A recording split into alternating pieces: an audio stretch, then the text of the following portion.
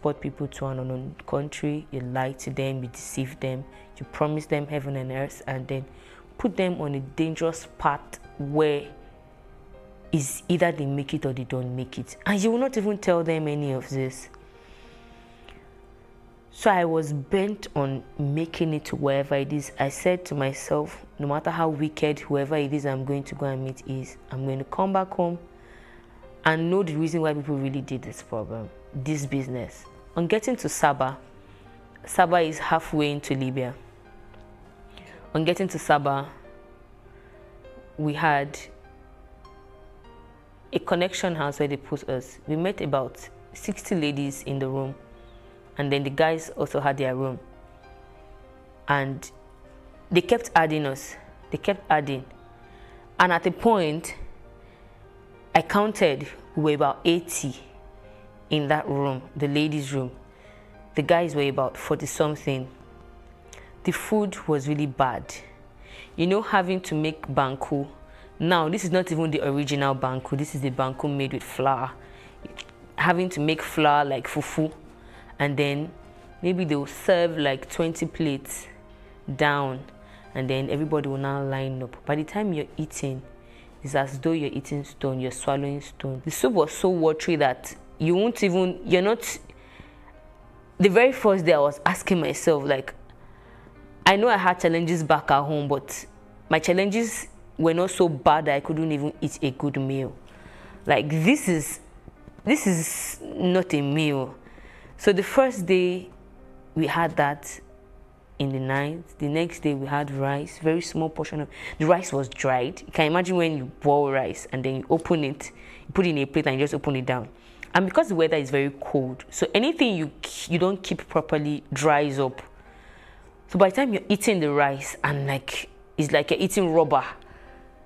So at some point we just sit there crying out that no, this is not life. This is not, why are we having to go through this? I would cry every night. I would beg God that please, can I just vanish from here? Okay, at the point I was begging for death to come because it wasn't funny. It wasn't funny.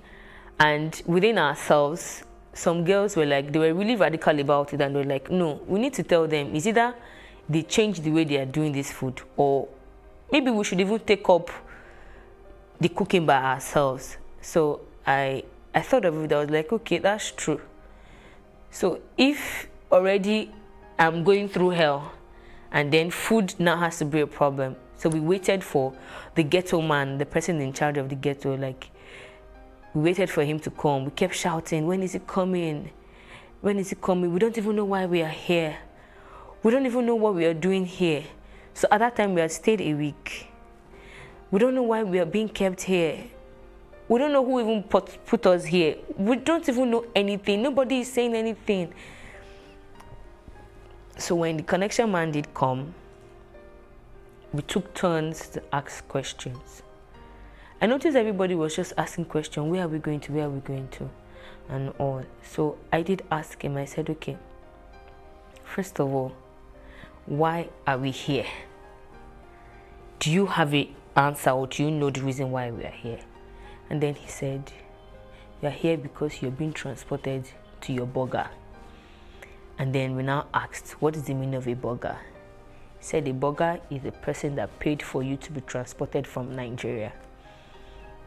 So we're like, is that the reason why we are being given bad food? Like when you're given something to swallow and it's already hurting your throat, like practically almost everybody had sore throats from that banku. And it was like, okay, he doesn't know anything about the way the food was being prepared, but that this place is just a transit. And the reason why we are here is because the road is bad, there is war, and they cannot transport us. It's very risky. And that we might meet rebels on the way, and rebels, they either rape, kill, abduct. And we're like, okay, so for how long are we going to be here? He said, doesn't know until the war is over. So if it takes 1 month, if it takes 2 months, but just know that for every food you are eating, for every extra thing you collect here, your money is piling up. It is your burger that is paying. And when you get to wherever you're going to, you will have to work to pay your burger back. So we now, 5 of us volunteered to be cooking our food by ourselves. and we were there for extra 2 weeks and some days. In total, we were there for 3 weeks and 5 days. And then we started the journey to Libya. That was where I had a near-death experience.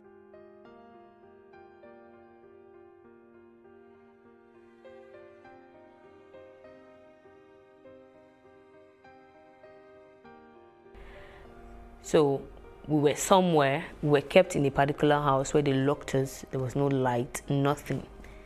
And then we were pressed. We had traveled, we had drove for like 2 days, and they put us there. So, but before we entered, we were already beckoning on this boat that we want to ease, we want to ease. They didn't even want to listen.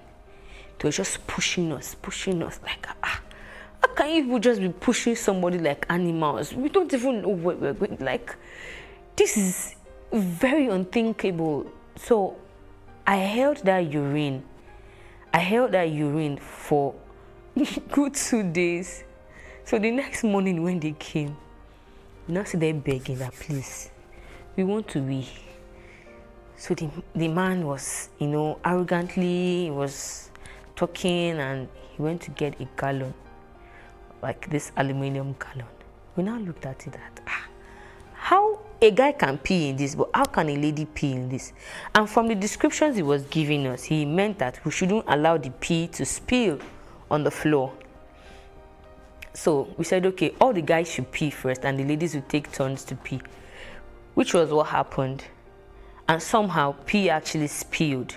So by the time he was coming back, when he opened the door, so the pee, pee wouldn't, and you can imagine pee that stayed, the smell, it was awful. He was angry. He went back, he went to get a stick, and he was holding like 3 different things. So I was wondering, what does this guy want to do? At that point, everybody had their heart in their mouth, because the moment you see them holding anything, they can hit you anywhere.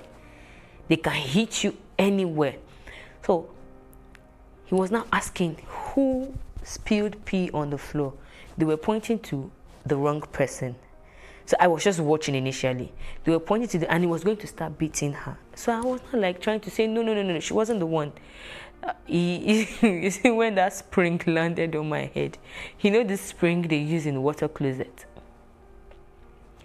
very strong and thick, and all I knew that was going on was that I was screaming at the top of my voice with both hands on my head, because it actually hit me on my head. And when I gave birth, like 8 months, when I was 8 months pregnant, I fell in the bathtub and had a slit on my head from the tiles in the bathroom. So sometimes that part of the head still hurts. So when he hit that spring on my head, it was exactly on that spot, and he did it like 3 times. He kept hitting the spring on me. I remember crying till I didn't know what was going on. And for the first time, when they say people have transition, I always wonder. I knew I was just lost somewhere. I knew something was going on to my body. I didn't know where I was. I didn't know what. I was just blank. But I could hear myself crying. And I was just crying, as in, bitter tears. You cry bitter tears, and you just have to still be the one to tell yourself, you have to stop. So by the time I woke up, the other ladies were like, you need to see the way they were rejoicing, because they said they didn't believe I was going to still come back to life. The head was actually bleeding at that point. And at that point when I woke up, they had cleaned it, they had tried everything. I remember when they were pouring water on me. I remember when somebody was tapping me and everything. And I was like, they started explaining what actually happened. That the moment he hit that spring on my head the second time, I started screaming, and they noticed I was bleeding, and I cried, and I just went mute. And they were telling him that she's not talking, and guys, the man just told them, Bara, Bara, Bara, Bara. And they went away. He said they were praying, they were begging God that this girl must not die. She has been like a source of strength to us. If she dies here, what's going to happen and all that. It actually took me 4 to 5 hours before I woke up. And at that point, I had lost strength, I had lost everything. So there was a lady we met in that place that had a phone. So that was the first time I had to beg her.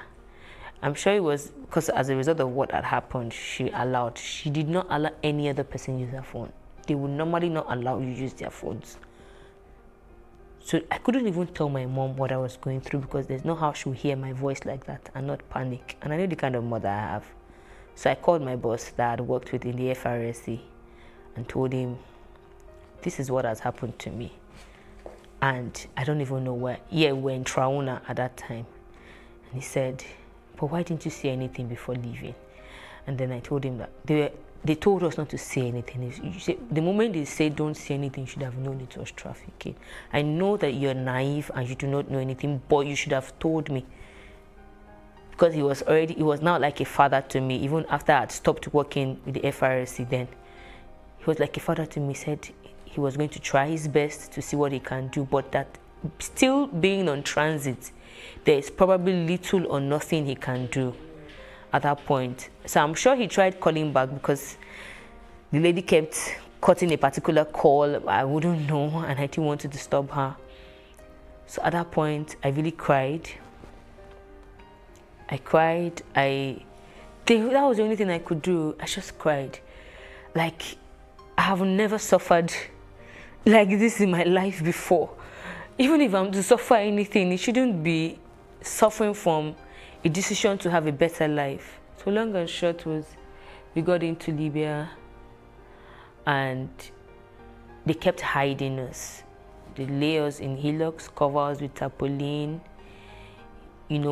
hiding, running, making sure you're not seen, number of choking, you have to be there, sometimes 3 hours, 2 hours, you won't be able to breathe, you can practically feel life leaving you, you're sniffing each other's air, and in the midst of all of this, some people will be fighting and quarreling and beating themselves.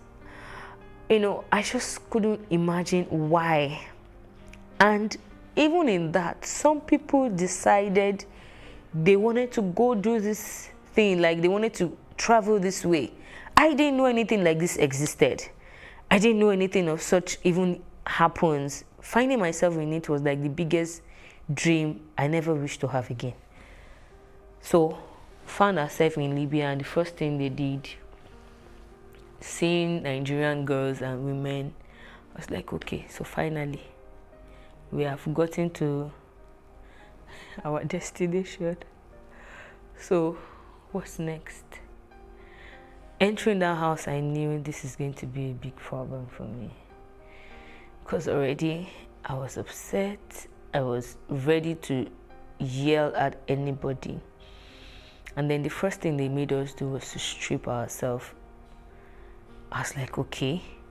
So I did remember at some point in the journey where a particular guy, we met him somewhere, and he also gave us a hint of how it actually goes. He said they're taking you to the garage. And then I now asked, what is the garage? He said the garage is a place where they take Nigerian girls to. And that's the most common place that they take them to. And they're going to take you to the connection house. And what they do normally in the connection house is sex trade. So I said, no, I'm not going to do that one. He said, you will not have a choice. He said, they'll make life hell for you. You will not have a choice. So he now said that if eventually I get there and that is what it is, that I have an option to run away. But that is very risky. And then he did give me his number and said that I must not write that number anywhere. That if they see that number with me, they will beat the living daylight out of me. Because they will know that I have contacted the burger as well. So he made me cram that number. 2 of us, we crammed that number to be sure that we didn't forget the number. But you see all the experiences we went through afterwards. At the point, I couldn't even remember the number anymore. And then I remember what he said. He said, you just have to help yourself remain strong. And while they asked us to strip ourselves, I was like, for whatever reason I'm coming to work for someone, why would you ask me to strip myself? So they said this. They were searching, maybe you have a number written somewhere in form of a tattoo, or maybe you wrote the number somewhere and you hid it in your clothes, or anything. They just wanted to be sure you didn't have any information whatsoever. They collected my phone, went through my phone, and that night they called us one after the other. So, what were you doing in Nigeria? And then I explained, and the man said, okay, now this is the woman and her husband. The man said, okay, I can see. And then the first question he asked me was, what are you doing here? And I'm like, I was dumb. Like, he said, you have something good doing. What are you doing here? I said, it was a friend though that said there's traveling opportunity, and said, there's no need to explain. You are here, you are here. Oh, need choice near. Your own is to make sure you work on time and pay and get out of here. So the wife now asked, what did they tell you that you're coming here to do? I said, first of all, this is not where they told me I'm coming to, and they told me I'm going to be working in a hair factory and a restaurant. Then she laughed and said, that is not it. That this is what they do here. That did I see all those other girls outside? I said, yes. He said, what do you think they are doing? I said, I don't really know, but I saw a couple of girls sitting down. He said, they're working for their money. He said, that is the same thing you're going to do. And I was like, I don't understand. He said, yes, that's the same thing you're going to do. So the earlier the better for you. I bluntly refused, because this is that wasn't what I was told in Nigeria. And for no reason, why would I leave Nigeria to come to Libya, to come and prostitute with my body to make money? How much money do I want to make? So I felt I was doing myself good by trying to be as open as possible. I was very plain and blunt, and then she just kept laughing. I was like, but yeah, nobody will tell you. So she said, okay. And the same thing with every other girls, because we had agreed that, okay, if eventually we find out that that is what we actually being taken there to do, that we are not going to agree to it, because that was not the agreement. And for whatever reason, we cannot just decide to leave Nigeria and go and prostitute somewhere. So she was like, she knows that girls that they just bring from Nigeria are very stubborn, that she will give us 3 days to go and decide. But in that 3 days, we should be watching at the other girls to see how they actually go about what they do. And the first day went by, second day went by. I vowed to myself, I said, nowhere in heaven's name will I live this kind of a life. Like, it was so absurd. I was grieved, I was bitter, I was angry, all manner of words, because looking at all the experience in the journey, I almost died, and then all for what? To come here and come and use my body to work to pay someone. I'm like, it didn't make sense. I cried every minute I remembered. And on the third day, she did call us to ask us if we were ready. I told her that she has to look for another job for me. And then she said, okay, since I don't want to take it easy, since I don't want to take it the easy way, that they'll show me how they also go the hard way. So that night, we didn't even know what she meant. That night, a girl was brought in, and we watched more than 5 people beat that girl black and blue. Wow. She had also refused the connection house where she was taken to. She had also refused to do the same connection house job. It was actually a burger that brought her, but they took her somewhere else. So they said she was being stubborn where she is, or where she was, and then they brought her back to the burger. Madam, come and take your girl, give us back our money. She said she knew the work. They beat that girl to stupor. They beat her to the point where I sat where I was and I told myself, I said it out, like, these people are not humans. Like, why? On seeing the way they beat that lady, I was like, so I will also come to this point where they will have to beat me to say, yes, I will do it. I said, I would rather die. Because at the point when they beat her, she was like, okay, Manshe, I will do it, I will walk, I will do it. I was like, so this is what I will go through. So for some reasons, I didn't know, they took the other 3 ladies out of where I was. It was now left with only me in that house that came together. So after a week, she then asked me that, what else can I do? I said, I cook. She was like, okay. She gave me pepper and oil. Said, go and make stew with it. I made the stew. She told them to teach me how to make banku. I made the banku. She was like, okay, not bad for a start. So first of all, your first job here is you're going to be cooking for everybody. My heart was like, okay, finally she has agreed to give me something else. So another week went by and she said, Orobo, I don't know where one day she just called me by that name and said, for her, that is what she will be calling me. Although she gave me another name, Success. So everybody calls me Success, but she calls me Orobo. And then she looked at me and said, Orobo, are you ready to work now? I was dumbfounded and I couldn't say anything. And in my head, I was like,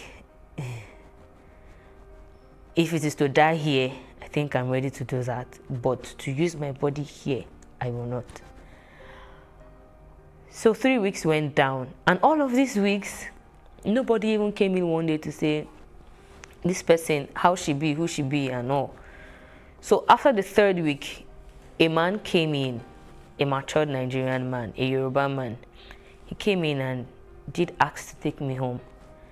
And at first she refused, that she wasn't going to let him take me home, but he begged and all of that.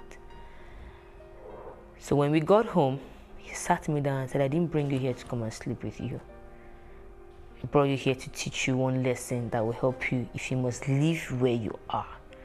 He said he noticed the way I was being questioned, the way I was being bullied and all that. That is the way the woman does. And that I'm even still seeing the better side of her. That she's a really, really hard person. And when she's ready to go hard, she goes all the way. He said, you see where you are, there's no shortcut. There is no way out other than for you to actually make money, pay them before you leave. And if you are not even careful, you'll be done paying them, you will not know, you'll still be there playing a fool, working for them. So you have to be smart. I see that you are innocent, but then yet you are smart. So I need you to wake up that smart instinct in you and know what to do to live there as soon as possible. He said he was going to be going to Italy in 3 weeks. From that time, that was the reason why the woman refused to give me to him initially, because normally that is the way some men will come there, take girls and they run away with them and they don't eventually get their money. So he said, but he's going to teach me how to make it fast. That if I work with my body to pay them, they'll split that money in 2. But if I'm doing something extra to pay them, they would record the money just the way it is. Say, for example, I sleep with someone and the man pays me 5,000 naira. They're not recording 5,000 naira. They're recording 2,500.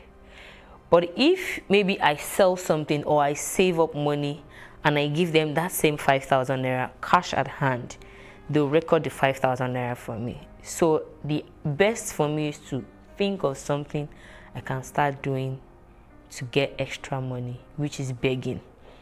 So when these guys come, I have to beg them for extra penny. Or if they ask for anything beyond what I'm supposed to give them, like in normal duty, then I should ask for extra cash. Those extra cash are the extra stipends I'm supposed to be saving up to give them. I cried my ass out that night. So he said, you see, she's even giving you grace. He said, it's because she likes you. that this woman, she's naturally not the patient type, and the moment you're proving hard, she'll go hard with you and you give up. So it's earlier, the earlier the better for you. But I felt that he should just reach out to me and teach me something that would help me.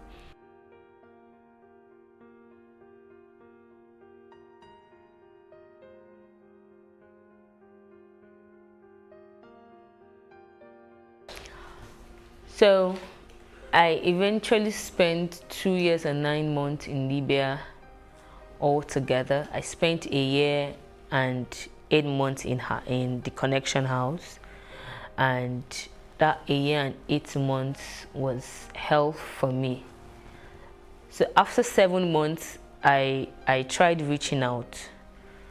So at the point they released a phone for the girls in the house to call their customers, to know when they're coming, to know if you're having someone who is coming to come and sleep with you over, or someone who is going to come and take you out and all.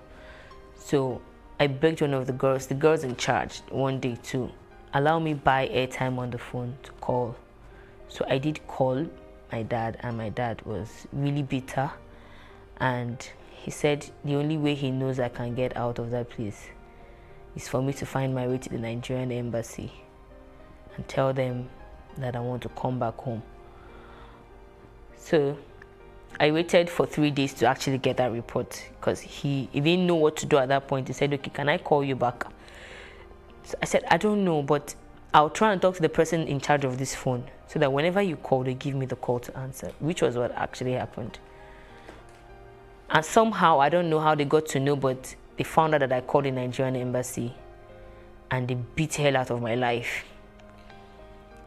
They beat hell, everybody in the house. Plus, at that time, my burger wasn't in Libya at that time. She was in Nigeria. It was the husband that was at home then. The husband beat me. All the girls in the house beat me. So I wanted to run away. Oh, I'm trying to be smart. And this and that. After all, they knew that from the very first day I came, the woman was calling me a virus, because she knows that I'm kind of smart. I will try to play smart. So from that time, they locked me out from phone. They stopped allowing me go out. It was I can't start recounting experiences, day-to-day activities, how I felt. At some point, I would just practically pray that, God, please, when I sleep this night, don't allow me to wake up in the morning. I slept very late, and I'm always the first to wake up. So after a while, I started gaining confidence, like, no, even if I foolishly allowed myself into this, I should be able to still bring myself out of it. So I changed my attitude and started being very smart. I called up as much information as I could. I got to, I became very nice. I always learned lessons, and, I was trying my possible best to see beyond the problem I was in, and was already thinking of a way out. So I had a couple of guys who would just naturally like me, and they would tell me, you see, when you're ready to leave this place. Some guys went as far as asking, okay, madam, how much is this girl's money? Let's pay. She would intentionally double the money and make them run away.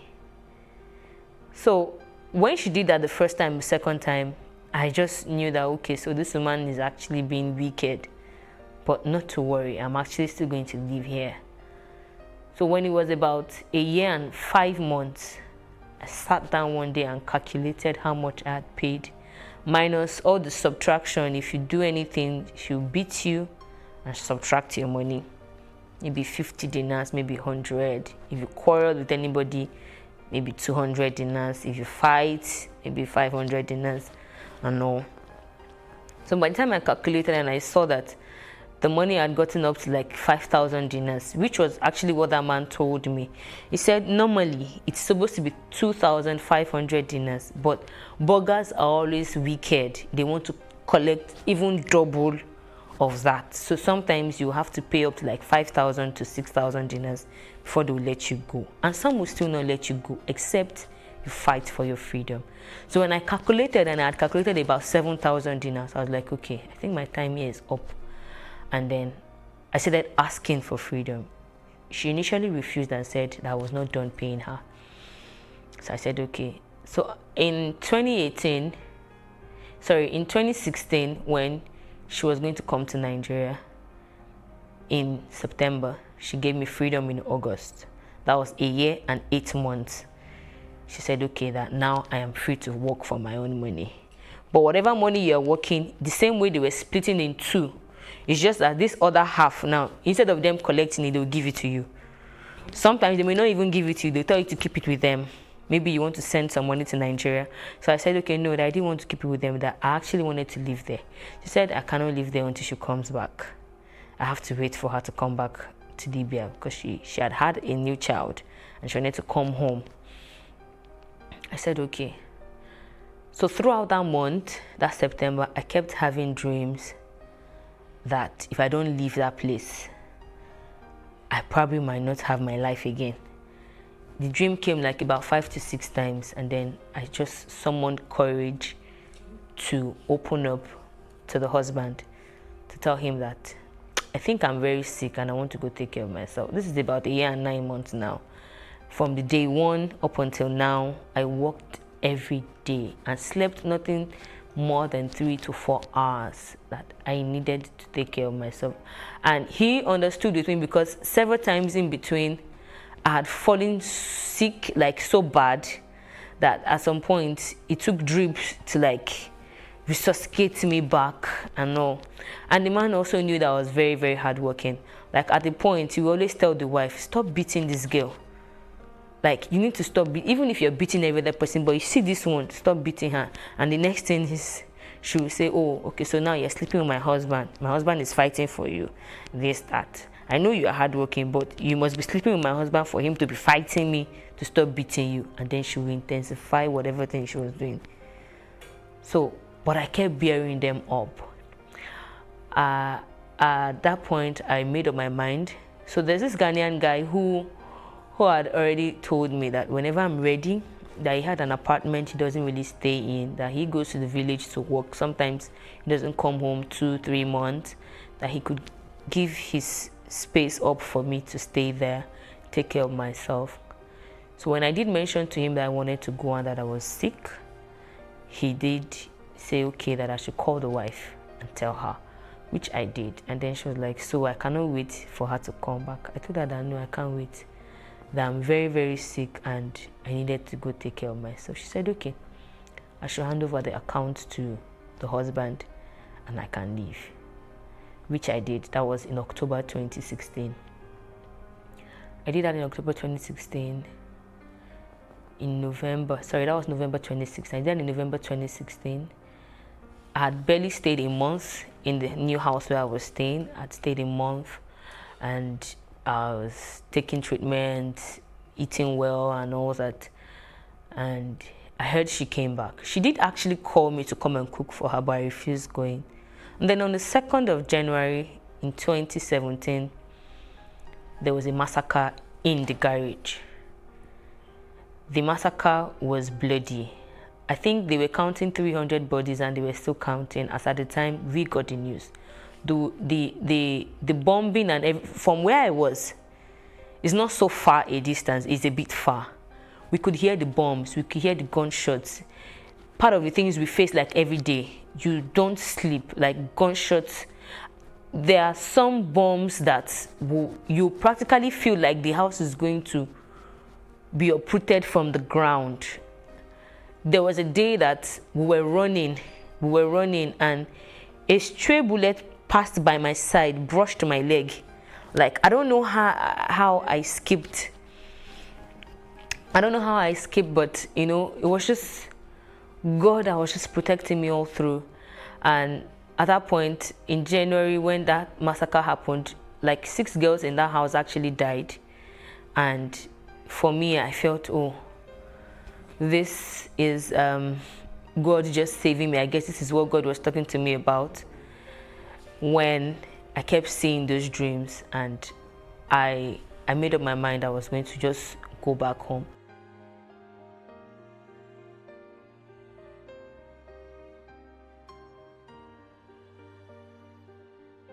2 months out of there, I called a friend and told her that if there was a way she could help me find money, I needed to come back home. And she was the one that told me about the voluntary return, that I needed to find my way to the UN's office or whichever way and all that.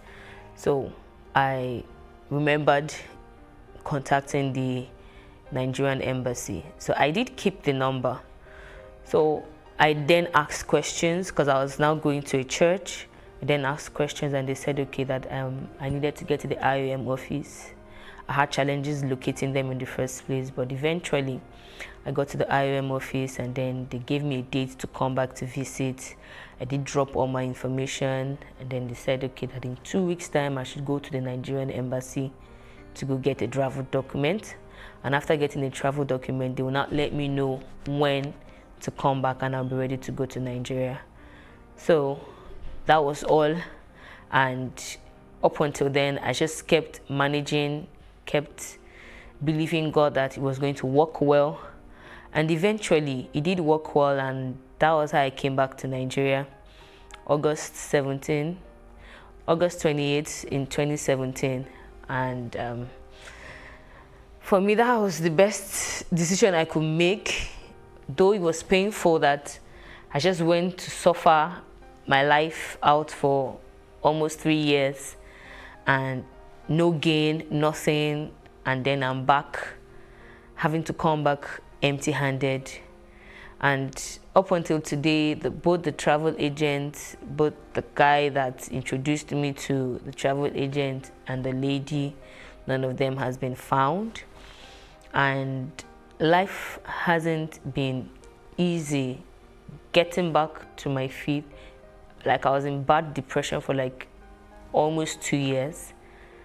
It was really bad coming back to see that, okay, first of all, I have lost money, I have lost friends, I have lost business, and then having to resume my motherly duties almost immediately because children wouldn't hear, oh, I had a bad experience. And then having to reintegrate back into the community, it was really difficult. Like, it just took the grace of God and it took my kind of strong personality to just keep resuscitating me, and I just kept believing that I'll definitely be who I really wanted to be. I didn't really need to think about the pain, but then the lesson can never be forgotten. The experience can never be forgotten. The trauma, the pain and everything can never be forgotten. But then one thing can be done, which is moving ahead and making use of all the experiences. And then I did find answers to my quest as to why people did trafficking as a business. And I think that apart from poor economy, some people are just ignorant and they don't really care. They just can do anything just to make money. Increase the reach of your events or business services. To advertise on PlusTvAfrica, please call 0906 000 5719 or 0909 040 8408, or send an email to marketing@PlusTvAfrica.com. Plus TV Africa. Big stories live here.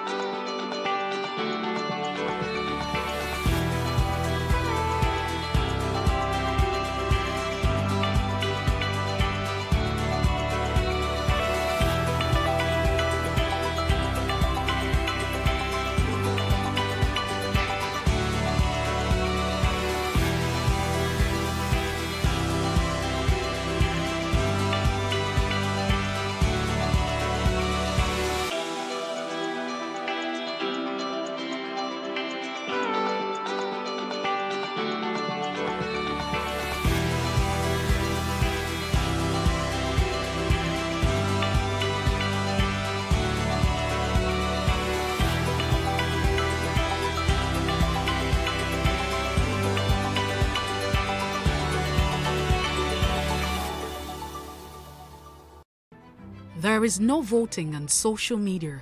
To vote, you would require a permanent voter's card. To get your PVC, visit cvr.inecnigeria.org. Create your account with a valid email address and start the registration process. An activation link will be sent to you. Click on the link and activate your account. Fill out the form, pick and submit a convenient date and time for your biometrics. Print the application slip, which should have your QR code. On the appointed date, go to the nearest INEC office for your biometric capturing. Thereafter, you will get a registration slip to pick your permanent voter's card when ready. Get your PVC today.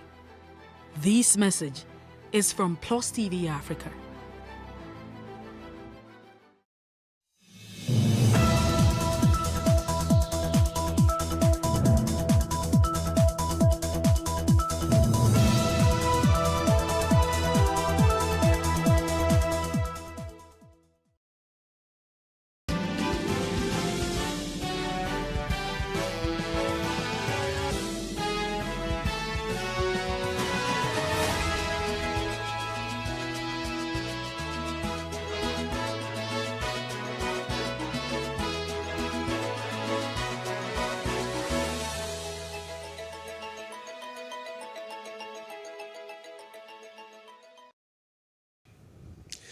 Good afternoon. This is the news brief on PlusTvAfrica. I am Justin Akadonye.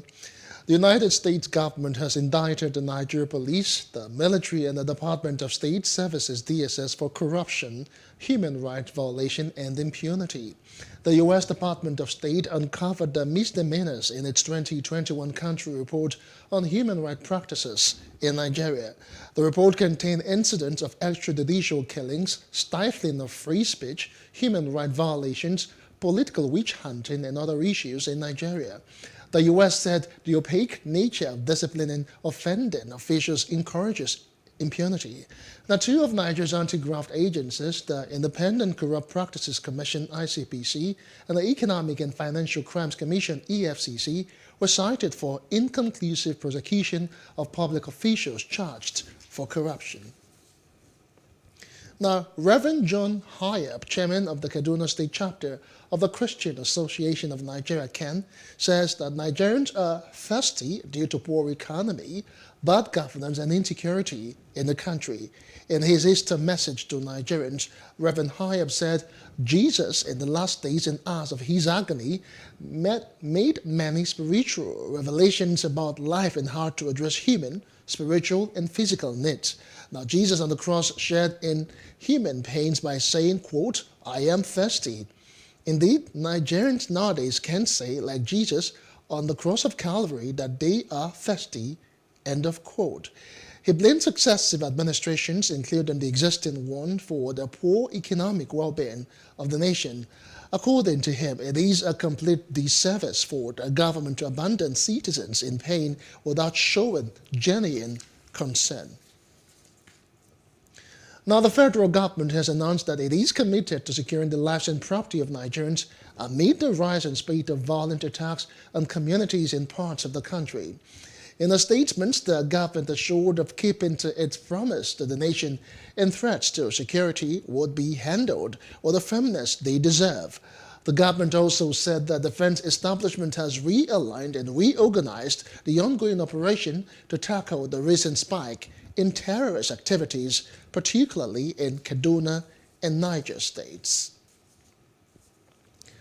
As the killings in the country continue unabated, federal lawmakers in the lower chamber say Nigeria is a failed state and are calling for the resignation of the National Security Advisor. This is coming following a double attack in the space of 2 days in Plateau and Benue states respectively, where many were killed, schools injured, and many homes destroyed. Insecurity and terrorism have been major challenges to the Nigerian government in recent times. But the recent killings in a village in Wase, Plateau State, and that of the Guma local government and Churchill community in Tarka in Benue State have elicited grave reactions from federal lawmakers in the Green Chamber, following motions brought by Honorable Yusuf Gagdi from Plateau and Bem Nzondo from Benue State. Nigerians are being killed on a daily basis, Mr. Speaker. The four angles of Nigeria, nowhere is safe. Mr. Speaker, what is beating my imagination more, aside of the killing, is who is responsible. Why must we be chased out of our lands? Benue people are known to farm.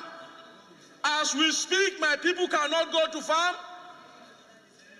Hunger crisis is on the way. What again do we need to do? My governor has always been crying. The legislators from Benue have always been crying. Our senators are crying. Everybody in Benue is crying. What more does Benue need to do? We need to survive. The executive headed by Mr. President must know that Benue, our lives matter. Even when we raise the motion, it's sufficient for the security to act. But they are adamant. Among the people that were arrested at the local committee who were their own informants and collaborators, one was communicating with them from the detention camp, communicating to the community, and assuring people that was going to go out. And at the end of the day, he got out. When he got out, his wife was arrested with drugs. I don't know how to explain. The federal lawmakers call for the resignations of the National Security Advisor for his failure to detect these several killings before they are carried out. They also blame members of the various House Security Other committees who have countlessly failed to submit reports to the House. Until we stop thinking that everything has political coloration, we're not going to get anywhere. Because we have very well-trained personnel, security personnel. Why is the terrorists? Why have they sort of like overcome the Nigerian security personnel? That is what we need to ask ourselves. And the president innocently will act on the advice of the National Security Advisor. So where you maintain somebody who cannot be able to see outside the box, or who believes in one particular tradition, I don't think we are going to get it correct. My submission is very simple. If the president means well to this country, and if we are really trying to look for a solution, he has to immediately sack the National Security Advisor. Play the blame game now. It is a bit late in the day.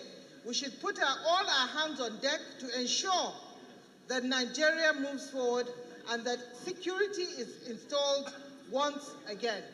They say the federal government must act decisively to save the country, as Nigerians are daily living in fear, despite having a government in place to protect them. It's been 2 weeks since the attack on the Abuja-Kaduna-bound train by bandits at Dotse Forest in Chikun local government area of Kaduna State. The parents and relatives of the victims are calling on the government at all levels to open channels of communication for the safe relief or release of the family members. The families gave 72-hour ultimatum to the government to rescue the abducted victims unhurt or take necessary action to dialogue with bandits for their release. Habila Darufai's report is presented from our studios. It's been 15 days of agony, trauma and sleepless nights for the parents and families of the victims of the Kaduna-Abuja train attack. 8 people were killed, 26 injured, and scores of passengers have been missing. Others are still in the hands of their captors. 2 weeks after the victims went missing, families are hoping for their freedom from captivity. One of the parents of the abducted victims, Dr. Abdul Fatai Jumo, said the recent viral video released by the bandits made very clear their willingness to dialogue with the government, which is not out of place since the government seemed incapacitated to protect its citizens. He said the abductors are yet to contact families for ransom and agreed to issue a 72-hour ultimatum to the federal government. Even if it is one level that is involved, the Nigerian government, we believe, should do all it is possible within our powers. And this is it is something that is not beyond government to do. We are appealing to them to come out, open channels of communications with them, and get our loved ones out as quickly as possible. So we are appealing to government to do all that is necessary to get our people out. We have decided as a collective that we are giving government 72 hours 72 hours to do what is necessary to bring out our loved ones. He stated that the government owes the people the responsibility of ensuring their safety at all times, stressing that authorities have continued to be nonchalant and insensitive to securing the release of the victims, urging them to open channel of communication with them. If they call us, we'll talk. We'll talk. What we want is our loved ones to be out. If they call us, we'll talk with them. But we expect that government should take this one up because government is in charge of security of our citizens. And this is not beyond the capacity of what government can do. They can do it, they can enter into negotiations or discussions with them and get our people out. We are expecting that government should open channels of communications with them. Let them just listen to them first. Let them listen to them and hear what they want from them. Within our powers, whatever it takes to secure and bring back our family members. She has been abducted with the Boko Haram or by the Boko Haram group because she called or they let her call just once to say that she is okay, but definitely she is with them, and since then we have not heard anything. We expected that the government would communicate or contact the families to let us know, at least allay our fears that something is being done about this happening or this incident, but nothing has been heard. So we don't know anything, nobody contacted us, it's just silence. We don't know what is happening. Please, we're pleading with the government. We are helpless here. We don't know where to go. The government knows everything. We are pleading with the government. President Muhammadu Buhari, please come to our aid. Please, we are begging. This is barely 15 days. Special prayers were offered by the families and friends of the victims to seek divine help for safe release of their abducted victims. Meanwhile, the federal government says it is doing everything within the law to ensure the safe release of the kidnapped victims of the Abuja-Kaduna train attack. The Minister of Information and Culture, Lai Mohammed, gave the assurance in Abuja while reacting to a 72-hour ultimatum issued to the government by relatives of the victims. He urged the families to be patient. The bandits have invaded a residential area in Safi town and abducted 5 students of the College of Health Science and Technology in Zamfara State. One of them escaped from the abductors. The provost of the college, Yusuf Idris, who confirmed the incident, said the student sustained injuries and is receiving medical attention at the Safi General Hospital.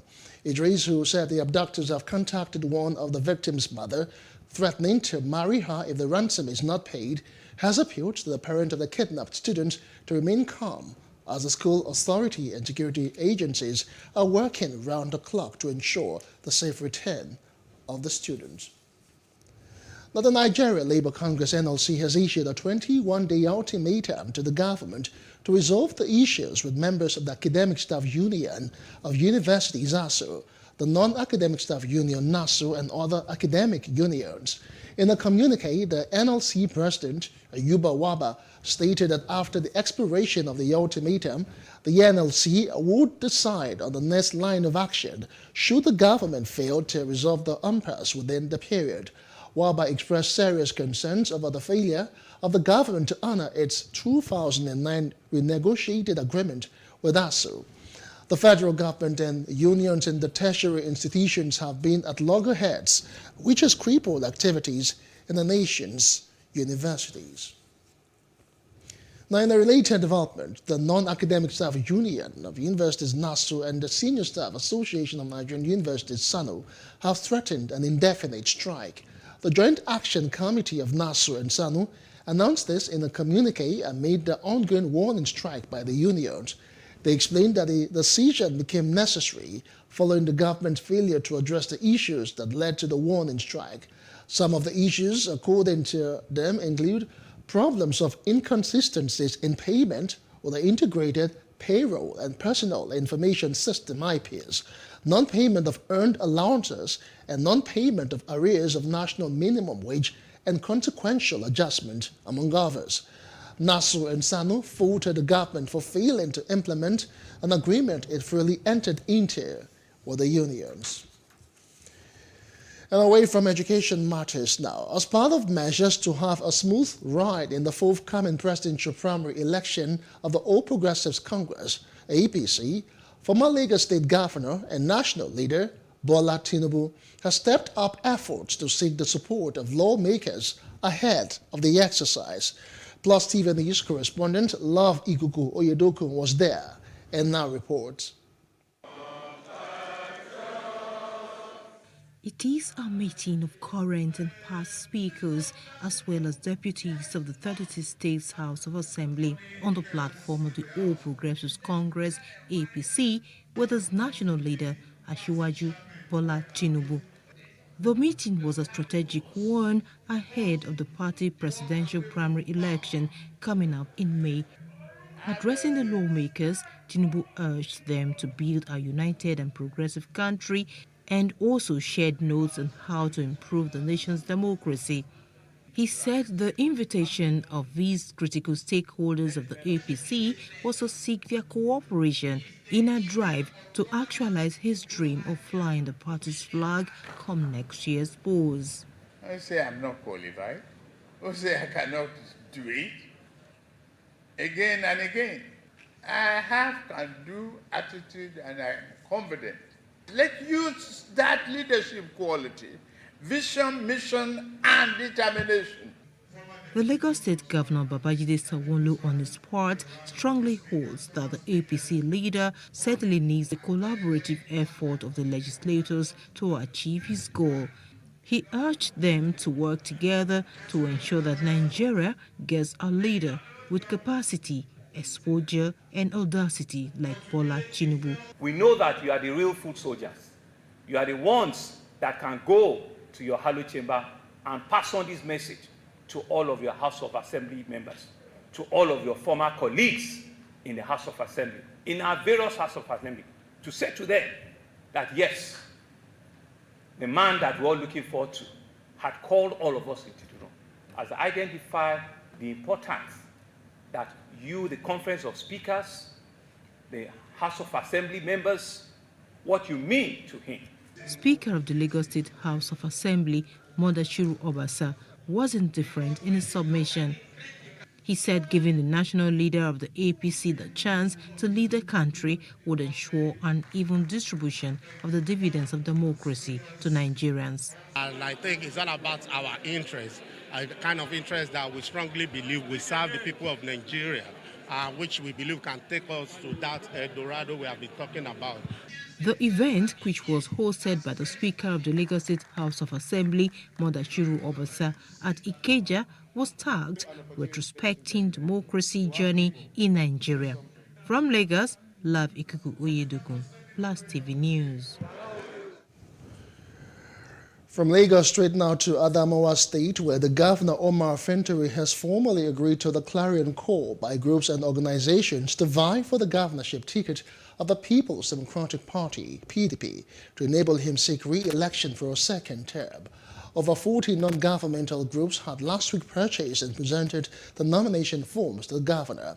Now, Plus TV correspondent in Yola, Ibrahim Abubakar, has the report as presented from our studios.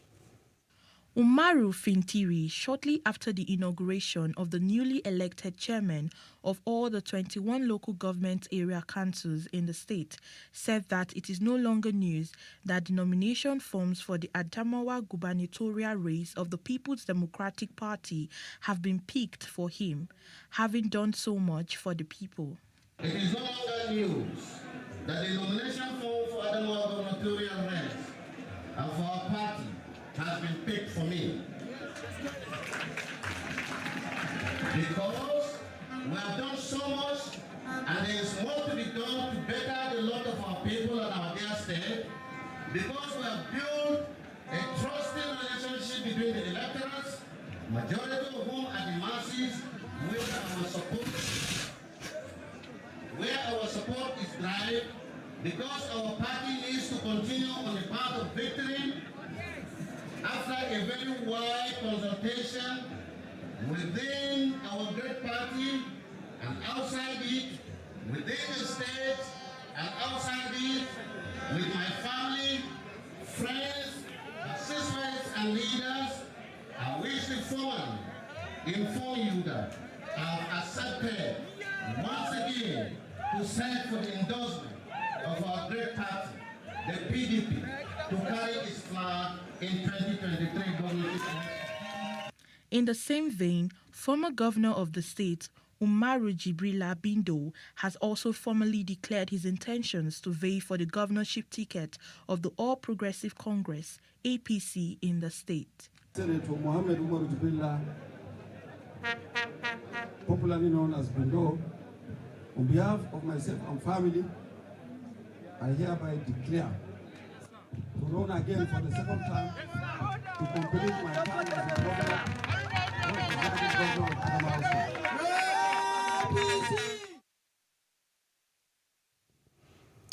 The Lagosians are unhappy that no work has commenced on the Echo Bridge weeks after a fire incident burnt goods worth several millions of naira and caused serious damage, forcing motorists to use alternative routes. But that's on Street Views. Take a listen.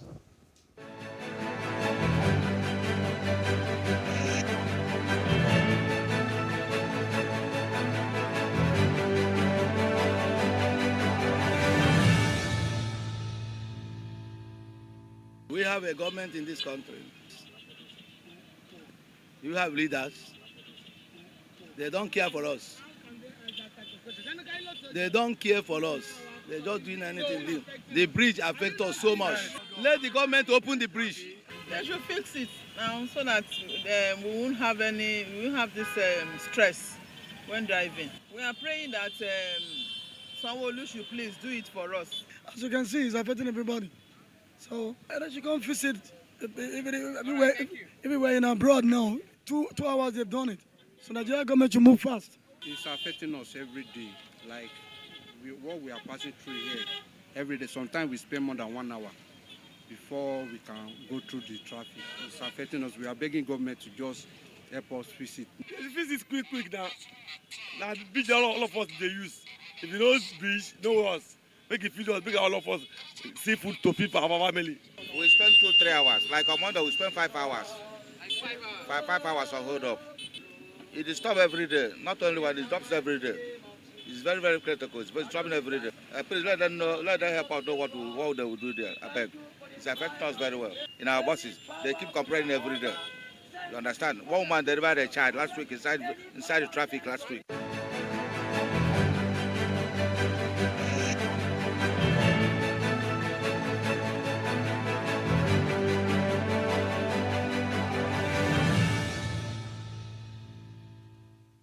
To other parts of Africa now, 10 people, including 4 French citizens, 1 Belgian national and 5 Egyptians, have been killed in a bus accident in southern Egypt.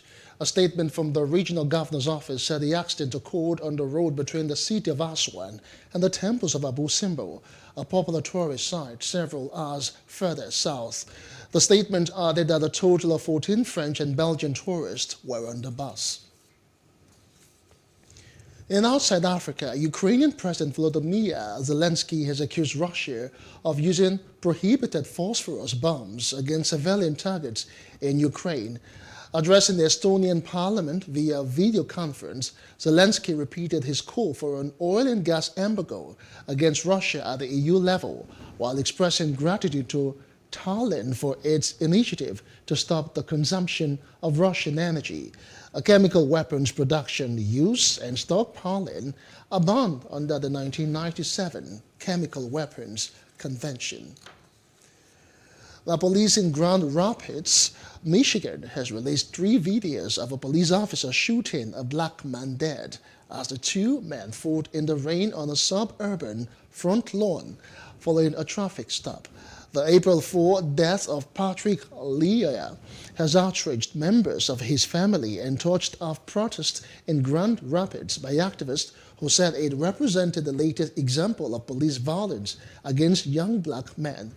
The video, taken from a dashboard camera and the officer's body-worn camera, showed Lioya, standing beside a car, seemingly confused as the policeman repeatedly asked for a driver's license and ordered him to get back inside the vehicle. Now, Lioya appeared to be compliant, but then closed the driver's side door and walked away, resisting the officer's attempts to cuff him.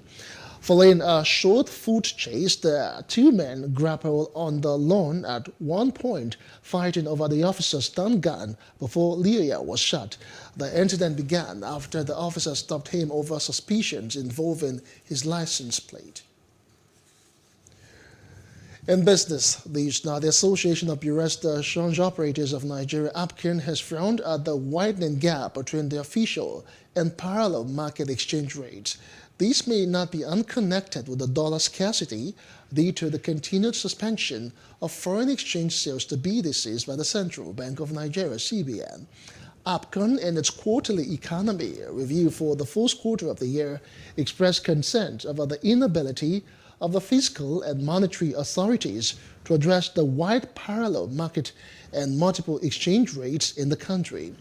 It said the gap between the official and parallel market exchange rates widens to 171 naira 83 kobo to the dollar at the end of the fourth quarter from 106 naira 33 kobo per dollar on July the 8th or 28th last year.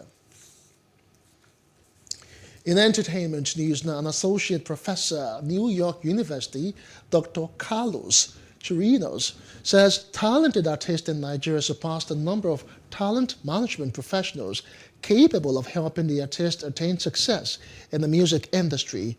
Chirinos disclosed this as the Music Business Academy for Africa planned to commence its training program for the second year. The MBA, which was founded by Godwin Tam, would hold in partnership with the Music Ally and Chirinos of the Music Business Department of the NYU, according to the organizers. Speaking on the importance of the program, Chirinos said it would help educate music professionals and create a natural workforce for the music industry in the country. Now, correspondent gathered that the program would run between July and November this year and teach students about a range of music business trends and technologies, as well as give them hands-on experience in releasing and promoting music. In sports news now, the last four teams in the Champions League were confirmed on Wednesday night. Now, Liverpool are through to the semi-final despite a nervy 3-3 draw with Benfica at Anfield. Jurgen Klopp's men progressed with a 6-4 aggregate as they won 3-1 in Portugal last week. Now, Manchester City played out a highly dramatic goalless draw at Atletico Madrid at the Wanda Metropolitana. The Premier League champions won the first leg 1-0 at the Etihad, thanks to a Kevin De Bruyne goal. Liverpool will now play Villarreal for a place in the final, while Manchester City take on Real Madrid, who eliminated Chelsea. And that's the news brief. For more stories, please follow us on Facebook, Twitter, and Instagram, and do subscribe to our YouTube channel at PlusTvAfrica and PlusTvAfrica Lifestyle. I am Justin Akadoni. Many thanks for watching.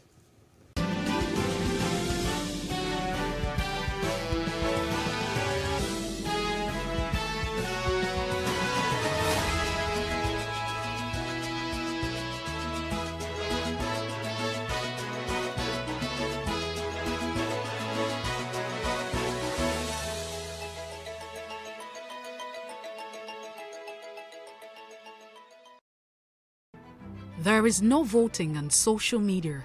To vote, you would require a permanent voter's card. To get your PVC, visit cvr.inecnigeria.org. Create your account with a valid email address and start the registration process. An activation link will be sent to you. Click on the link and activate your account. Fill out the form, pick and submit a convenient date and time for your biometrics. Print the application slip, which should have your QR code. On the appointed date, go to the nearest INEC office for your biometric capturing. Thereafter, you will get a registration slip to pick your permanent voter's card when ready. Get your PVC today. This message is from PlusTvAfrica. So what are the top decisions that the United States considers necessary that Nigeria must take? I like to think of my interactions as conversations, not interviews. And that's why I say asking questions is both an art and a science. Everyone says in Islam you are allowed to have 4 wives. Is it mandatory? The right question enables answers that educate, inform, clarify, and help you, the viewer, to better understand the issue before making up your mind. Our goal is to reduce from 10 to 2 days the time it takes to register businesses in Nigeria. Join me every week on this station, PlusTvAfrica, and gain exclusive access to my conversations. I'm Angela Ajitumobi.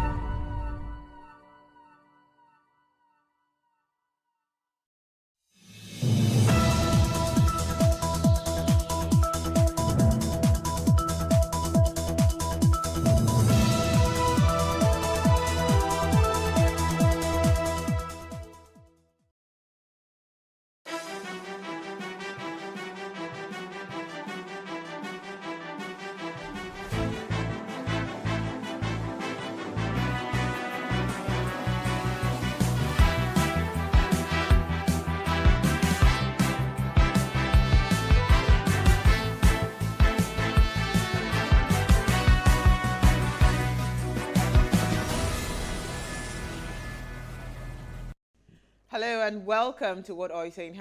#Ways, where we talk about topics in the news as it affects us all. I am Musayome Sally. And again, we're flying solo. Nama and I. Hello, Nama. Hello, Uwa. Next week, I'm going to go on a holiday. I will be right behind you. How are you?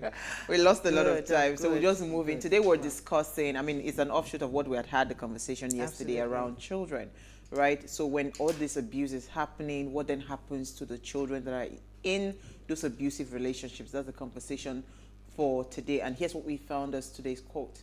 It is every adult's job to make sure that all children are raised surrounded by love and acceptance instead of abuse and violence. This is from childinsider.com. Now, each day, the safety and well-being of children across the nation are threatened by domestic violence, child abuse, and neglect. Many of these children live in homes that are experiencing domestic violence. Today, we're going to be having an amazing chat with Taiwo Akilami because he's a friend of the house.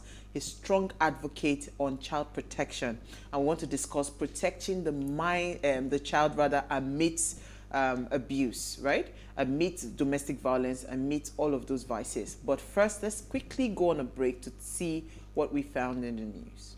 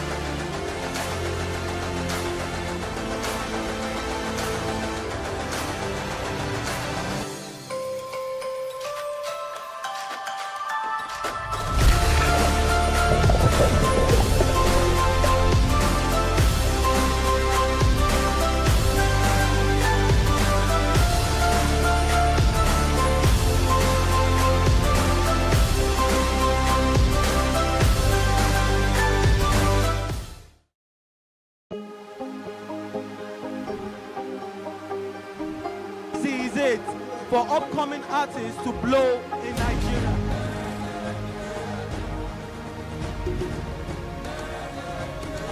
Welcome to Plus Trending. I am Bookie November, your host, saying thank you for joining us on today's episode. Welcome back. It's tea time on PlusTvAfrica. Practice makes perfect. I'm not perfect yet, but I'm a lot better than I used to be. He's a king. He's entitled to marry 100 if he wants to.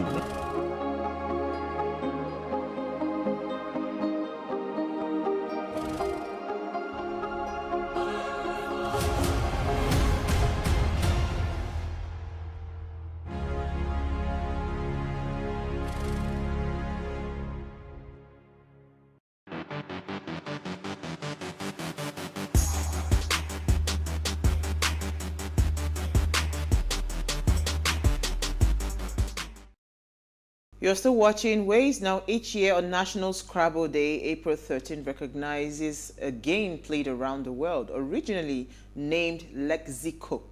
Now and then crisscross words, Alfred Mosher Bott eventually settled on the name Scrabble.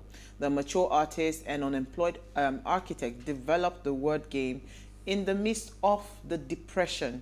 Still, it wasn't until 1948 a final name change and a trademark that Bott finally began to produce the game. Scrabble is played with 2 to 4 players who score points by forming words from individual lettered tiles on a game board marked with a 15 by 15 grid.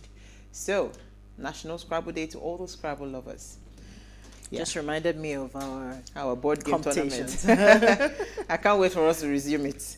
All right, Nama, what did you find for us in the news? Oh, well, unfortunately, I have sad news again today. There was a massive flood in South Africa, Durban to be precise, and the president, Ramaphosa, has pledged to support the death toll as it hits 259 people, right? So the story says that residents salvaged the remains of what used to be the United Methodist Church of South Africa in Claremont near Durban on today, actually, following the very heavy rains that left 4 children dead in the area.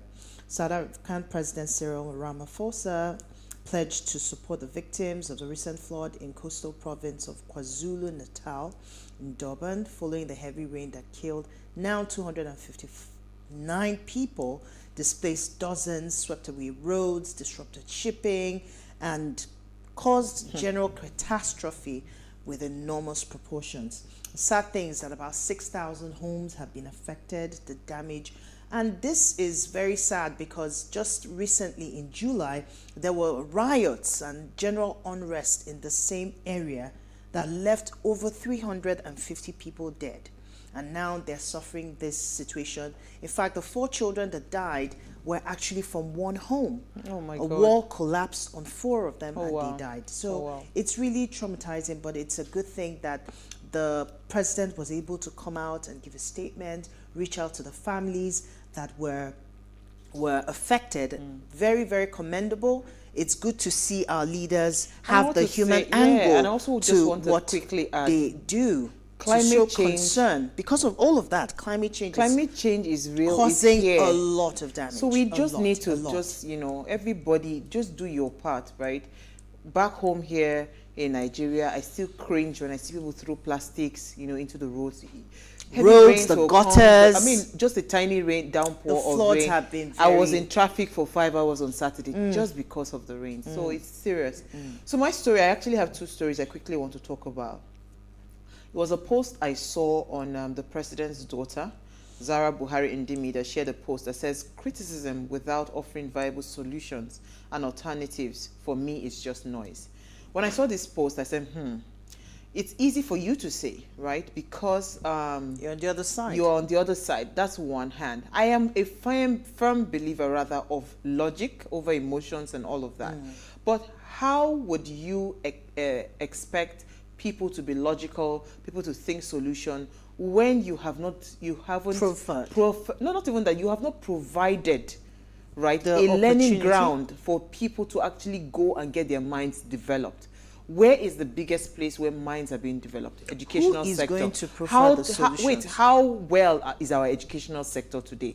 It is horrible. It's in shambles, right? So if you are talking about people that are just making noise and not contributing positively, like bringing solutions to the problem, you should understand that it is because, again, we have also created the crop of people that we have today. Nigerians are very used to complaining, and I agree with her. But the truth is that we also we will pin it down on the leadership that we've had over the years. I have not taken education seriously. So whilst you're talking about that, go back to your father and go back to the people in leadership that have your ear, that you have their ears, and tell them to fix the educational sector. ASUL is still on strike. There's a lot going on. So people have not been paid. It's not just for you to come out and say people are making noise. That was very insensitive of you. All right, so I was going to take another quick story because it's a follow-up on what we talked about yesterday. A tennis player, I can't remember her name now, let me quickly get her name. A tennis player that came out to say that, yes, she recounted Funke Oshonaike, right? She's a table tennis star. She recounted her ordeal in the hands of 2 abusive partners. Now, according to her, you know, she alleged that she was a victim of domestic violence in 2 relationships, right? Oshonaike noted that she was so frustrated to a point that she actually contemplated killing one of the abusers, right? You know, she was now advising people that, please, if you're in an abusive relationship, flee. Why I took this story in particular, it just made me wonder the link. So it's not so much of having, and it still ties back to what Zara Buhari was saying and what I was saying. See, Noma, somebody cannot come and give you a handout now, 5K, vote for me, and you vote. Why? Your mind is enlightened, right? So even in the midst of being a superstar in the tennis world, she was still subject to a lot of. So this thing abuse. Is a mind game. Absolutely. It has never been a physical thing. It's not because you're earning a salary. It's a big issue, right? And so when you see abusive situations, you know, what I want to just leave on before we bring in our conversation, when you see abusive situations, there's always a tendency of a repeat. It will always repeat itself. It will replicate itself, you know, because why? It is still, it's almost like to attract yes, that kind it's almost of like a stamp on your forehead that I am ready to be, I'm available to be abused. That's how it is. That you're not even conscious of. You're not even conscious of. So that's why it was very important for us to have the conversation today that we're having on how to break that circle. Because right now, some children have been programmed. They've been groomed to be abusers. So how do we break it? How do we help those children, you know, come out of those situations and become better citizens? That's the conversation we're going to be having. But we'll do that right after the break. Stay with us. We'll be right back.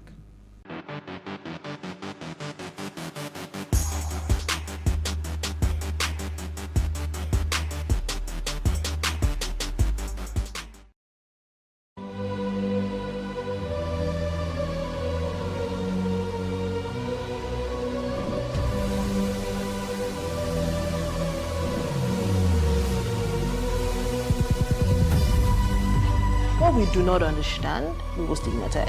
What you can see is the remaining of the tanker that exploded. The suspect equally confessed.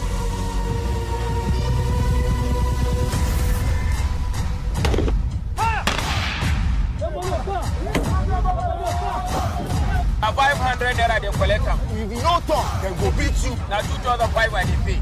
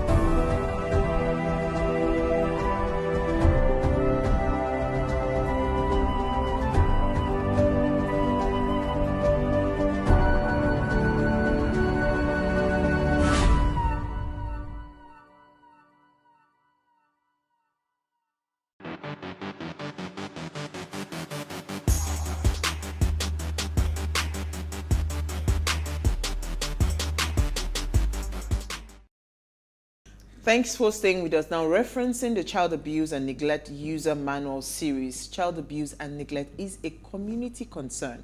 Each community has a legal and moral obligation to promote the safety, permanency and well-being of children, which includes responding effectively to child maltreatment. At the state and local levels, professionals assume various roles and responsibilities ranging from prevention, identification and reporting of child maltreatment to intervention, assessment and treatment. In a home suffering from domestic violence, the child suffers, and they suffer psychologically, physically and socially, and we are asking, what ways can we protect children amidst domestic violence, right? Please let us hear what you have to say. Remember, you can join the conversation. Send us an SMS or WhatsApp to 081-8038-4663. You can also tweet at us at WaveShowAfrica1 with the hashtag WaveShow. So I want to bring in Taiwo Akilami in a minute, but I just wanted to hear your thoughts because we talked about it yesterday, based off of the back of Osinachi's story and the video I played around the children that kept on praying around their mother not to die and all of that, right? What do you think? How can we protect children? Because we cannot take away the fact that domestic violence still occurs and it will continue to happen. But how do we protect the minds of these children that it's not going to become something again they will now begin to relive in the future?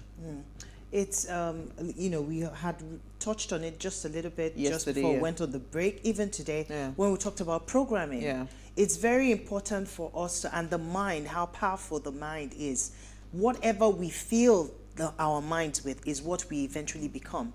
So when we have more conscious parents who are consciously aware of their actions and how these actions begin to impact and shape the child. Exactly, the mind of the child, then we'll be deliberate. A lot of things, and we established that yesterday when we said a lot of people are not enlightened. And because they're not enlightened, they do not have that knowledge to know how impactful their actions are. And they don't take responsibility for it. So it has to cut across the different levels of growth. You're talking about the individual level. You're talking about relationships. You're talking about the kind of community that we're beginning to grow for the children to live in. You're talking about the society that they will eventually find themselves. So at the end of the day, if we find more and more conscious parents, more and more conscious communities, more and more conscious societies where awareness is created, where people are mindful of what they say before they say it, we're gradually forming a group of people who are insensitive. You go on Twitter, very careless, go on social media, everybody just blots out whatever comes out without taking responsibility for the damage that it's going to cause on people. You see cyberbullying, you see all those things. So it's very important for us to begin to groom the same way we have groomed these children to become gradually violent without even being conscious of it. The same way we have to consciously help them unlearn some of the things that they have seen. Absolutely. And declutter their minds. Exactly. Absolutely. So Taiwo Akilami is a friend of the house. Is always available to discuss issues around parenting, around child protection, because he's a very, very strong advocate he's a parent rights, social protection advocate and publisher, and he's also Africa's foremost child protection thinker and practitioner.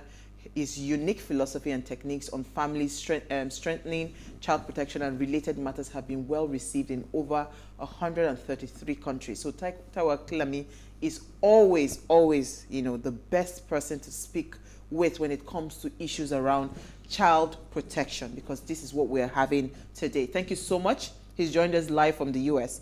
Thank you so much, Taiwo Akilami, for joining us. Thank you so much for having me. It's my pleasure being with you guys again today. Absolutely. So Taiwo, countless missionary journeys. Absolutely. And there's going to be so much more missionary journeys because domestic violence is never going to go away. We'll still keep having issues where a man or a woman will beat their partner. So either way, we'll still have issues where there's emotional abuse. We'll still have issues where there's even death. Children are exposed. And children are in the mix of all of these things, right? So for me, having talked about the especially the recent happenings with the late singer Osinachi. We talked about it yesterday and all of that. So having had all those conversations, it was important for us to also try to put a spotlight on those children, right? Can you help us break down how abuse, domestic violence and all of that, how it impacts children, right? Let's start from there, and before we can now start talking about how we can then protect them, even amidst all of those things. So how does it impact the child? So parents will hear it and understand that this thing is deeper and is beyond you and I. Well, thank you very much once again for having me. I think, firstly, the abuser of today, the violent man of today, the violent woman of today, probably witnessed violence yesterday. Yes, absolutely.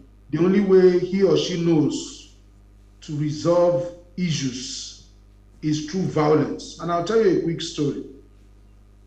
In the book 7 Habits of Highly Effective People, a story was told at the beginning of a couple. They got married and they were having an argument. There was an altercation, very hot argument.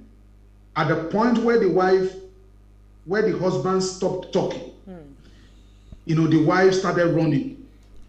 So the husband was saying, come back, don't run away. I'm not going to do anything to you. So when they were settling the matter, the wife said, in our family, you kept talking. You must be talking. Anytime anybody stopped talking, the person was looking for a koja, an iron, or a stick, or a club to use.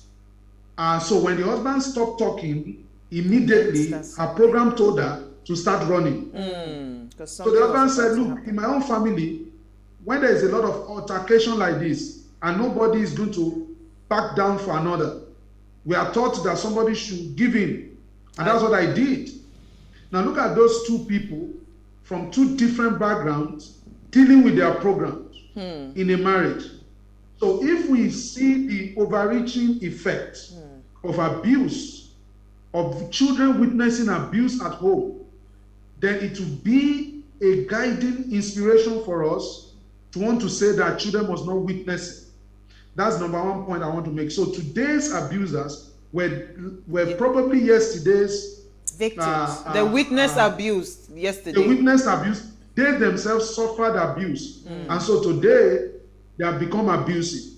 And so it is important that we understand that today, I don't think we have domestic violence issue. We don't have marriage issues. We don't have leadership issues. We have only one problem: mismanaged childhood, manifesting in dysfunctional adulthood. And if we are going to change the tide, it is therefore important that we begin to pay attention to today's children. Very, very important, so that they will not witness what today's abusers witness, so that by tomorrow they become abusers themselves. You look at the level of bullying within the school system. It tells you that our children are becoming violent. The only way they feel they should resolve issues is through violence. We still have the Sylvester Omoni case, allegedly bullied to death. So for me, the impact of abuse is eternal, except there's divine intervention. So for me, we need to understand that one of the definitions of trauma, of abuse of children, one of the definitions is simple. When children witness abuse, is defined as one of the definitions of trauma, of abuse for children. When they witness abuse, when they witness another person being abused, they witness their dad, they witness their mom, they witness themselves being beaten. Being a witness to that kind of inhuman treatment, inhumanity to man, is a form of abuse. Okay, no more. Wow. As in, it's a very, very sore spot for us to discuss, because when it comes to children, these are people who are vulnerable. They're easily manipulated. So imagine manipulating a child in a violent way, and they learn very well. They learn very well, and they will probably do even more. So we see a lot of maltreatment going on. In fact, I wasn't surprised, but I did a little bit of research, and I found out that this is not even just a Nigerian problem. It's not an It's not a African Nigerian problem. It's a global It's problem. a global problem. Why is it that we have found ourselves in this crisis as a global community? Let me put it that way. So this is what I'm going to say. When you look at, domestic violence is a global problem. Now, the whole idea of, and it has been accentuated by COVID-19 pandemic, the lockdown. People were in each other's faces a lot, and they couldn't deal with that, and that escalated the problem. Some people are dealing with post-traumatic disorder. Some people are dealing with traumatic disorder. There's a lot that people are going through. People have lost their jobs. People have lost their taken homes. to so many things. So because of that, there is heightened sensitivity. There's heightened, anger, pent-up anger in so many people, and they look for the next available person who they are going to unleash that anger to. Now, but this is the difference. In all over the world is a major problem, but the response of society differ from society to society. In some societies, the first world societies, they have learned how to respond to this kind of issues. For example, there is support system for people within, welfare system within the states. In a third world country like Nigeria, there's no such. So the thing at the end of the day is that children now find themselves a place that is supposed to be the most peaceful place on the earth for them becomes the most troublesome place. The place where they are supposed to grow. They're supposed to express themselves. Somebody told me that a man is very creative in creating problems. He was telling me about a violent man, that man, his creativity lies in his capacity to find problems from the simplest thing in life that you think will not cause issue. It will. By the time he brings out 10 issues for me, you yourself, you will bow. So when children are now looking over their shoulders, a school told me that school was on vacation.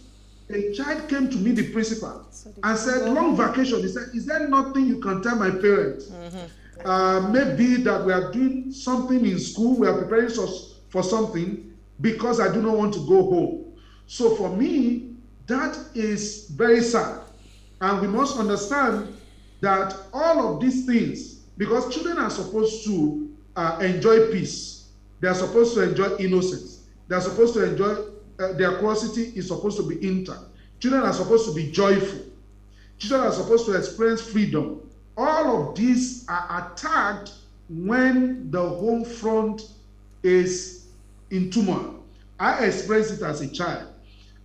When we closed and we wanted to go home from school, I wasn't looking forward to going home. When people came to visit us, when they came to visit my parents, when they were about to leave, I became apprehensive. I became afraid because we did not know what could happen when those people leave. So people being around in our house became a source of comfort because I knew my father would not want to do anything funny in the presence of those people that were supposed to be close to him. But when those people leave, I knew that there was going to be crisis.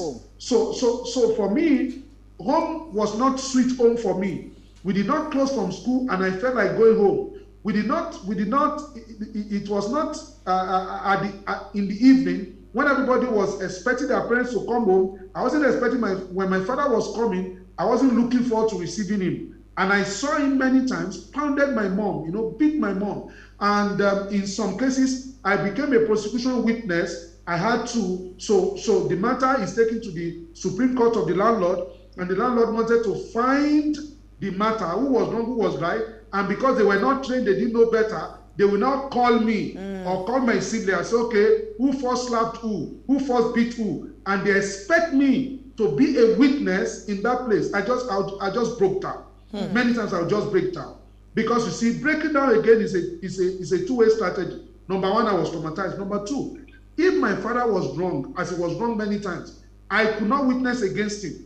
Because if I witnessed against him, you will be the victim when you get home.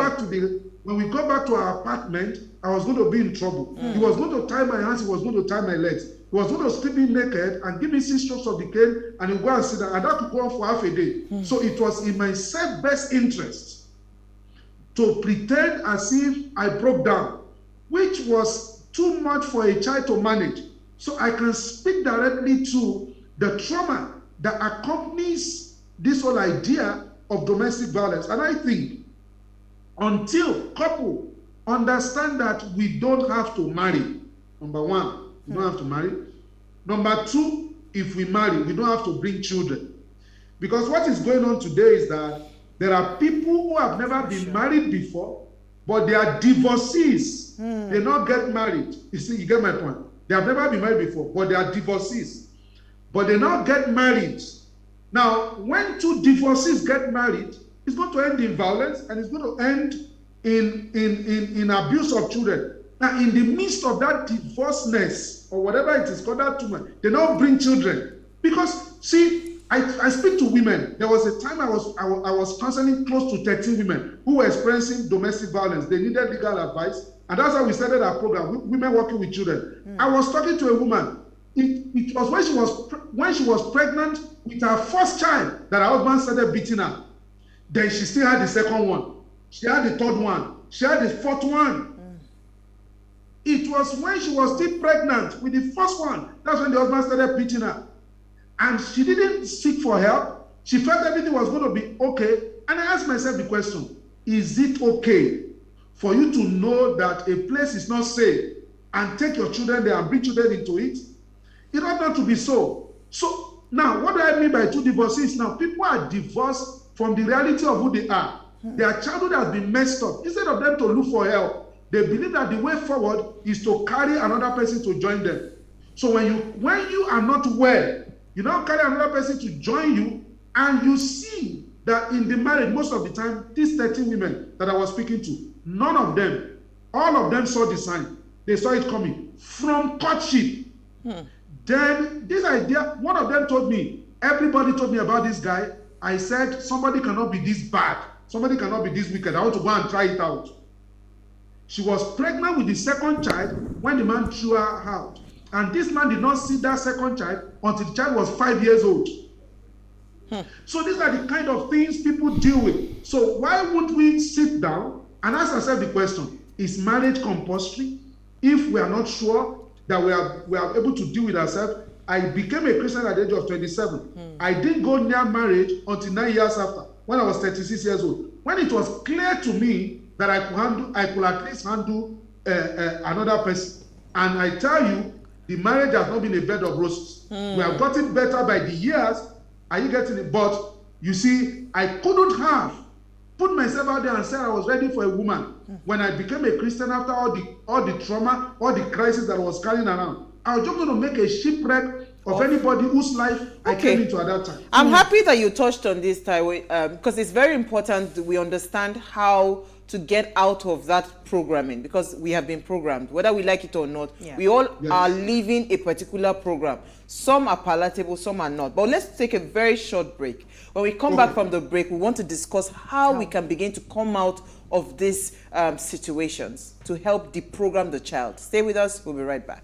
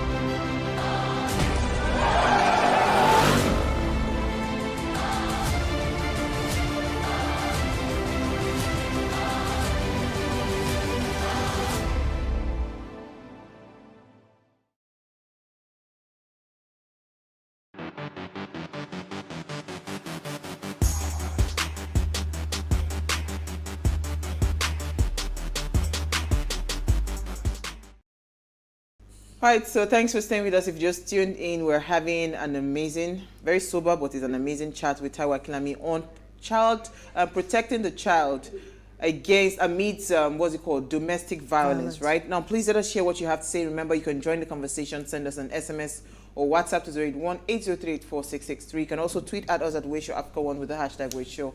Taiwo, before we went on a break, I mean, you touched on a very important thing that I am trying to see how, because in all of this, we're trying to find a solution, right? Yes, way forward. So whether we like it or not, some children have witnessed violence to the point of killing somebody else. Yeah. So already in my mind, they've been programmed to understand that it is okay to kill somebody. They've been programmed to understand that it is okay to kick people. Be violent. It's okay to fight people. It's okay to slap people. Some people do not see those things as abnormalities. It's normal. It has become I tell people that I have never fought in my life. Like, I literally, you know, this one you say you had street fights, all these things. I've never experienced it. I don't know what it feels like, right? So I don't know how. I just walk away. If I see that you are beginning to act crazy, I just walk away from you. But that is not the experience of a lot of people. Some people actually have means not. You have never Bianca somebody. I've not Bianca anybody. You know, some people have actually normalized, right? Abuse, violence. And you know, this violence that we've even been talking on Taiwo, because I'm already saying that we're going to do a series on this, because all this what we have been talking about is physical. We've not even talked about the emotional, we've not verbal, we've not talked about all the verbal. Yeah. Neglect, even the neglect of a child.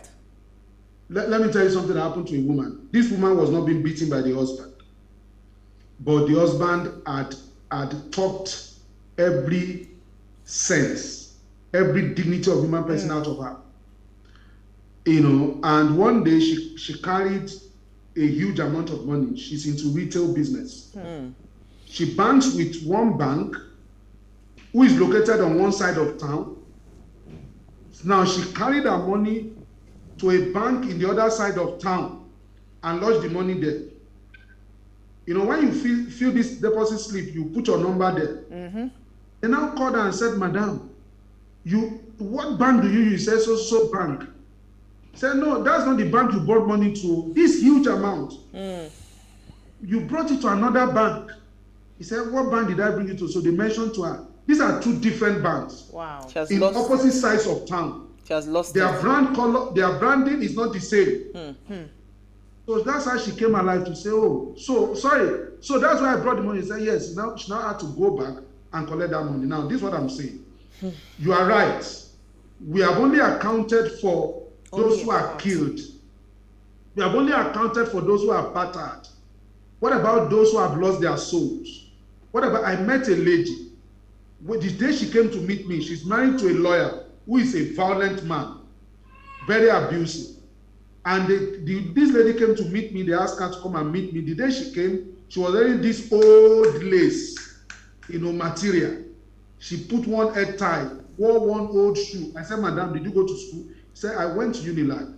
I read computer science." I said, when she began to speak, what she was, her speech was not commensurate to her posture. She has been defeated. She has been dealt with. She has never worked, and she's married to a lawyer. So domestic violence is beyond physical. Absolutely. Even sometimes the emotional, the financial, and all of those other ones, they are even more deadly in some cases than the physical abuse. And spent a lot of times, we are yet to come to terms with mental health issues. Absolutely. Issues that are created by virtue of how a woman is spoken to, how a man is spoken to, how children are treated. And one thing we need to understand is that we need to take inventory. Because pain does not have exhaust. Pain must be healed. And time does not heal it except we find solutions. So the way forward for me, number one is that people must speak out. Right. Find an accountability partner. Don't die in silence. There must be someone you can speak to. You don't do life alone. People say when the going gets tough, the tough must keep going. But Mr. Lakulishoyan says no. When the going gets tough, the tough must seek collaboration. You must seek collaboration. You can't just be going. Because that was olden days. The tough cannot just be going. The talk must see collaboration. So we are created for relationship. Right. We are being there must be someone you can confide in.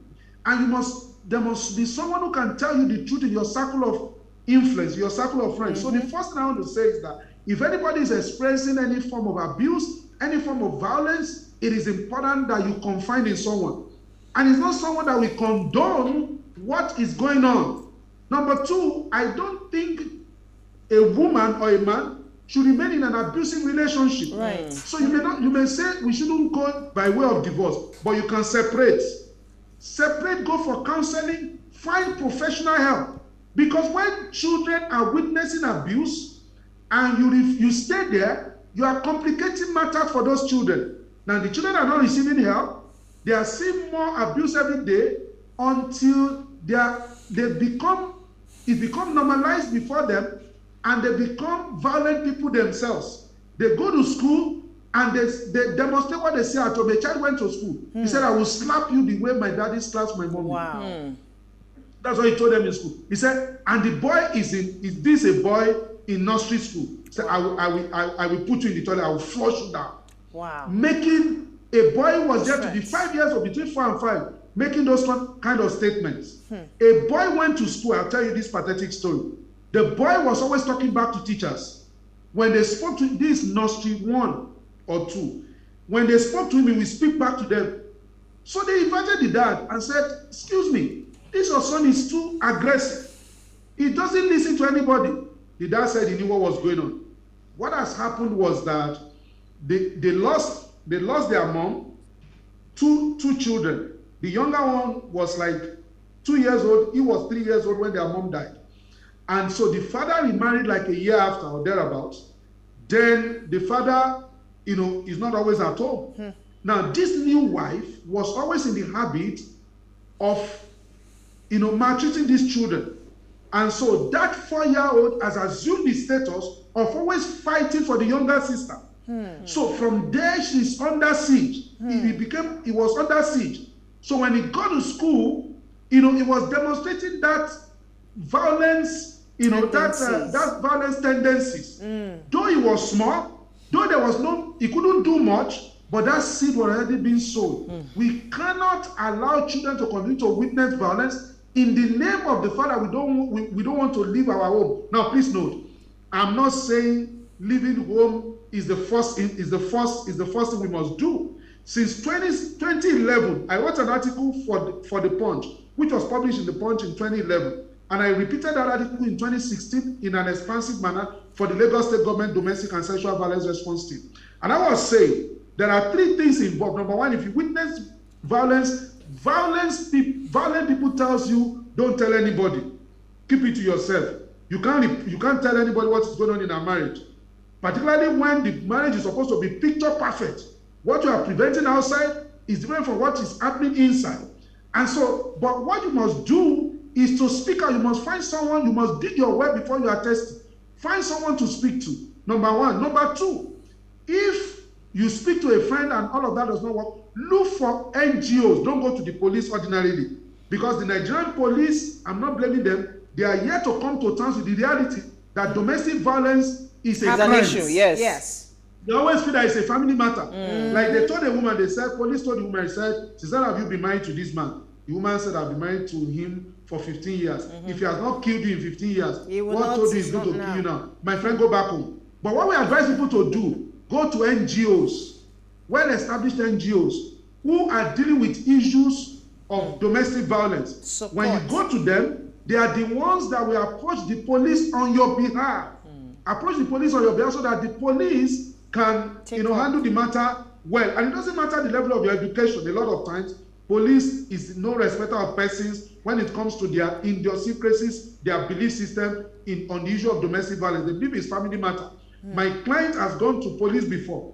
By the time she was narrating what happened to me, because I was calling her, she wasn't picking, the police, the DPO's wife, told my client, apologize to your husband. What is it? Kneel down. I will pray for you. That's what the woman faced there. And we had to petition that particular police station on the basis of what our client experienced there, because they messed her up. They prevailed on her. They made her to begin to apologize to the abuser, who was messing her, who was beating her blue black with pictures, her face, everything. So we need that. Then finally, we need to do an advocacy.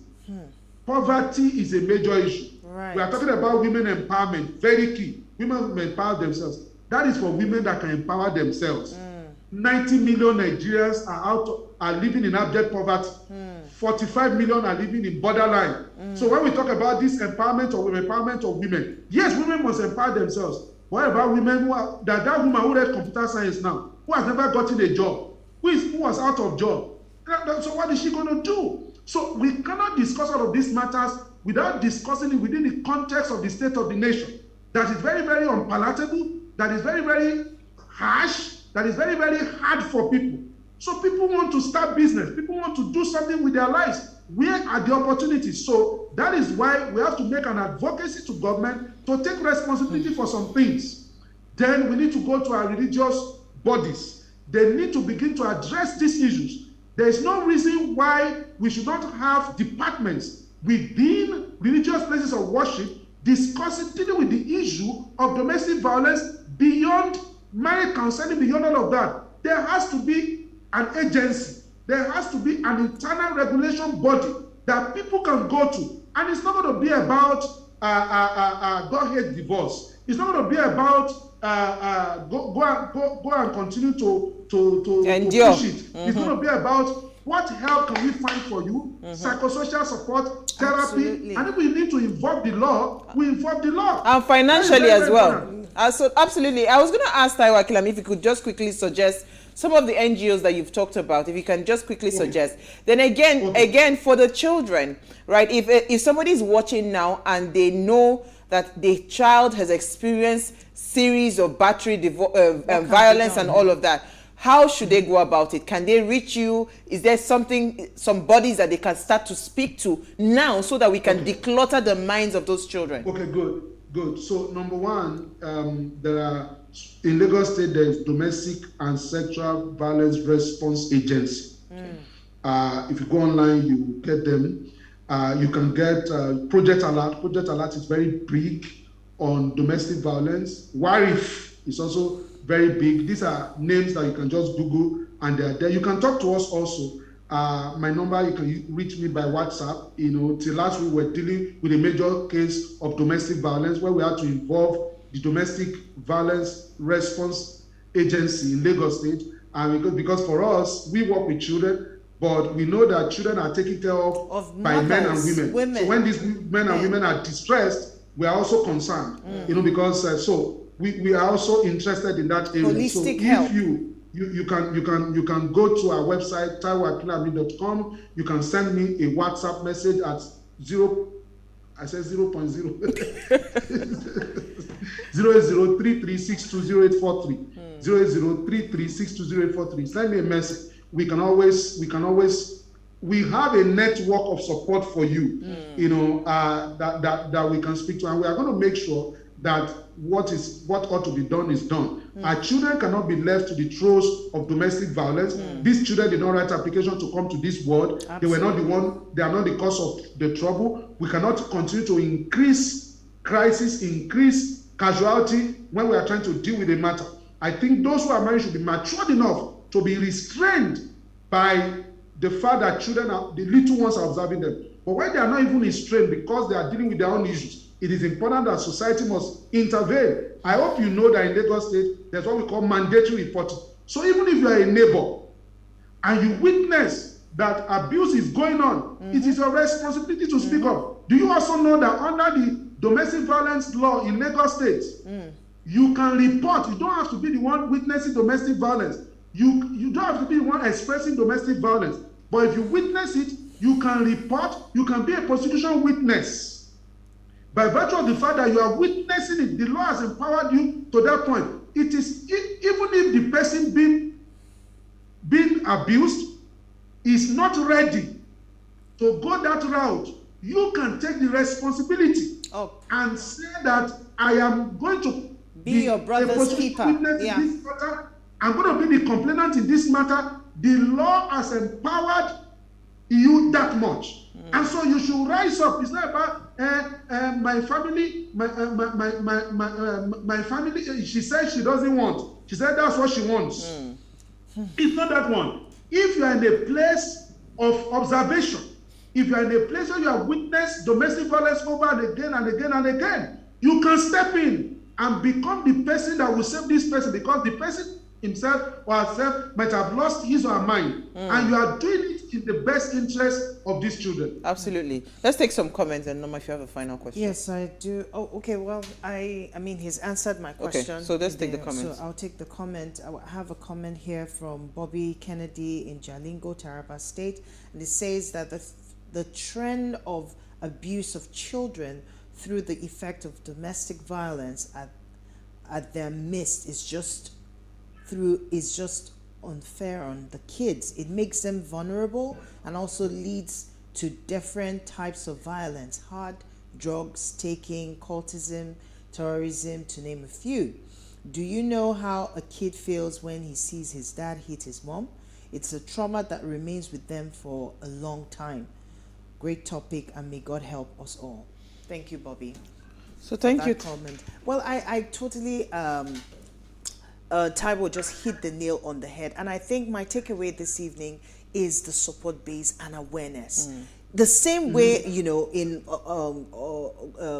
civilized climes, they say 911. If you see something, call or make a complaint or something. People need to be aware. People need to begin to take up that responsibility to be their brother's keeper. It's not enough for you to just say, be quiet and say, it's not happening in my backyard. You know, you have to be able to speak up for someone who can't speak for themselves. Those children cannot speak up for themselves. And like I said earlier, societal, we have to begin to develop a community that cares, a community that is concerned for the welfare of our children. Be on the alert. Absolutely. And Taiwo, I was just going to leave this last word for you, because what really broke my heart, you know, especially with Osinachi's story, was the fact that a lot of people in the circle kind of knew that she was going through that. And, you know, so I mean, why do we always wait till something, there's a death, they will now come out on social media and start to talk about, oh, she was this, she was that. Like, how do we even start to, you know, if you can wrap it up in like a minute, how do we really start to say, you know what, let me deal with this situation proactively without getting to the point of death? Especially because, you know, this thing is beyond just, you know, us. There's a generation that is also being groomed for that. The loss when death occurs is colossal. It has unusual impact on the children. Now the children lose on both sides. Both parents. The children lose on both sides. They lose their mom or their dad. Then justice takes its course. Then that person rots away in jail, or the person is sentenced to death. That's why we must prevent death by all means necessary. I think the way to do that is to cry out, is to speak up. Don't die in silence. That's what I can just say. Just find someone you can talk to, someone you can confide in. I know people go to the restaurant and they write something and they just leave it on the table there. You know, you see that a lot in developed countries. Just put it there to say, and the waiter takes it up. You know, and somebody picks it up and somebody calls the police. You must be thinking about survival, because the covenant of marriage, I don't think it's as important as the covenant of life, because it is only the living that can contract a marriage. Absolutely. And so the impact of that on children is huge. So, and children must be the motivation. Another motivation why we must run away from abusive relationship. And those children, we must look for help for them. We must not just leave the scene and say that everything is okay. No, we must not only leave the scene, we must look for support, therapy, psychosocial support, whatever we can do for those children. We have to ensure that they don't repeat that error in their own future. Absolutely. Thank you so much, Taiwo Aklami. You are an amazing person, because it was such short notice, but you always answer the call. Absolutely. Thank you so much. Which is my command. We are going to be talking about this more, because we want to bring a lot more people out of that death zone. Thank you so much, Taiwo Akinlami. Thank you, Norma. We had a fantastic conversation. All right, so before we go, ensure you follow us on Instagram at PlusTvAfrica. You can interact with us further, drop a comment, and more importantly, follow all our engagements on social media. Please, if you know anybody that is going through domestic violence or whatever, even if the person is not willing to come out, reach out to Taiwo Akinlami. He's on social media. You can reach out to him, go on their website, you see the number to call. It is important that you help the person because at this point, they do not know that they need help. So we need to start to help people, genuinely look for solutions for people and let them come out of these deadly situations. If you missed today's quote, right, here it is again.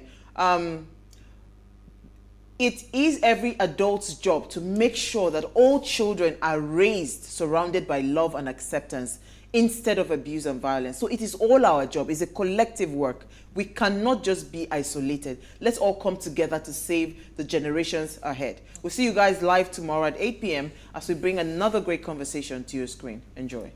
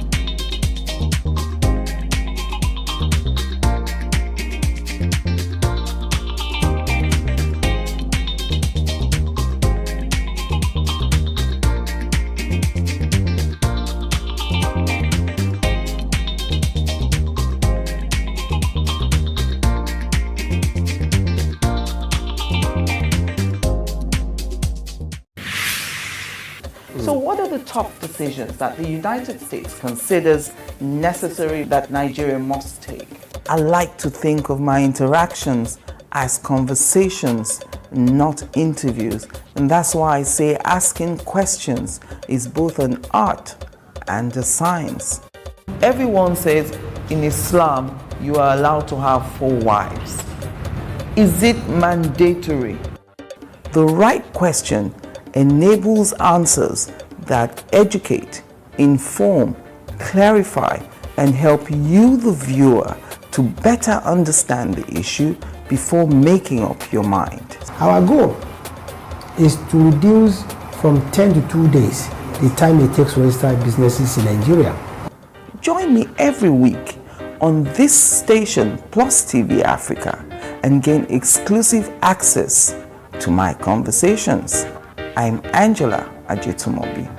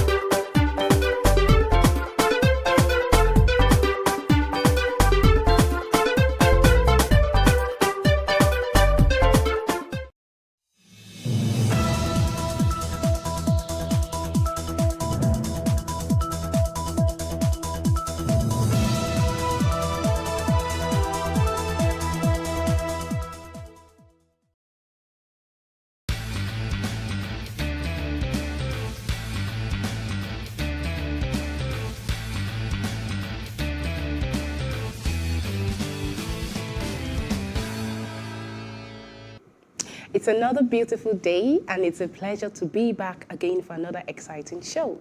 Have you ever wondered about the role and importance of an estate surveyor and valuer in your real estate transactions? Have you ever been duped or gotten your fingers burnt with estate agents? These and many more questions will be answered today as I have an amiable gentleman who is a core professional in the art and science of estate survey and valuation to engage in the conversation with us on the expert segment. And don't forget, we have other exciting segments on the show to provide you with trends and tips to put you on the top of your game in all your real estate transactions. My name is Olamide Onifade, and I will be back shortly.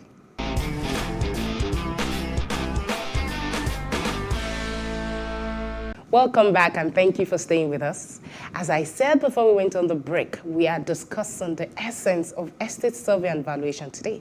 And to join me in this discussion is Mr. Osato Osawaye, a fellow of the Nigerian Institute of Estate Surveyors and Valuers. He is the past chairman of the Faculty of Plant and Equipment, Nigerian Institute of Surveyors and Valuers. He has worked with various companies ranging from Knight Frank and Rutley to Odudu and Associates and Sultan Nigeria Limited. Presently, he is the founder of Osato Osawaye & Co. and also the team lead of Barra Builder Services Limited. Thank you, Mr. Osawaye, for sharing your time with us this evening. Thank you for having me. Okay, so let's just jump right in.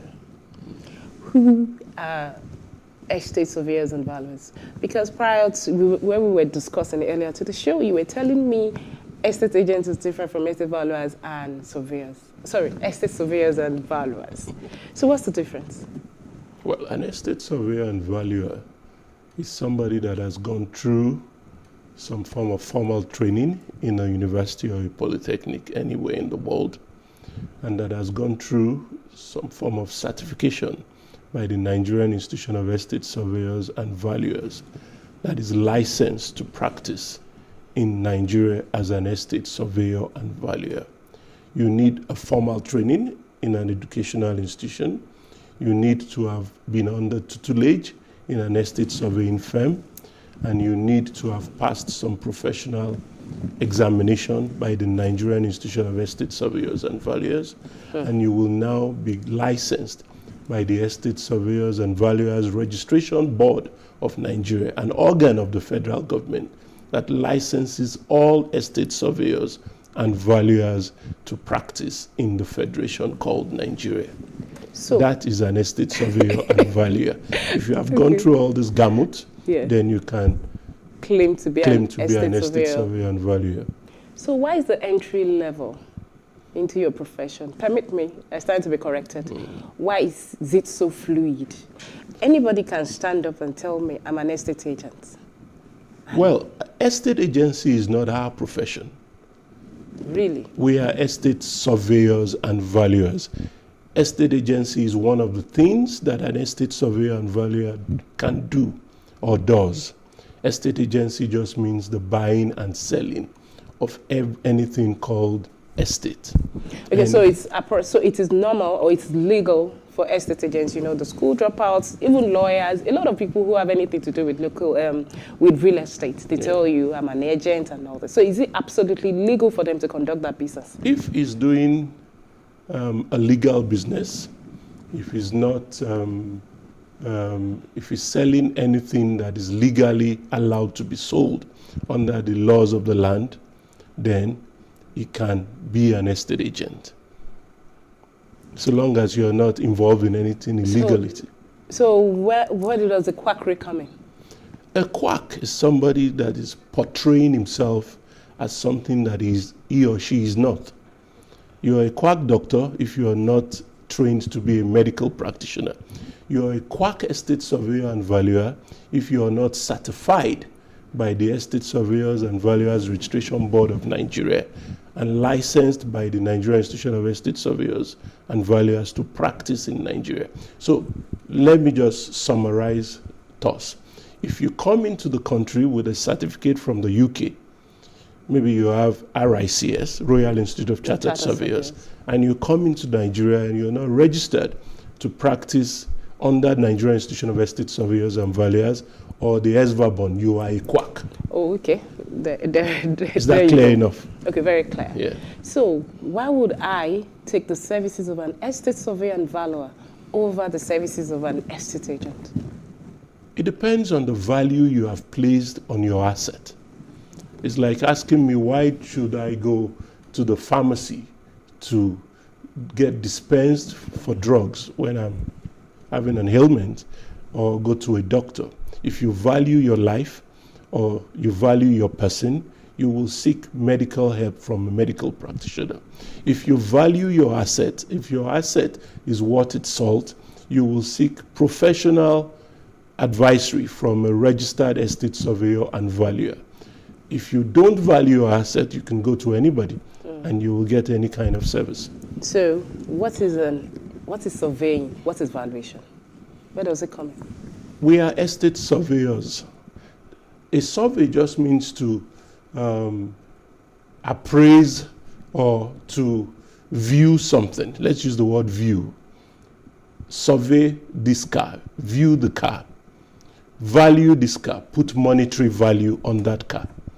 So we are estate surveyors. We can do what is called estate survey. We come to your property, we look at it, we say, look, your property is in need of renovation. The floors are giving way, the roof is due for upgrade, there are cracks on your wall. That is an estate survey. Then we now go to the next level. Your property is worth X naira. That is an estate value. Okay. Is that clear enough? Very clear. So at what point should I be engaging the services of an estate surveyor in a property transaction? It depends on what you mean by a property. Are you buying a property or selling? Okay, let me be clearer. Okay, if, say, for instance, I want to buy, when should I engage the services of an estate surveyor? Well, for my own practice and my own experience, if you're better off talking to an estate surveyor and valuer from when you even conceive the idea of wanting to buy a property.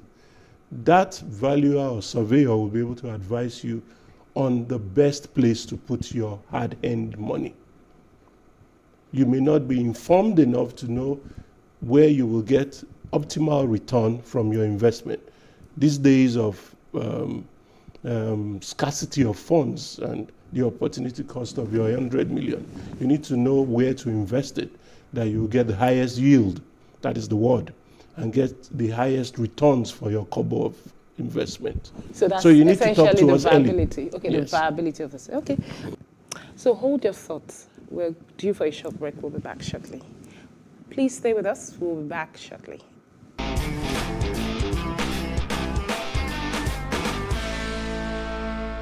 Welcome back, everyone, and thank you so much for staying glued to your screen and you're still watching Space and Style. And I still have Mr. Osato Osawaye in the building and he's taking us through estate surveying, the nitty-gritty of what estate surveying means. So thank you for staying with us and thank you again for sharing your time with us. You're welcome. So before we went on the break, we were talking about the nitty-gritty of what estate survey and valuation, and we also talked about the time when you're supposed to consult one. So why do I need valuation? Why do I need to value my property? It depends on what you want to do with the property. You need to know the worth of your property for different reasons. It may be for estate planning. You want to know, oh, I have these assets. Some of them are real estate, some of them are motor vehicles. You want to know what they are worth for estate planning. Estate planning is like, look, I'm getting older, I need to know what I own, you know. Yes. Then you also may need to know the value of your assets for collateral purposes, for growing your business. Because one of the things your asset must be able to do for you is to help you grow your business. It must be usable as a collateral. So you may want to know the worth of your asset to pledge as security for growing your business, raising business loans. You also may want to just know the worth of your investment. You know why I was asking quite a number of times. Of course, you know, I'm a lawyer, so I get involved in these transactions daily. And you want to sell a property, and the client tells you, my property is worth 140 million. And I ask, how did you arrive at that conclusion? And they tell me the going rate in the area. You see, how does that correlate? One of the things I like to say is that every human being has an opinion of the worth of their asset. You have an opinion of what you are worth as a person. You have an opinion of what your car is worth. What an estate surveyor and valuer helps you to do is to give an informed opinion, a professional opinion, an opinion that is backed by the laws of the land. It's like a an objective opinion of your property, rather than your own subjective opinion of, I own the property, so I always have a subjective opinion. An estate surveyor and valuer gives you that objective value. So how do you people come to your conclusion? And okay, this is going to be a 2-in-1 question. And what can I do to help my valuation report? Because sometimes we send, sometimes we send properties for valuation and they come back and probably I thought it should be worth about 50 million and it comes back from the valuation and they say it's worth 30 million. So what can I do to help? Because there are some things you do, or how do you arrive at your yardstick? If I can place it like that. Well, that's asking me to tell you the secret of the business. I'll just tell you, go back to school and read estate management, then come and practice or work under my firm until you get qualified to be an Okay. So is there anything you can do to help? Yes, to boost your valuation.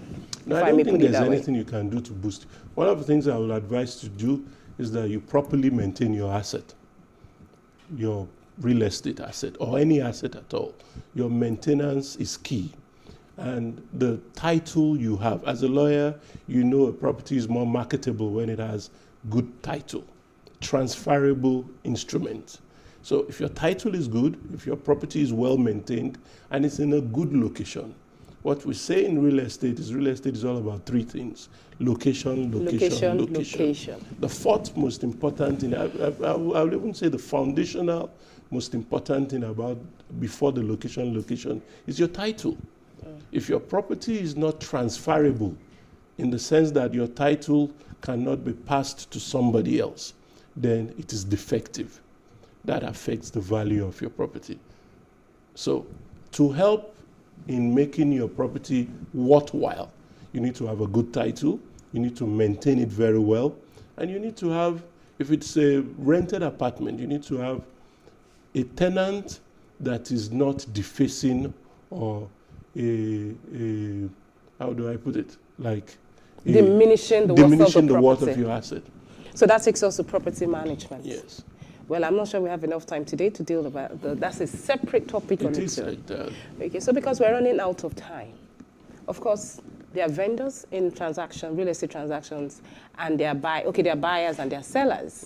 So what would be your parting shot to a buyer, if you want to buy a property, what are the tips? What tips can you give?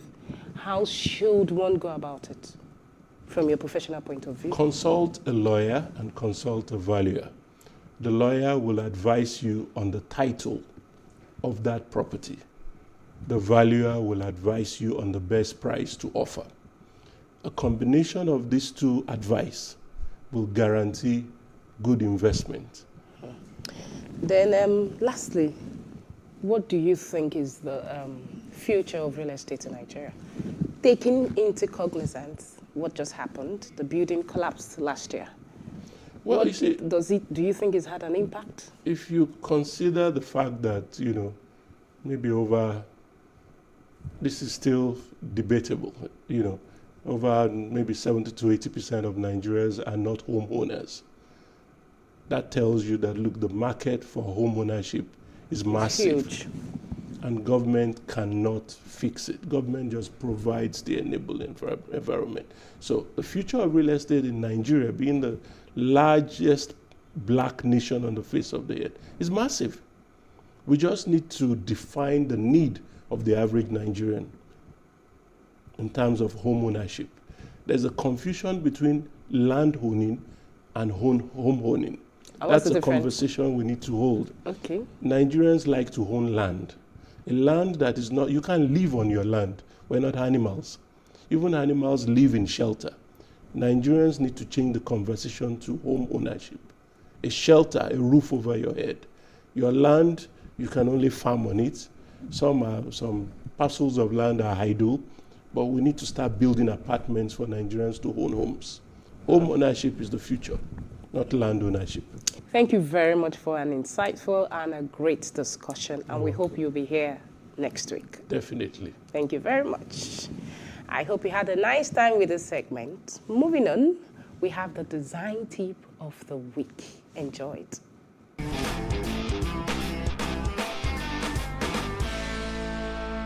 My name is Dr. Maureen Kebasharu, CEO and Creative Director at Deria Options Limited, an interior design firm. So today we're going to talk about how to make a space look luxurious and without breaking a bank. All right, so I guess today we're going to talk about just tips on how to do that. So the first thing I want to talk about is the use of colors. So what are the luxurious colors?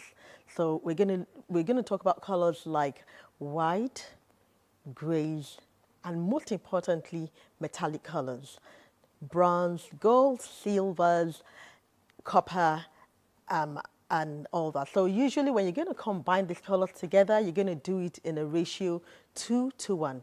So you're going to use like the grays, the white, the blacks, the brown, and you're going to put in like one metallic color, like a gold, or you're going to use like a silver.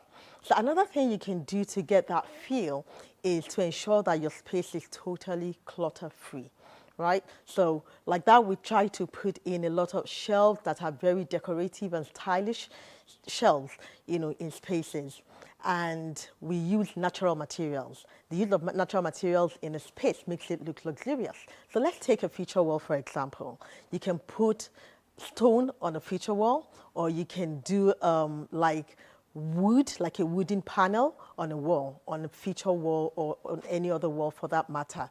So the use of natural materials like stones, like wood, gives you that luxury feel that you want.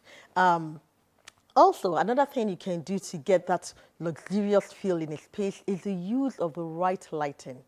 So we want to focus on ensuring you create the sense of space.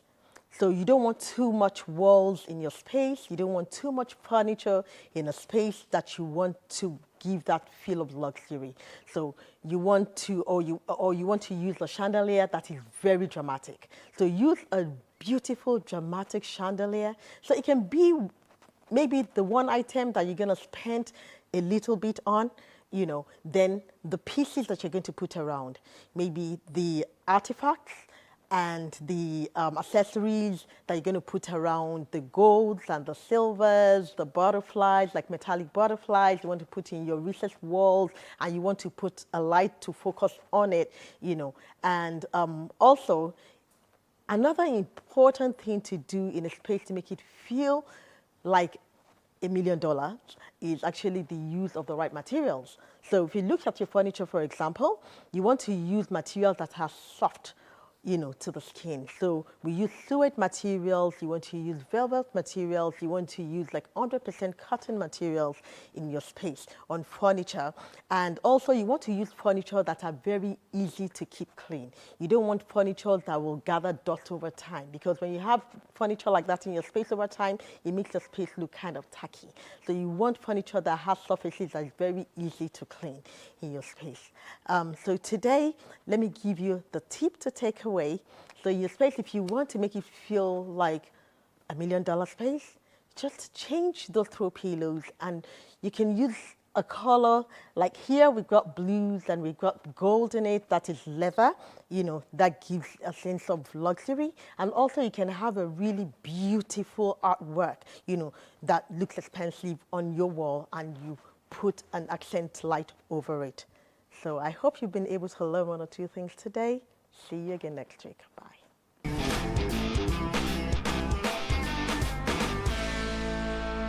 And lastly on the show is the artisan spot.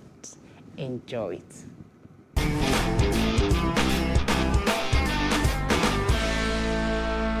Majority of these boards are imported because they are not made in Nigeria.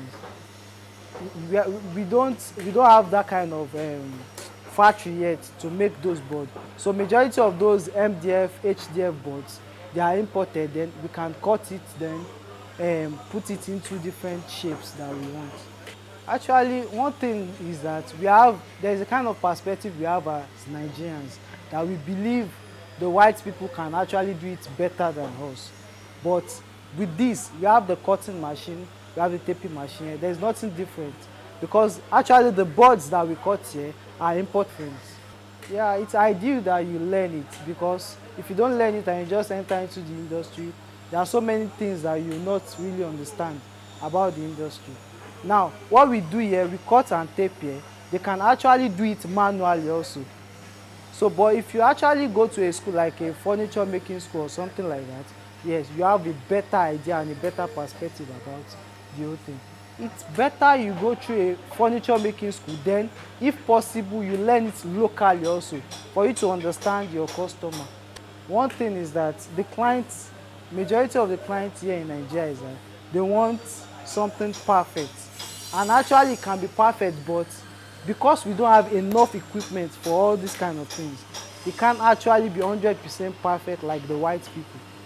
It can't actually be 100% perfect. But we just try our possible best to do something very nice. Okay, because people like us now, that we are a bit exposed and educated, now we coming into the picture, we've changed a lot of things.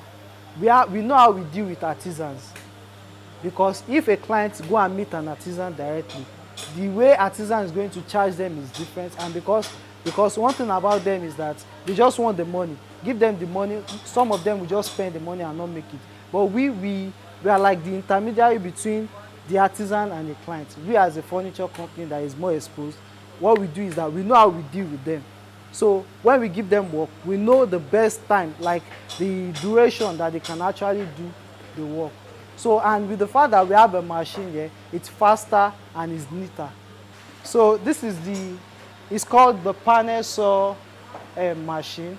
They use it in cutting boards, MDF, HDF, and particle board. Any kind of board, sure. So this is the cutting machine. So you can actually run it for you to see how it's done. You can see that it's neater and it's faster. With that, we've cut it. Space and style. We have come to the end of the show this week. I am Olamide Anne. Thanks so much for watching. Until next time, this is Space and Style.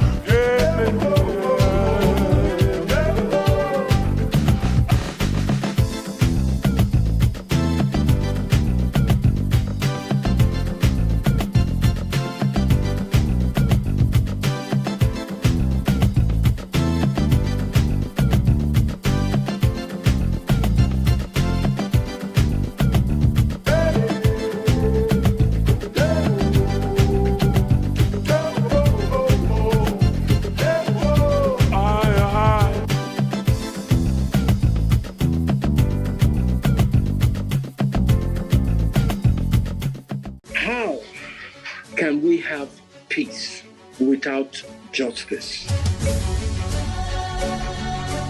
Plus Politics.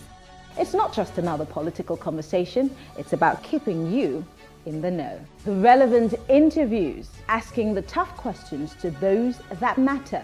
Get the answers you need.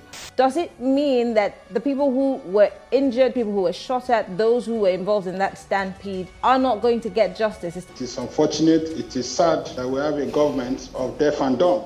Analysis from top experts. The last election was not really an election. We feel that Obasanjo has a very special place in his heart for hating Ijaw people. I think it really boils down to two things. One, trust and accountability. Plus Politics, every weeknight at 7 p.m. on Plus TV Africa.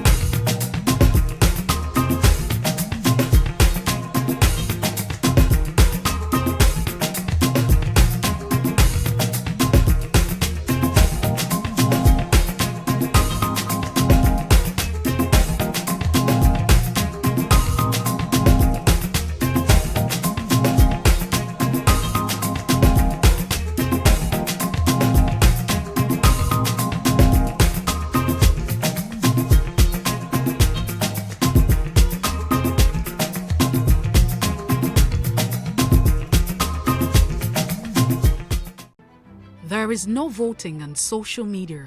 To vote, you would require a permanent voter's card. To get your PVC, visit cvr.inecnigeria.org.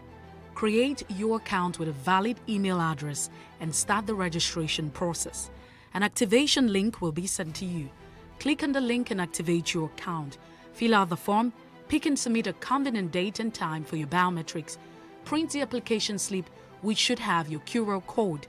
On the appointed date, go to the nearest INEC office for your biometric capturing. Thereafter, you will get a registration slip to pick your permanent voter's card when ready. Get your PVC today. This message is from PlusTvAfrica. Nigeria's Niger Delta region, from where the black gold fuels Africa's largest economy, where the lines between wealth and poverty has never been thinner. Conflicts, poverty, insecurity, and environmental challenges daily confront the region. How can the Niger Delta story be changed for the better? Join Mamude Akuga at 9 p.m. every Friday evening on PlusTvAfrica as he probes deep in search of solutions. Inside the Niger Delta with Mamude Akuga, the authentic voice of Nigeria's oil-rich region.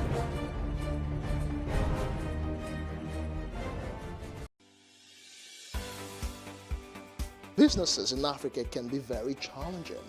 In Nigeria, it is particularly intimidating, and successful builders have learned how to navigate a hostile environment to unlock opportunities. But one major challenge businesses face is how to filter through the noise and identify where their ideal customers exist. Get insight and practical steps from industry players and captains of industries. Hear success stories to help you make informed decisions as you scale your business in Nigeria. Watch Business Insights at this time on PlusTvAfrica.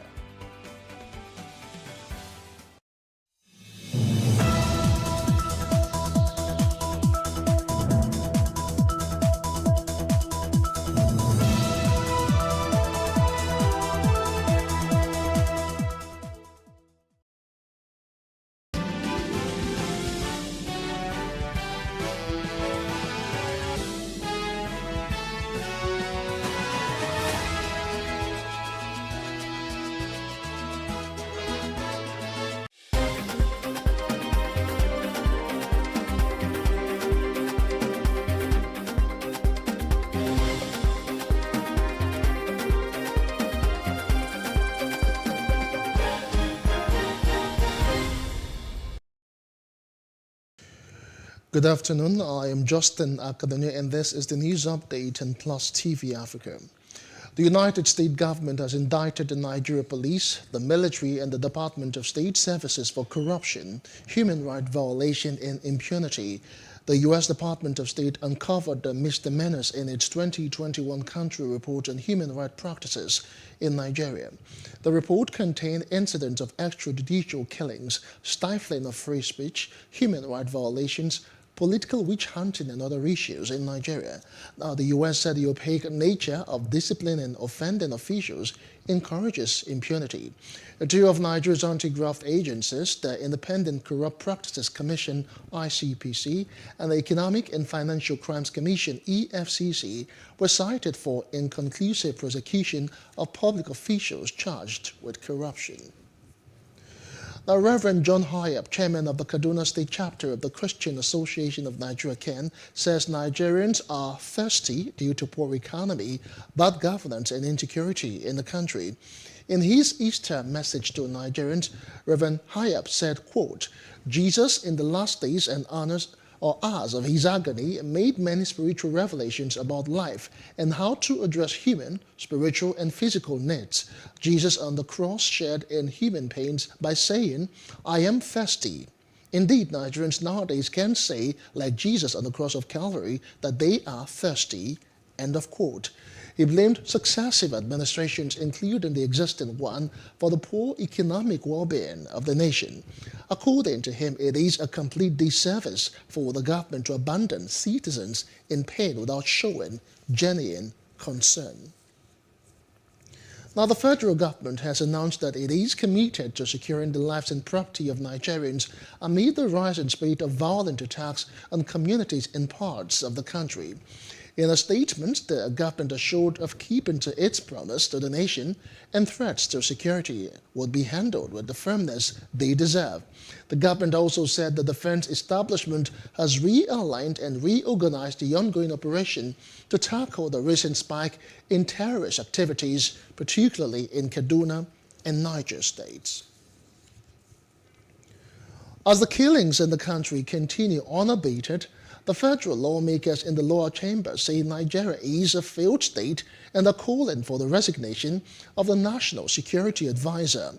This is coming following a double attack in the space of 2 days in Plateau and Benue State, respectively, where many were killed, schools injured, and many homes destroyed. Insecurity and terrorism have been major challenges to the Nigerian government in recent times. But the recent killings in a village in Wase, Plateau State, and that of the Guma local government and Churchill community in Tarka in Benue State have elicited grave reactions from federal lawmakers in the Green Chamber, following motions brought by Honorable Yusuf Gagdi from Plateau and Bem Nzondo from Benue State. Nigerians are being killed on a daily basis, Mr. Speaker. The four angles of Nigeria, nowhere is safe. Mr. Speaker, what is beating my imagination more, aside of the killing, is who is responsible. Why must we be chased out of our lands? Benue people are known to farm. As we speak, my people cannot go to farm. Hunger crisis is on the way. What again do we need to do? My governor has always been crying. The legislators from Benue have always been crying. Our senators are crying. Everybody in Benue is crying. What more does Benue need to do? We need to survive. The executive headed by Mr. President must know that Benue, our lives matter.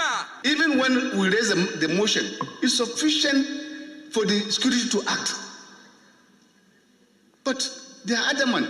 Among the people that were arrested at the local committee who are their own informants and collaborators, one was communicating with them from the detention camp, communicating to the committee, and assuring people that was going to go out. And at the end of the day, he got out. When he got out, his wife was arrested with drugs. I don't know how to explain. The federal lawmakers call for the resignations of the National Security Advisor for his failure to detect the several killings before they are carried out. They also blame members of the various House Security Ad hoc committees who have countlessly failed to submit reports to the House. Until we stop thinking that everything has political coloration, we're not going to get anywhere. Because we have very well-trained personnel, security personnel. Why is the terrorists? Why have they sort of like overcome the Nigerian security personnel? That is what we need to ask ourselves. And the president innocently will act on the advice of the National Security Advisor. So where you maintain somebody who cannot be able to see outside the box, or who believes in one particular tradition, I don't think we are going to get it correct. My submission is very simple. If the president means well to this country, and if we are really trying to look for a solution, he has to immediately sack the National Security Advisor. Play the blame game now. It is a bit late in the day. We should put all our hands on deck to ensure that Nigeria moves forward and that security is installed once again. They say the federal government must act decisively to save the country, as Nigerians are daily living in fear, despite having a government in place to protect them. Now, 106 persons have so far been buried following the attacks in communities in Plateau State. This is according to the chairman of Kernam local government area, Dayabu Garba, who gave an update about the renewed violence in some parts of the north-central state. According to him, the attacks have rendered hundreds of people homeless, just as he explained that the number of internally displaced persons has increased. While food items and other relief materials have been sent to the affected communities, he admitted that it is definitely not enough. As part of activities marking the 8 years commemoration of the Chibok girls' abduction in Borno State, the United Nations Children's Fund UNICEF has appealed to authorities in Nigeria to make schools safe and provide a secure learning environment for every child in the country, especially for girls. The UNICEF country representative, Peter Hawkins, said this to mark the abduction of the 276 students at the Government Girls Secondary School, Chibok. Hawkins said attacks on learning institutions render the learning environment insecure and discourage parents and caregivers from sending their wards to schools, while the learners themselves become fearful of the legitimate pursuit of learning. Now, the Nigeria Labour Congress has issued a 21-day ultimatum to the government to resolve the issues with members of the Academic Staff Union of Universities ASU, the Non-Academic Staff Union, and other academic unions. In a communique, the NLC President Ayuba Waba said that after the expiration of the ultimatum, the NLC will decide on the next line of action should the government fail to resolve the impasse within the period. Waba expressed serious concerns over the failure of the government to honor its 2009 renegotiated agreement with ASU. The federal government and unions in the tertiary institutions have been at loggerheads, which has crippled activities in the nation's universities. The Lagosians are unhappy that no work has commenced on the Eko Bridge, weeks after a fire incident burned goods worth several millions of naira and caused serious damage, forcing motorists to use alternative routes. That's on Street Views. Take a listen.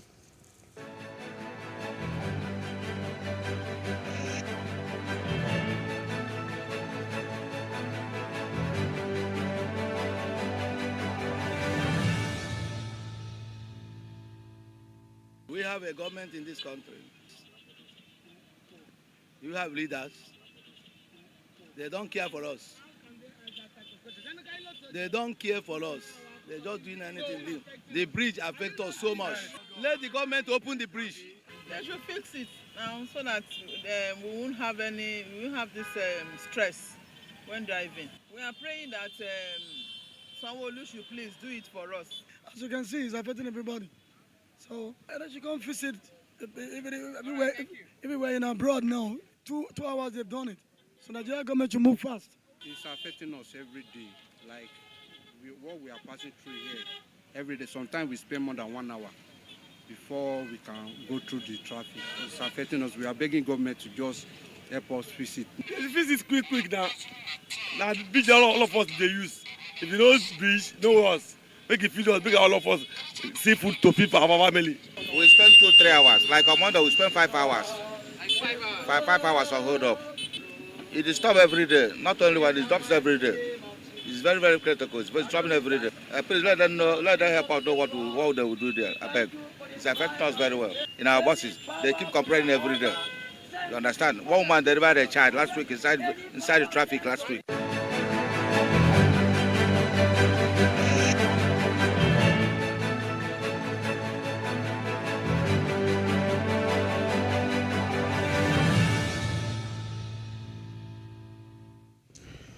In business news now, billionaire Elon Musk has offered to buy Twitter for about $41 billion in cash just days after rejecting a seat on the social media company's board.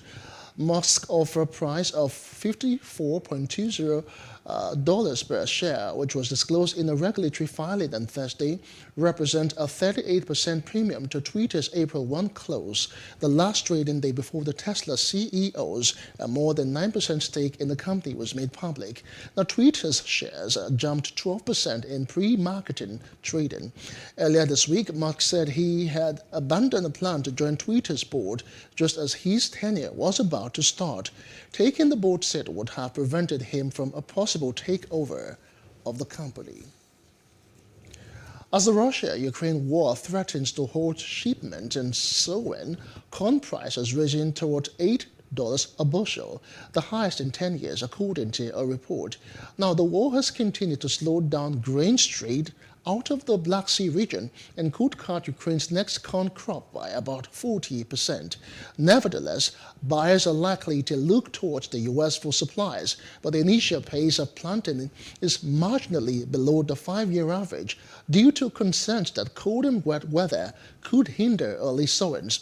Now, corn futures for July delivery rose as much as 0.5% to $7.81 half a bushel, and wheat also extended gains, advancing 0.8% to $11.30 a bushel.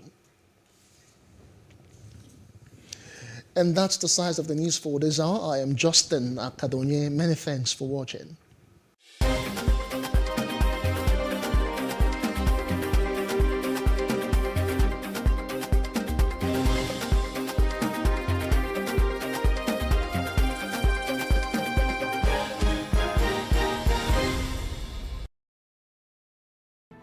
There is no voting on social media. To vote, you would require a permanent voter's card.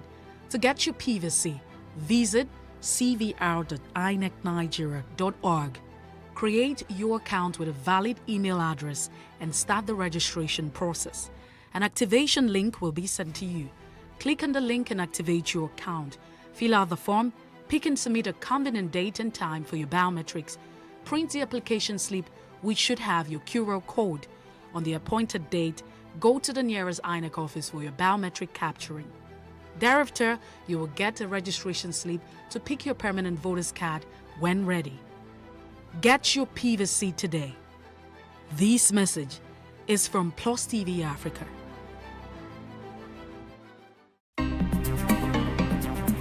Life can be fun and rewarding, but it also comes with some risk. As in business, you win some, you lose some. And that's why you need to be wise in the choices you make. It's like placing a bet. Again, you need to be wise. Wise in choosing an innovative platform with the highest market options and highest odds ever. That's why Winners Golden Bet, the leader in online, in-shop, virtual, and live sports betting, gives you enhanced platforms that offer you the best chances of winning. For betting on live soccer matches, live dog races, and virtual games. Winners Golden Bet is your best bet. Instant payment of winnings guaranteed. Play online or in any of our numerous shops nearest to you. Hey guys, be wise. Play on Winners Golden Bet. Winners Golden Bet, the wise choice. How can we have peace without justice? Plus Politics. It's not just another political conversation, it's about keeping you in the know. The relevant interviews, asking the tough questions to those that matter. Get the answers you need. Does it mean that the people who were injured, people who were shot at, those who were involved in that stampede are not going to get justice? It is unfortunate, it is sad that we have a government of deaf and dumb. Analysis from top experts. The last election was not really an election. We feel that Obasanjo has a very special place in his heart for hating Ijaw people. I think it really boils down to two things. One, trust and accountability. Plus Politics, every weeknight at 7 p.m. on Plus TV Africa.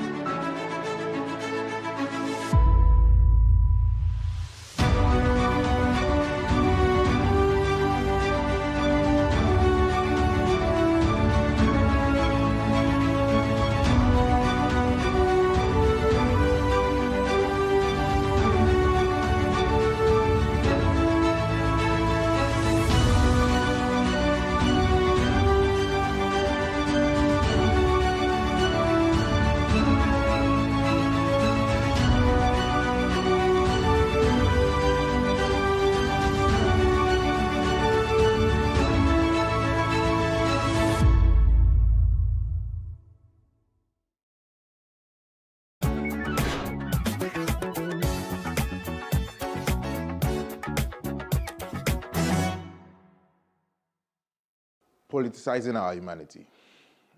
You see, Nigeria today has become a den of unknown gunmen.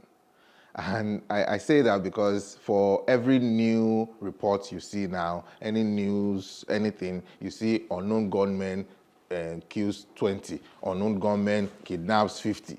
So any small thing is unknown gunmen. And the level of insecurity in the country today has risen. You know, so today we no longer ask whether our lives are, and properties are secured. We only ask who is next to be killed or kidnapped. You know, we check and we see, okay, whose family is next? Which family is going to be thrown into mourning? So right now, Nigerians are only waiting, and we're waiting and saying, whose turn is it going to be? The level of insecurity in the country has become extremely worrisome.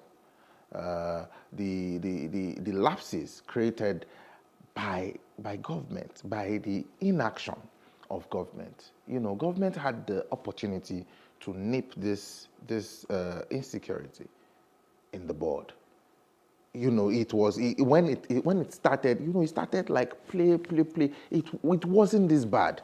It wasn't this bad. But now, because of government's inaction, we are caught up, and it seems as if there's nothing that we can do about it again. So now it is even worse. It is worse that we as citizens are not making enough noise about the right things. We are concerned about some other things. So despite the worrisome state of our dear nation, the plague of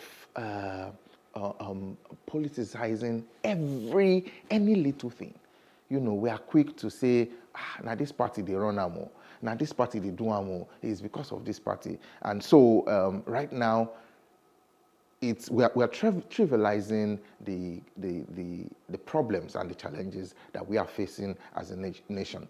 So there are talks all over social media claiming that the violence and actions leading to the high level of insecurity, which now threatens our very existence, are sponsored. Members of the ruling and opposition parties have thrown all caution to the wind, and they exchange blames. It is this party, it is that party, rather than just actually recognizing terrorism for what terrorism is and taking actions to stop the incessant killings and kidnappings, which is threatening the very existence of Nigerians. We must stand united or fall divided. We must stand united. Nigeria is at the very brink. We are at the very brink of war. And I don't think we are saying this enough. I think everyone is just looking at, okay, maybe because the thing never touched me, make we just they look up, and everyone is just playing with the situation. The situation has become so dire and would worsen if we do not join voices and actions and implore the government to take decisive actions to protect the lives and properties of the people. We must educate and reorientate ourselves. We must advocate for peace and tolerance. Negative and irresponsible tribal comments. It has no other thing to do than to incite violence. So it breeds this intolerance that we have for ourselves. And this tribe will say, now these people, if these people come out, we go get peace and all of those things. And then we wonder why some people are killing another tribe and why another tribe is killing another tribe. So I feel we must be able to preach peace and preach unity, if at all we want to see the end of this insurrection. I have always said this, and I think this is time to say it again. In terms of, if we're talking about security, I think the time for decentralization is now. The power that the federal government wields as far as security is concerned is too much. And it would seem that even that power now is overwhelming, such that they don't even know what to do with the power again. Assign state governments with the task of security responsibilities. Yes, at federal government level, there are some powers that you cannot just take away. But let the security apparatus in the police, security operatives that you have, let them be responsible to state governments. Let state governments take charge. Let them take charge. A governor of a particular state will not be looking at while his state is burning, and the governor is crying to federal government to come and help. So what then is the duty and what then is the work of the state government? We had mentioned earlier, but I'm just going to chip in again, that religious leaders have a role to play. You find religious leaders being totally irresponsible and reckless with the comments that they make, knowing fully well the power that you wield as a religious leader, knowing fully well the hundreds of thousands, perhaps millions of people that listen to you and take your word as law. You need to be very careful. You need to be cautious of how you urge people on, because comments that you make in ways incite violence against perhaps other religions, and then you have this religion attacking this religion. Oh, they attacked us first. Oh, they attacked us first. So I think now is the time for our religious leaders to come together and preach peace. And tolerance is very important. So once again, I would say conclusively that I think we need there's never been a time to call for peace and to call for tolerance and to call for unity as now, using our voices, using our platforms to advocate for peace. Because at the end of the day, like I said, it's just turning and turning and turning, and Nigerians are just looking at who is the next person to fall victim.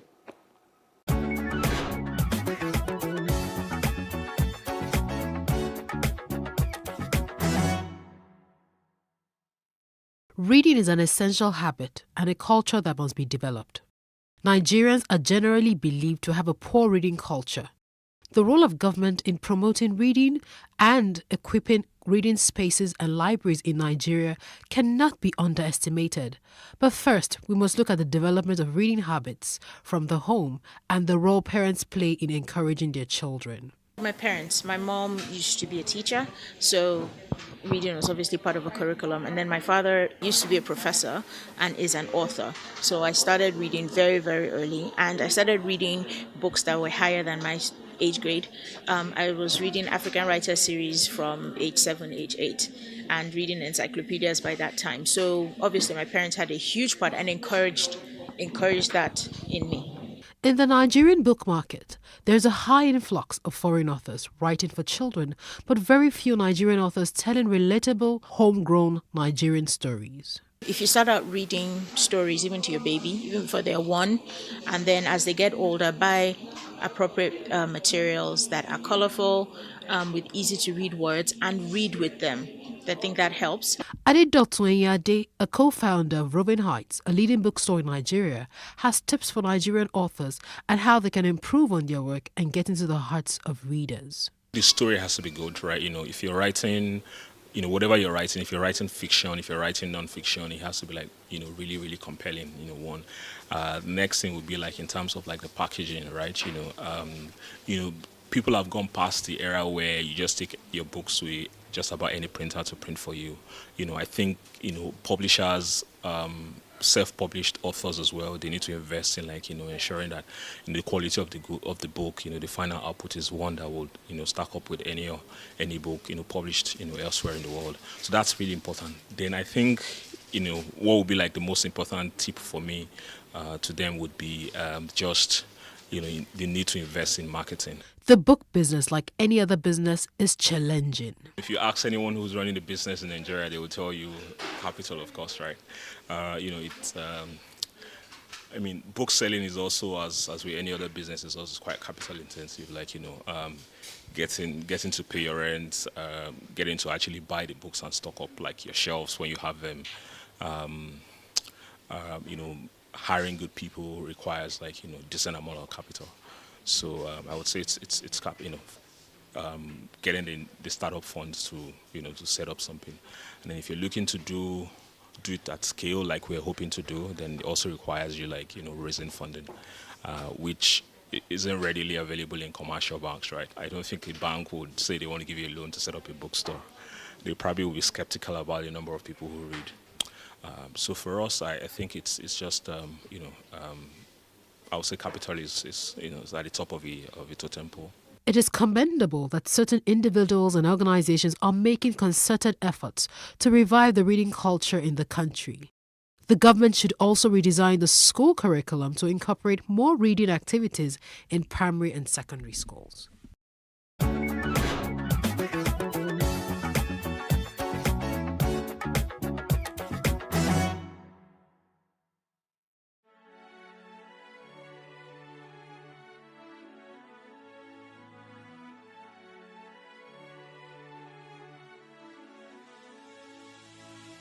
It is engagement we need to have. Those who suffer miscarriages are never taken into account. Members of the National Assembly are also influence peddlers. You are sitting on Nigerians' money. From the barbing, I pay my rent. From the barbing, I send my children to school. A consultative engagement no any tangible notification before they ban us. It's one thing for people to be at your back and the heat of the moment, and another thing for them to still be with you when push comes to shove. I will do everything to take Lagos out of the national grid.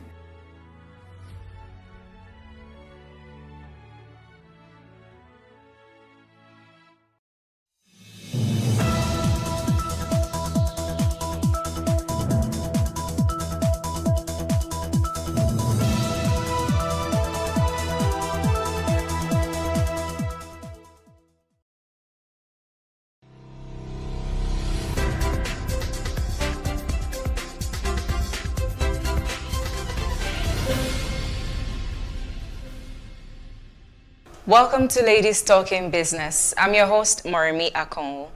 Our guest today is Omoumi Loveth Adeshoyi, CEO, Niger Fabric Hub, a Nigerian indigenous business founded in 2015.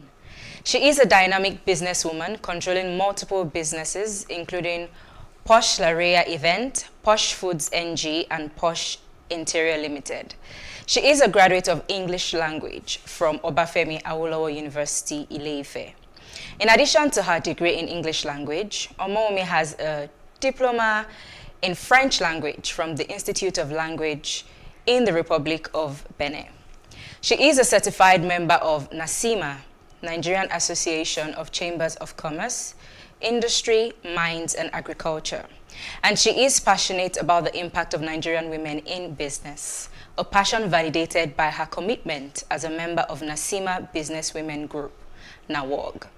She was a Nigerian representative at the Gemology Institute of Nigeria conference held in Thailand, a delegate at the National Institute of Micro, Small and Medium Entrepreneurship in India, and more.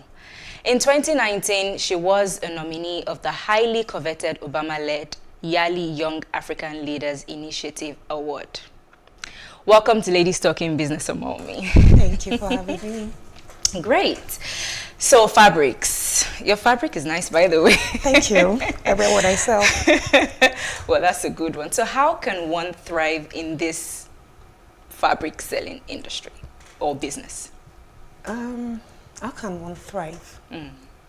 For me, I will talk from experience. Okay. I've been able to carve a niche for myself in the fabric industry, and what I do is I source for exclusivity. I don't do the regular. I try to go for what's not really in vogue. I try to source for timeless fabric that in 2-3 years to come, you pick it out of your wardrobe and people still say, oh, nice fabric. But I discovered that most people in the fabric industry, they just want to stock what every other person has in stock. Some people are looking for something different, you know, so you have to be able to offer something different. And the people you're providing the services for, your customers, you're targeted on this, once they discover that you have something different, they'll come for you. And that way you'll definitely thrive. And then customer service. You want us to talk about that in Nigeria? Let's talk about customer service in Nigeria. Yeah, I know that's a no-go area, but I don't joke with my customer service because the Yoruba people will say, where your mouth will get to, your leg won't get there. So when they're going to be talking about you, oh, she's this, she's that, you won't be there. So the things they experience, your first impression on a customer would go a long way. I don't joke with it. Interesting. Okay, so it's a saturated market. There are a lot of fabric sellers. I mean, we've just spoken about how we can thrive. And you kind of mentioned things to do to make you different. But how else can you stand out? So let's say there's a street of 10 fabric sellers. How would Moremi's fabric business stand out from the other 9 people? I'm going to say a story again. This happened today. Immediately I came down from my car. The first thing Kofo said was, you look beautiful. I like your fabric. And then I came in. You also said, wow, nice fabric. You know, I sell fabric. So I don't have to say too many things before you know that this is what I do. So in an industry where it's saturated, a lot of people are selling, and then with the China people virtually coming into your nose to say, this is my product, take it from me. So they're literally giving it to people like sachet water, you know. So you need to stay on top of your game. What I do is, you cannot see me and not notice what I'm wearing. And then you tell me I look good, and I say, oh, that's what I sell. It works for me, it works magic.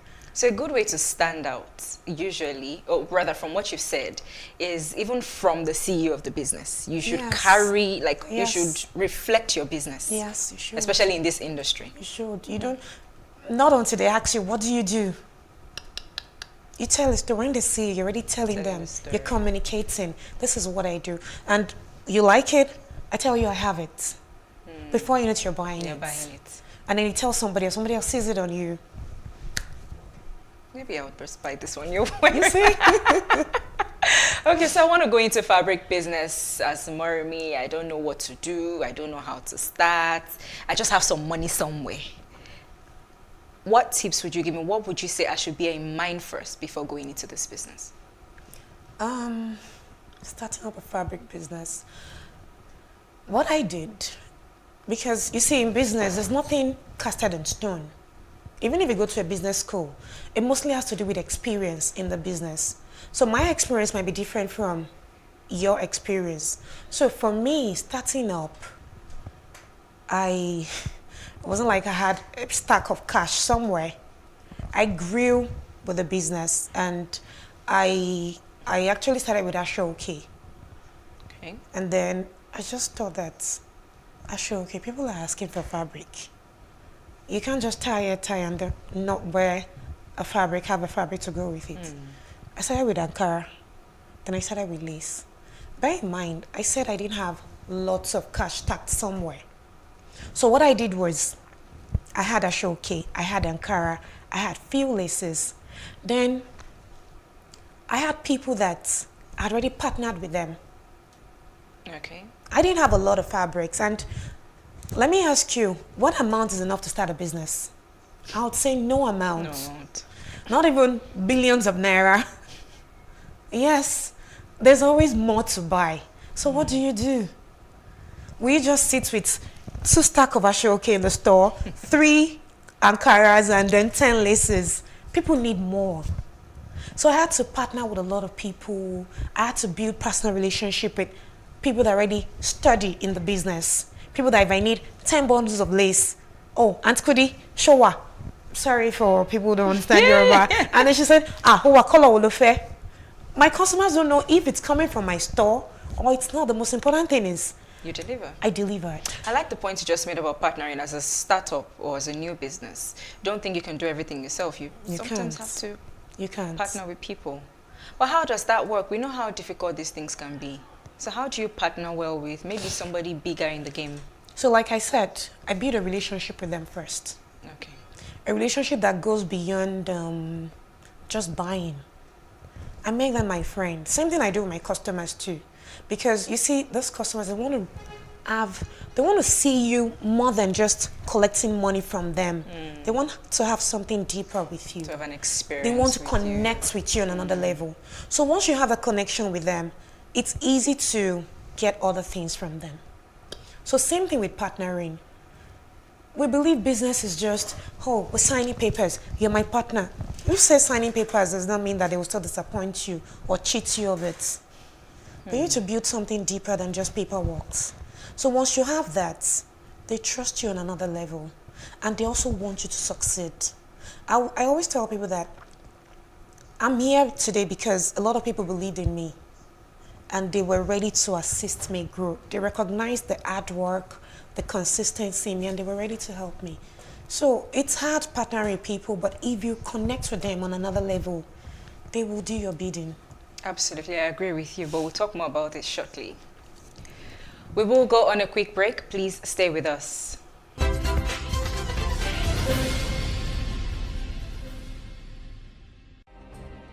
Nigeria's Niger Delta region, from where the black gold fuels Africa's largest economy, where the lines between wealth and poverty has never been thinner. Conflicts, poverty, insecurity, and environmental challenges daily confront the region. How can the Niger Delta story be changed for the better. Join Mamude Akuga at 9 p.m. every Friday evening on PlusTvAfrica as he probes deep in search of solutions. Inside the Niger Delta with Mamude Akuga, the authentic voice of Nigeria's oil-rich region.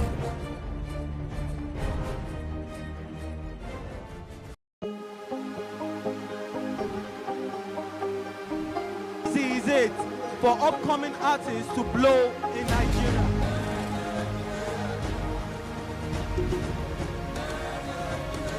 Welcome to Plus Trending. I am Booking November, your host, saying thank you for joining us on today's episode. Welcome back. It's tea time on PlusTvAfrica. Practice makes perfect. I'm not perfect yet, but I'm a lot better than I used to be. He's a king. He's entitled to marry 100 if he wants to.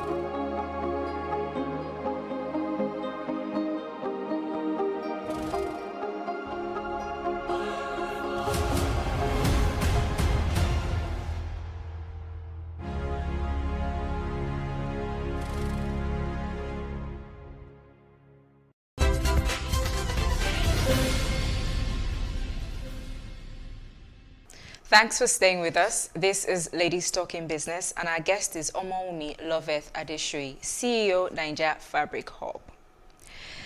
So, Omoumi, I'm sure you'd agree with me that many businesses are struggling this period.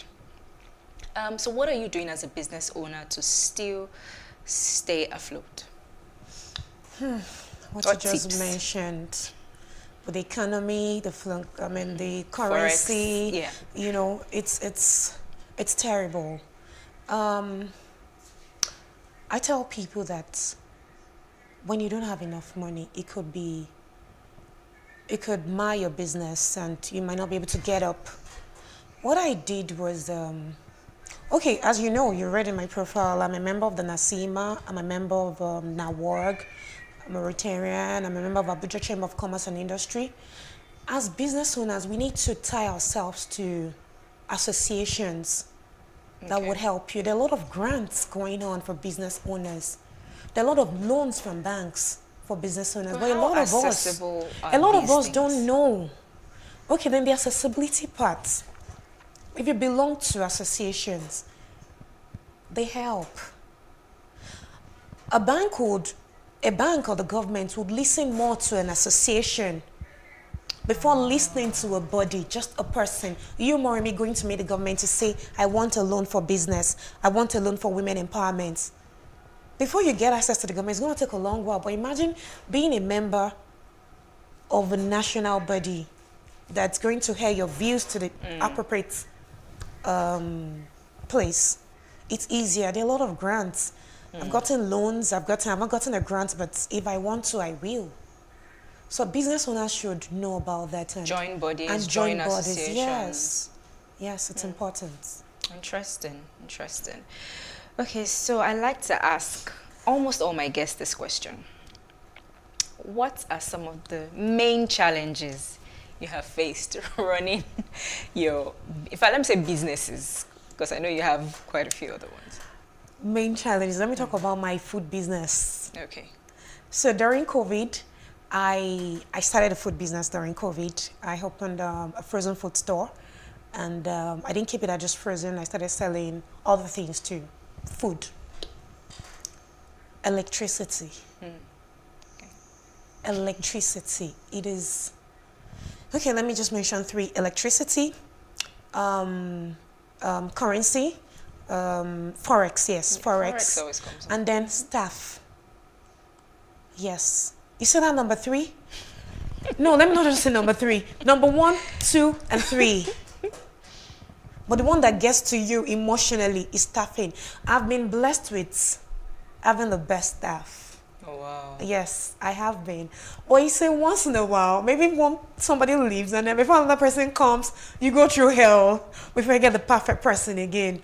Staffing is difficult. Yes. Wow. Well, I hear that a lot. But why do you think that is, though? Because a lot of people don't understand your vision for the business. If you have empathy for someone, you understand what they're going through and you can help them.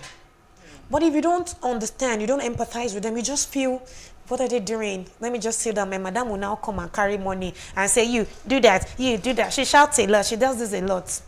They don't empathize with business owners. And regardless of how much you try to bring them in, not all of them, like I said, I've been blessed with some really, really good staff.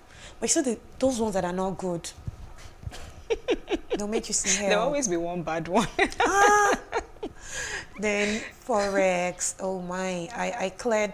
Almost everything that we do in this part of the world, we import. Yes, we do. So Forex is always going to be an issue. How have you been able to manage that bit?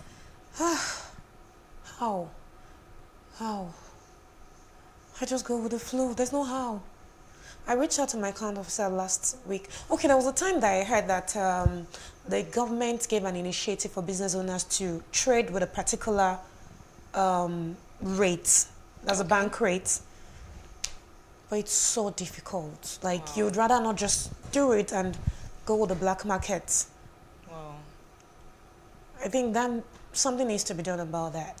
I saw a business owner the other day post something on social media, and she had to apologize saying, I'm sorry, our esteemed customers, we have to increase price by 20%. Yes. And when I started reading the comments, people were like, we understand, we'll patronize regardless. We understand. And I'm like, okay, it seems like customers now understand what business owners go through. It's everywhere. Not just business owners, even salary earners. You buy things. Salary is not increasing. And salary is not increasing. On the high. So not just business owners. So there's no way anybody would say they don't understand. Let's leave this emotional topic. and let's talk about trainings. What do you, in your opinion, what do you think is, or are the importance of, training yourself in your industry? Training is, I say training as something that is intentional. How do you want to grow if you don't improve yourself, if you don't develop yourself? That's what training is. You cannot be static. You want to grow. You want to grow your business. You want to grow in life. You want to be a better person. And then you're not doing anything. It is important. It is major. Either you're going for conferences, or you're reading, or you're learning from somebody. I have a lot of people I look up to that they don't even know I'm looking up to them. I stalk their pages. I look at what they're doing. Up until even just taking pictures of fabrics to post on Instagram. Aside changing your phone and using the best camera, there are tactics to all these things. You have to improve in every facet of your life. Not just in business. If you go for business training, and then personally, how are you relating to your customers? How are you relating to people you're coming across with? It's very important. I think we need to do a training, extra training on customer service, customer relation in this part of the world. But we'll speak more about this shortly. More conversations with our guest coming up after the break.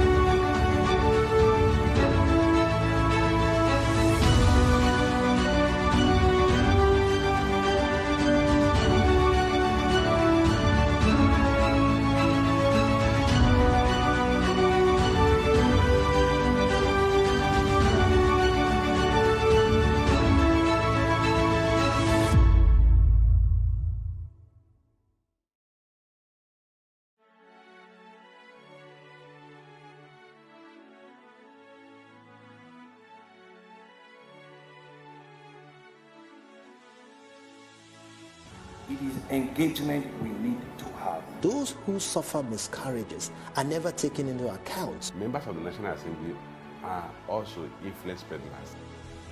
You are sitting on Nigerians' money. From the barbing, I pay my rent. On the barbing, I send my children to school. A consultative engagement. No any tangible notification before they ban us. It's one thing for people to be at your back and the heat of the moment, and another thing for them to still be with you when push comes to shove. I will do everything to take Lagos out of the national grid.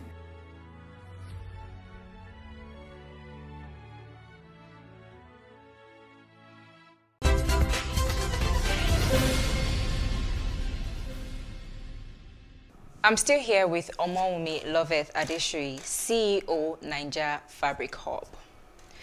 So Omowumi, what changes would you like to see from, because I'm asking this question because you're in a lot of business bodies, association, and you would have more experience on some things. So what changes would you like to see business owners make in how they run their businesses, especially small businesses? Number one thing is, small business, but they still need structure. And then I tell small business owners, I'm a small business owner too. Owner too. I know. The first thing I'll tell a small business owner is separate your individual self from your business. It's very, very important. If you cannot separate Omowumi from Niger Fabric Hub, you have a problem. The capital in which you're using to run your business is yours, yes. But again, it's not yours, because you feel it's yours, it's my business, then you take 10,000 naira from me today. You take from it again tomorrow. Before you know it, if you started with 100K, you already have 80,000 naira left. You need to separate both. Your business is your business, you're a different person. Pay yourself a salary. And if you can't afford to pay yourself a salary, maybe find a side hustle that wouldn't make you touch from your business money. It's hard. Yes, it's hard. Yeah. But you have to. Because you're just starting. It's a small business. The moment you start taking from it, you're going down. And then you don't have anywhere to replace it. It won't work. I agree with you. So for someone who's doing business or who has businesses in Nigeria, what lessons have you learned from running a business in Nigeria? I've learned to be extremely patient and tolerant. Yes. I've learned to not focus on my losses. Okay. Because it just pins you down. Yes, there will be losses in business. Anybody that comes and tell you, oh, it's sweet, is this? Yes, it's sweet. When you start hearing po, sounds of a lot, it's sweet. But there are times you make losses. Are you going to dwell on the losses and not move on? You cut your losses and move on. But before you move on, identify why you had losses. What can you do to avoid such next time? The first time is a mistake. The second time maybe a mistake. But third time, you can't call it a mistake anymore. Something else. Something else. So you have to find why such happened, what you need to do next time to avoid such, and move on to make more money so that you can replace the one you lost. So what else have you learned? I've also learned that consistency is key. You can't tell somebody today that you're selling Ankara laces, and then they come next tomorrow, there's no Ankara today, there's only lace. They come next tomorrow, there's no lace, but there's just one. There's only a show. They won't come again. They won't come again. So I've learned to be consistent. In everybody's mind, I want you to say, if I get to a store, I'm going to see what I want. If I call her, she's going to solve my problem. We like solution providers, not problem solvers. We like solution, people giving solutions to your problem. I need something. I don't know who's going to have it. Oh, Wumi is going to, I trust her, she will have it. Yes, it's consistency. And then improving by the day. Don't be static. People will get tired of you. Oh, another thing. How do I put it? Change. People get bored easily. So you have to keep doing new things. Yes. If you notice those big brands, they're not static. They're improving. They're bringing something new to the market. Even as a small business owner. Okay, let me give you an instance. This year alone, I've changed my paper bag twice. Okay. And I put it to especially my WhatsApp status viewers, and I'll be like, okay, I want to change our paper bag. What do you think we should do? Do you like this? Do you like that? They want to grow with you. They like to see something. So you're getting them involved in the process. Yes, it works. Okay, well, before I let you go, You've said a lot, and you're making me think. But really, what drives you as Wumi? What drives me? I don't want to be poor. I don't want to be poor. And then, okay, now let me be serious. What drives me as a person? I grew up in a family of, I come from a family of 6, 3 boys and 3 girls. My dad is below average. My mom used to be a trader in Mushi, Oyingbon market days, if you can picture that. Yeah. You know, growing up wasn't really fun. But I have clarity on what I want to be. I have clarity on how I want to see myself. How do I get there without a rich father or a rich mother? How do I get there and how do I stay there? It's a different thing just getting there. But you also want to stay there. That's what drives me. Do I want to go back to Mushi? I was born and bred in Mushi. If you know Lagos, where do I want to go back? Hell no. So thinking about that, it just drives you. It drives me. It does. Thank you so much for coming on the show today, Wumi. Wish you all the very best. Thank you. Thank you. Many thanks for watching this episode of Ladies Talking Business. Do join us this same time next week for another episode. Don't forget to follow us on PlusTvAfrica Lifestyle on YouTube to catch up with our programs. I'm Moremi Akonwo. Bye for now.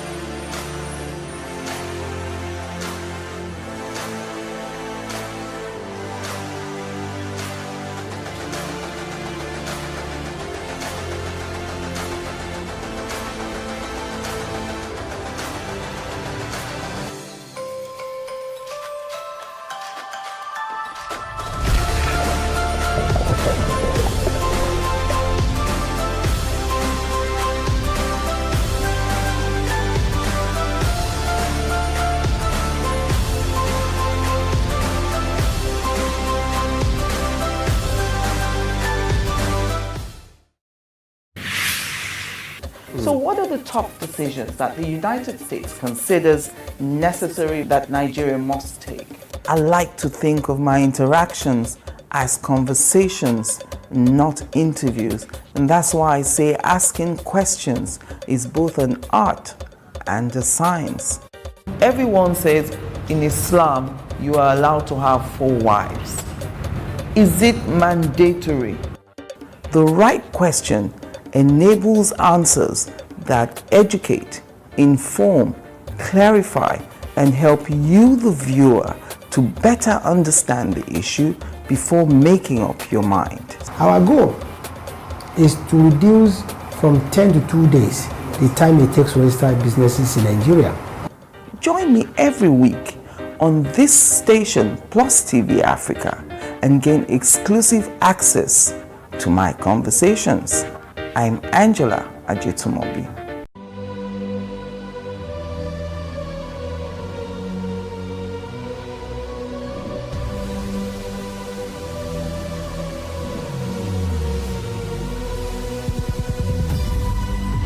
What we do not understand, we will stigmatize. What you can see is the remaining of the tanker that exploded. He suffered equally confessed.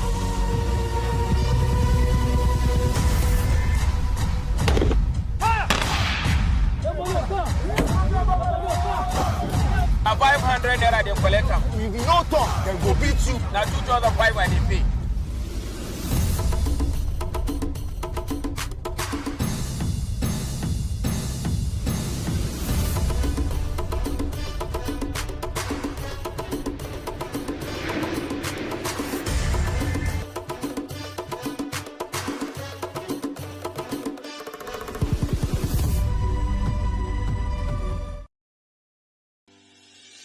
Increase the reach of your events or business services.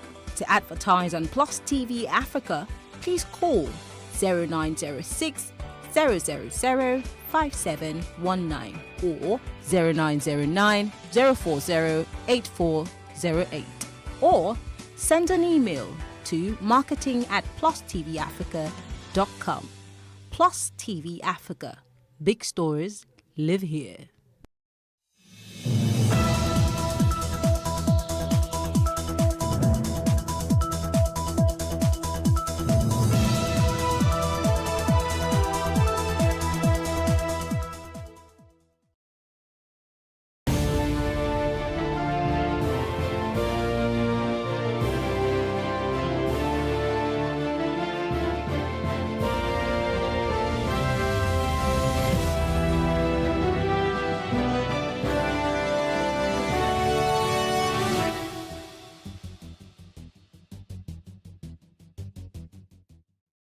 Welcome to Plus Politics right here on Plus TV Africa. My name is Kofi Bartels. On Tuesday, 10 All Progressives Congress governorship aspirants in River State signed a pact to support whoever emerges from the party as its standard bearer in the 2023 general elections. Chibika Mechi-led faction of the party in the state is insisting that the governorship ticket will go to the riverine part of the state. Now joining us to discuss this is the former Director General of the Nigerian Maritime Administration and Safety Agency and a one-time governorship candidate of the All Progressives Congress in River State. He has also previously been a member of the Federal House of Representatives. Dr. Dakuku Peterside, good evening to you. Good evening, Kofi, and good evening, viewers. Nice to have you join us today. I've looked at the communique by these 10 aspirants, and you're there. True, fact. Why was there a need for the aspirants on the platform of the All Progressives Congress to come out in such a manner? Thank you very much. If you have followed the history of elections in Rivers State, particularly the primaries of the ruling party, it's been most rancorous.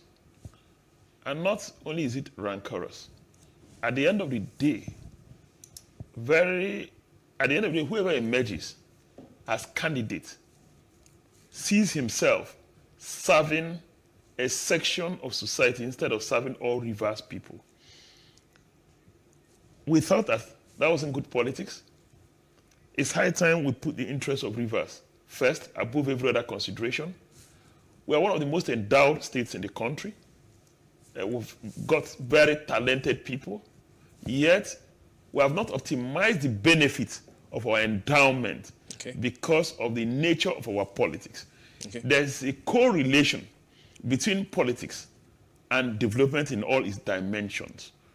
And so we met among ourselves and started talking to ourselves on the need to be united in our shared vision, on the need to have a peaceful, orderly, credible process that will throw up a candidate, and that when such a candidate emerges, all of us need to rally around that candidate to run with a pan-Rivers vision, a vision that will give every Rivers man limitless opportunity to achieve his best potentials. And that was the driving force behind the meeting of minds that led to that communique. Interesting. And of course, this is calling on the governorship position. The aspirants, they say they're going to support whoever comes out at the end of the day. Does this mean that there will be a consensus candidate at the end of the process? Now, both Electoral Act and the constitution of our party made provision for different methods of choosing a candidate. It could be through direct primaries, indirect primaries, or consensus. That's the provision of the Electoral Act. Now, our party constitution has its own provisions. As a people, we realize as aspirants that only one person can be a candidate at a time, and ultimately one person will become governor of Rivers State. And we are convinced beyond any shred of doubt that the next governor of Rivers State will be elected on the platform of the All Progressives Congress. And so we have agreed that the leader of the party in the state has a key role to play to midwife the process. As progressive aspirants. So you're talking about the Honorable Minister of Transportation. That's the leader of the party. Okay, all right. And we agreed amongst ourselves as progressive aspirants that have the interest of River State, that are passionate about the development of River State, that are desirous to see the end of the mess that we currently have in Rivers. The misgovernance, the bad leadership that we have in Rivers. We agreed among ourselves that we must have a process in place that will throw up one of us. And as we do, we must all rally around that person. Okay. I think the bigger interest is to achieve the River State of our dream and bequeath the River State of our dream to a new generation of Rivers people. That's key. Okay, all right, interesting. What about the issue of zoning? Because this has been another contentious issue in River State. You know, we have the upline riverine dichotomy or arrangement. Tell us about this decision, if it is indeed true that at that meeting of the aspirants, there was a decision taken to zone the governorship ticket in the APC to the riverine Ijaw. Can you expatiate on that? I can explain this to you.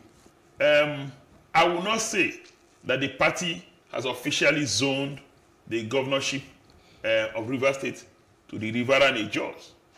There's an understanding among the leadership of the party that it is only fair, just, and equitable that the governorship should move to the riverine Ijaws.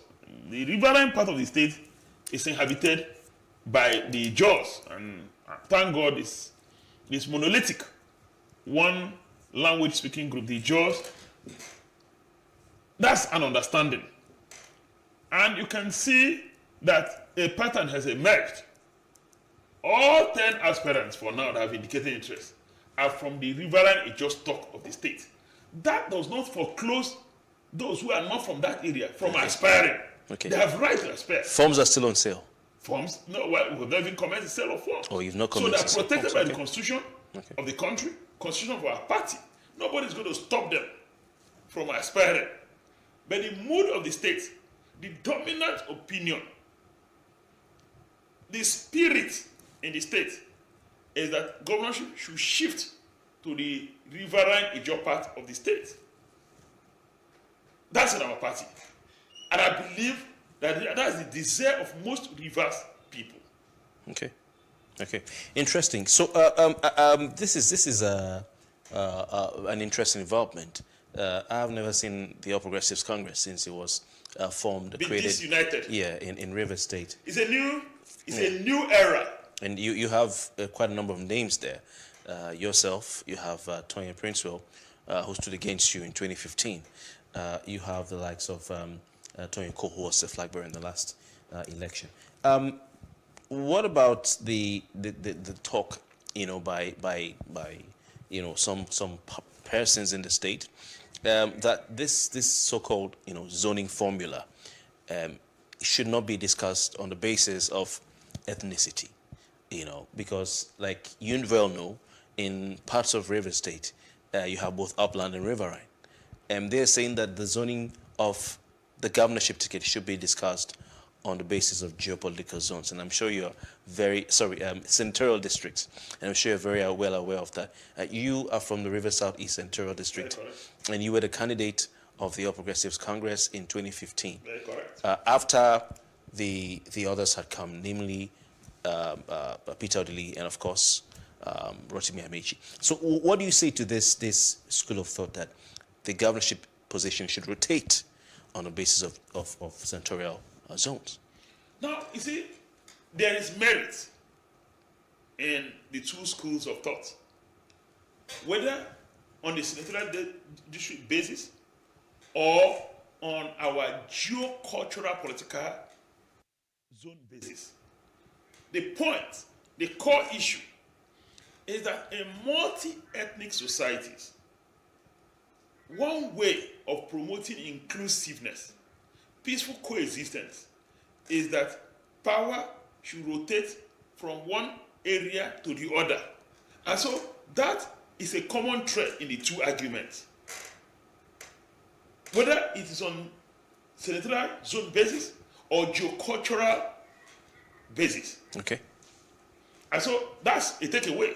All right. That both schools of thought support the fact that in multi-ethnic societies, you need to rotate power and to give people sense of belonging, inclusiveness, promote unity, stability, and peaceful coexistence. That is established. Now, the second thing is that if you say you should rotate on the basis of geopolitical zone, you said it, that on the basis of geopolitical zone, you have both the riverine and the upland part of the state in all of the three senatorial districts. Yeah. That's also established.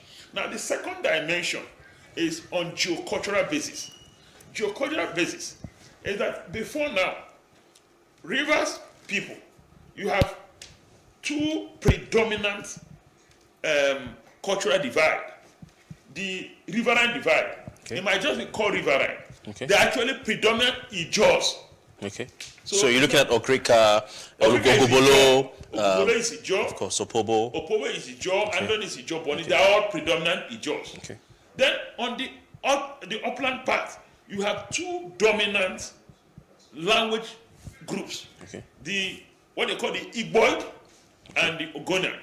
The Igboid group is made up of the Che, Omoma, the Orashi LGAs, the Ikwere LGAs, then the Ogonis. So, all along, before the present era, most of our politics was played along the line of cultural groups, language and cultural groups. Okay.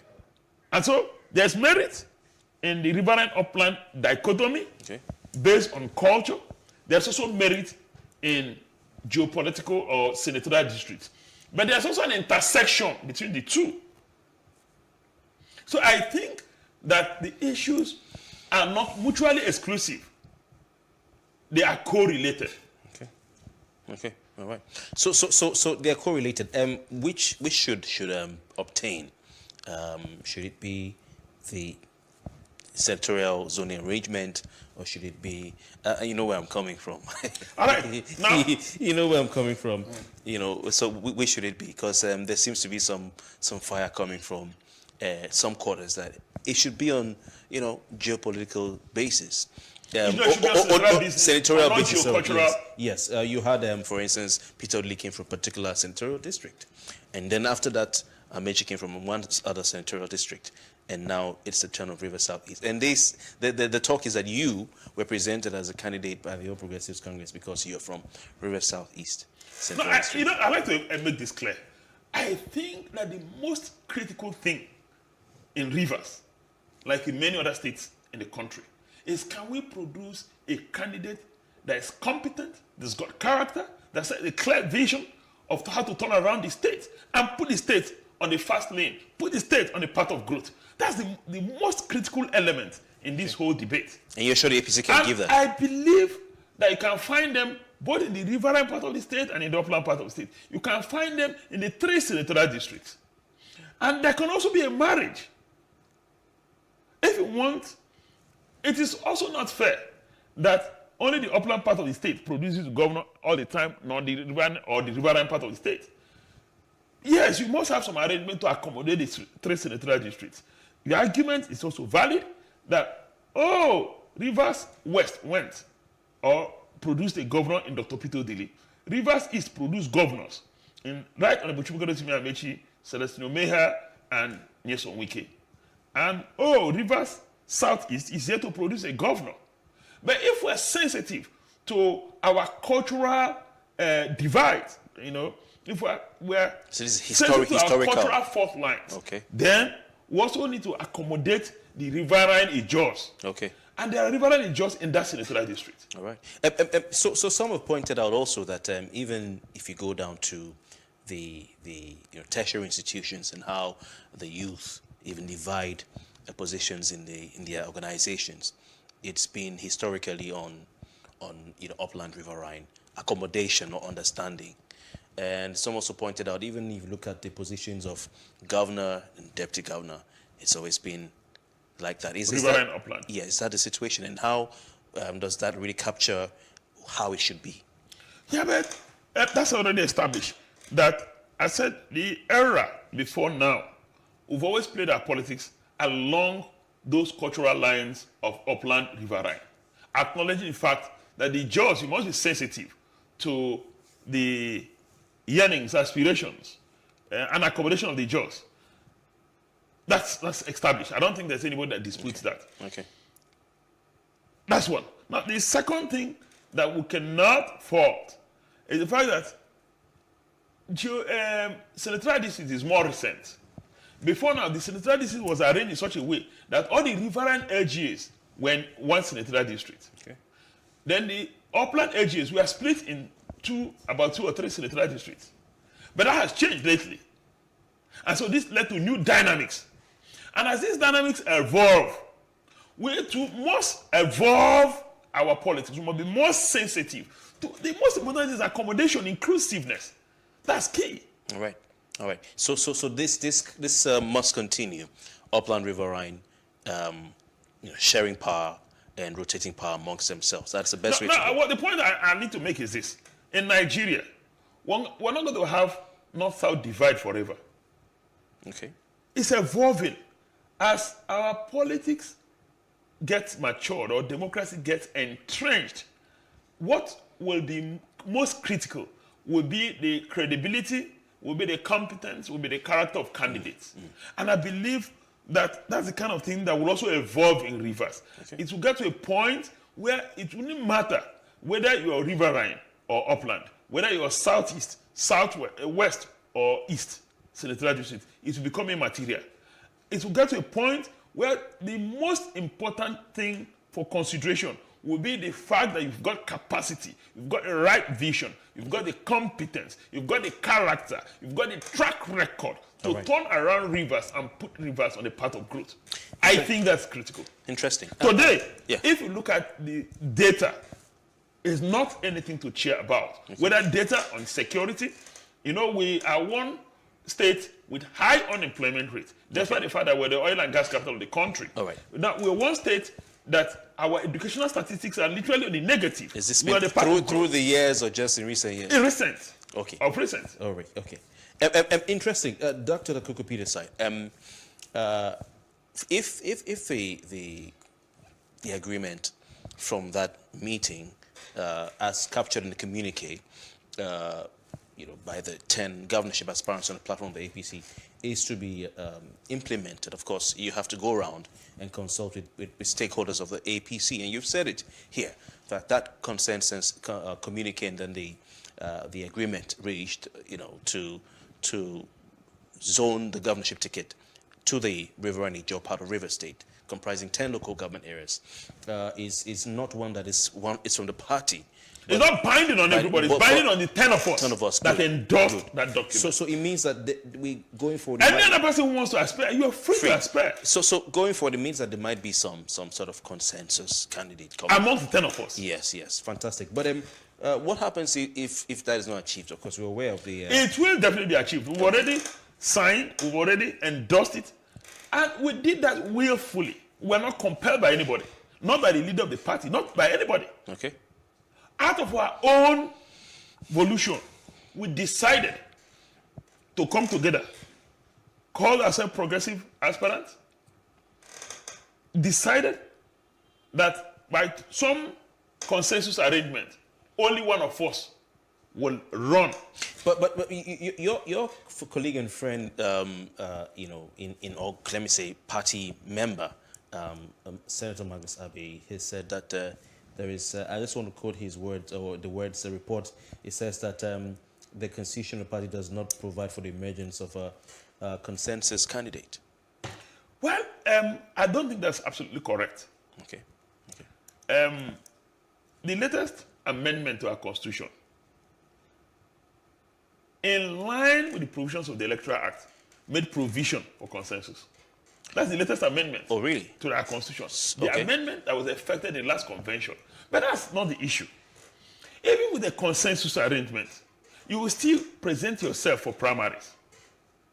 You can choose, because consensus means that everyone who is aspiring must sign jointly that we agree to this decision. And so, if 10 of us all have agreed that we agree to a consensus, and you, Kofi Bartel, say, I'm not in agreement with that consensus, you have right to go and aspire. So going by the new Electoral Act. Not just Electoral Act. Okay. That's the meaning of consensus, meeting of minds. So you can choose not to be part of our consensus arrangement. Okay. So we finish in our own arrangement amongst 10 of us. Present one person.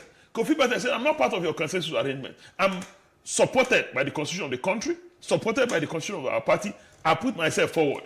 And as you put yourself forward, it is for the delegates to choose between the person who emerged from the consensus arrangement or you, Kofi Bartel, who is running solo. Interesting. I don't know if you get the message. Yeah, definitely. And so the fact that we have a consensus arrangement does not stop other persons from aspiring. Okay. But of course, the people have the final say. The ultimate choice belongs to the people. The All Progressives Congress in Rivers State has refused, let me not say intentionally, but has not been able to get itself out of the situation it found itself in. Of course, we know that in 2019, the party was not on the ballot. We know the plethora of court cases, the plethora of parallel chairmen that have emerged from the party. Has the party finally gotten its house together under one leadership that will not be stopped? Now, I can say this to you. I don't think there's been any dispute about Right Honorable Chukwuedo Amici being leader of the party. I don't think there's any dispute. But we're talking about the chairman and now, the state working currently, committee. Today, I don't think there's either a case in court or anything challenging the election of Chief Emeka Bekele as state chairman of our party. I'm not aware of either a court case, a petition, or anything at all, anybody So challenging you're sure the what happened in election. 2019 cannot repeat itself? I am not God, I'm human. Okay. I'm not God. All right. But to the best of my knowledge, I don't believe that what happened in 2019 can repeat itself. The indicators are not there. The signals are not there. I think we're a lot more organized. Yeah. We're more united. We're more focused We've had than ever. several parallel chairmen. I mean, Wogu Bombs is there. We have the likes Wogu of... Bombs has never laid claim to being chairman of the party. But at a point, he was he went to the national. He aspired to be national vice chairman South and actually contested. Okay. But he was not Well, elected. we have the likes of Golden Choma, and there's a certain gentleman whose name doesn't come to mind. Golden picked up for he wanted to contest for chairman of the party, but did not contest ultimately. All right, and the other gentleman whose name I can't remember, the one before Golden, who had to step aside. But anyway, so you're saying everything is now settled in the APC in Rivers State? You know, the way it works in politics, and I'm sure you know, even in families. Now, peace and unity is a process. We will not get to a time where we say in Nigeria, everybody is united behind the president or united behind the governor. It is usually a work in progress. And I believe that reasonably, the All Progressive Congress in Rivers State is united, and that we're very focused on winning the next election. You know, Rivers people have realized that their hope today lies with the All Progressive Congress. We've experienced bad governance in the past 7 years. It's never been this bad as a state. We've never had it this bad. Okay, just before we go, you're back in the running to be the governor of Rivers State, like you were in 2015. How different is Dakuku Adol Peterside, the candidate, from 2015 to Dakuku Adol Peterside, the prospective candidate of 2023? Well, Dakuku Peterside of 2015 is different from Dakuku Peterside of 2023 in 4 key dimensions. Okay. This is a man who is deeply more experienced than before. By 2019, I've not served, at 2015, I had not served as Chief Executive of a Regulatory Agency. Today, I've served as Chief Executive of a Regulatory Agency. So, apart from understanding how the executive arm of government functions and the legislative arm, I've served at the federal level, at the agency level. I've also played at the international scene. I was chairman of the Association of African Maritime Administrators. And that's a global scene. I understand now the relationship between subnationals and supranationals. That I understand clearly. So that's one, a man who is deeply more experienced. The second is that you now have a man who is more passionate than ever. Because I've seen River State flourish. I've seen good leaders in River State. I've seen very bad leaders. We don't have time. Selfish. Okay. Leaders whose only preoccupation is primitive acquisition of wealth. Leaders whose understanding of development is brick and mortar. Who are you referring to? I'm not referring to anybody. I'm only saying I've seen two eras: golden era of Rivers, right. and I've seen the dark ages of Rivers. That has fired my passion. All right. And more than ever, I am desirous of making a difference, not just for today, for the sake of posterity. All right. We have That's the second way. We have to leave it at that. There's a difference between Dakuku of 2015 and Dakuku of 2023. Now, I'm afraid we have to leave it at that. If I allow you, we'll go on and on and on. Dr. Peter Side, we thank you for your time. We're monitoring affairs and activities in Rivers State, and I'm sure we'll have you here.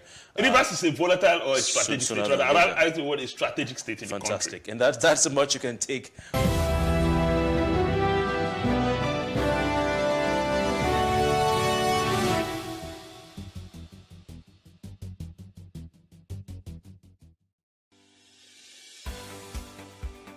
Businesses in Africa can be very challenging.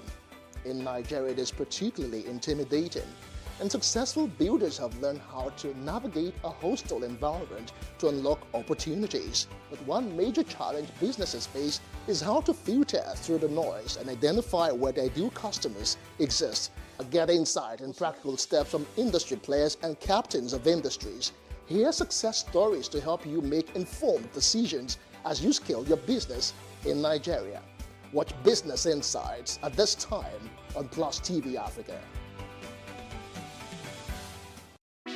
Hey, what's up, guys? You're welcome to another edition of Plus Event, and I remain your host, Ifeoluwa Oshuke.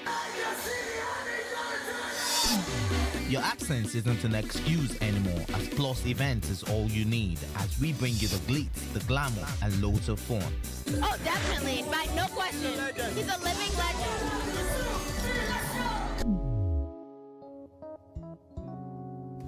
Oh, God forbid, Holy Ghost fire, I know. I just want to be blown away. I want to be wild. This is 11 years of doing it.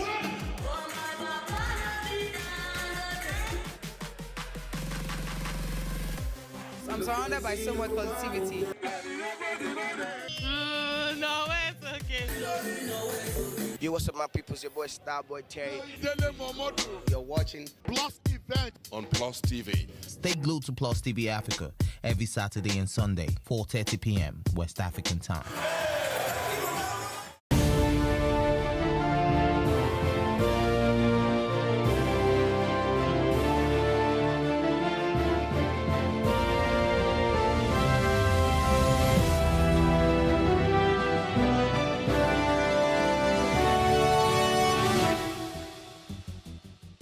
Welcome back. Governorship aspirants on the platform of the All Progressives Congress in Rivers State have signed a peace accord agreeing to support any one of them that emerges as the party's governorship flag bearer. The aspirants, in a communique issued at the end of their meeting in Port Hackett, the Rivers State capital, on Monday, said they have resolved to collapse their political structures in favor of any one of them that secures the party's governorship ticket. They also resolved to zone the seat of the governorship to the Riverine Ijaw area of the state. And joining us to discuss this is a chieftain of the All Progressives Congress in Rivers State, Honorable Golden Chioma. Good evening to you. Thank you very much for your time. Good evening. All right. As a member of the party, the All Progressives Congress, and a chieftain of that party, what's your reaction to the news that the aspirants for the position of flag bearer or governor on the platform of your party have zoned the governorship ticket to the Riverine Ijaw on their own? It was not zoned by anybody.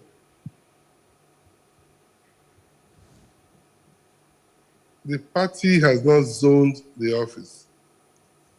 And the last time the office was zoned was in 2014. And it was zoned to the river southeast. And it has not changed at this time. So what I'm aware of is that the senatorial zone, the river southeast, is supposed to produce the governor.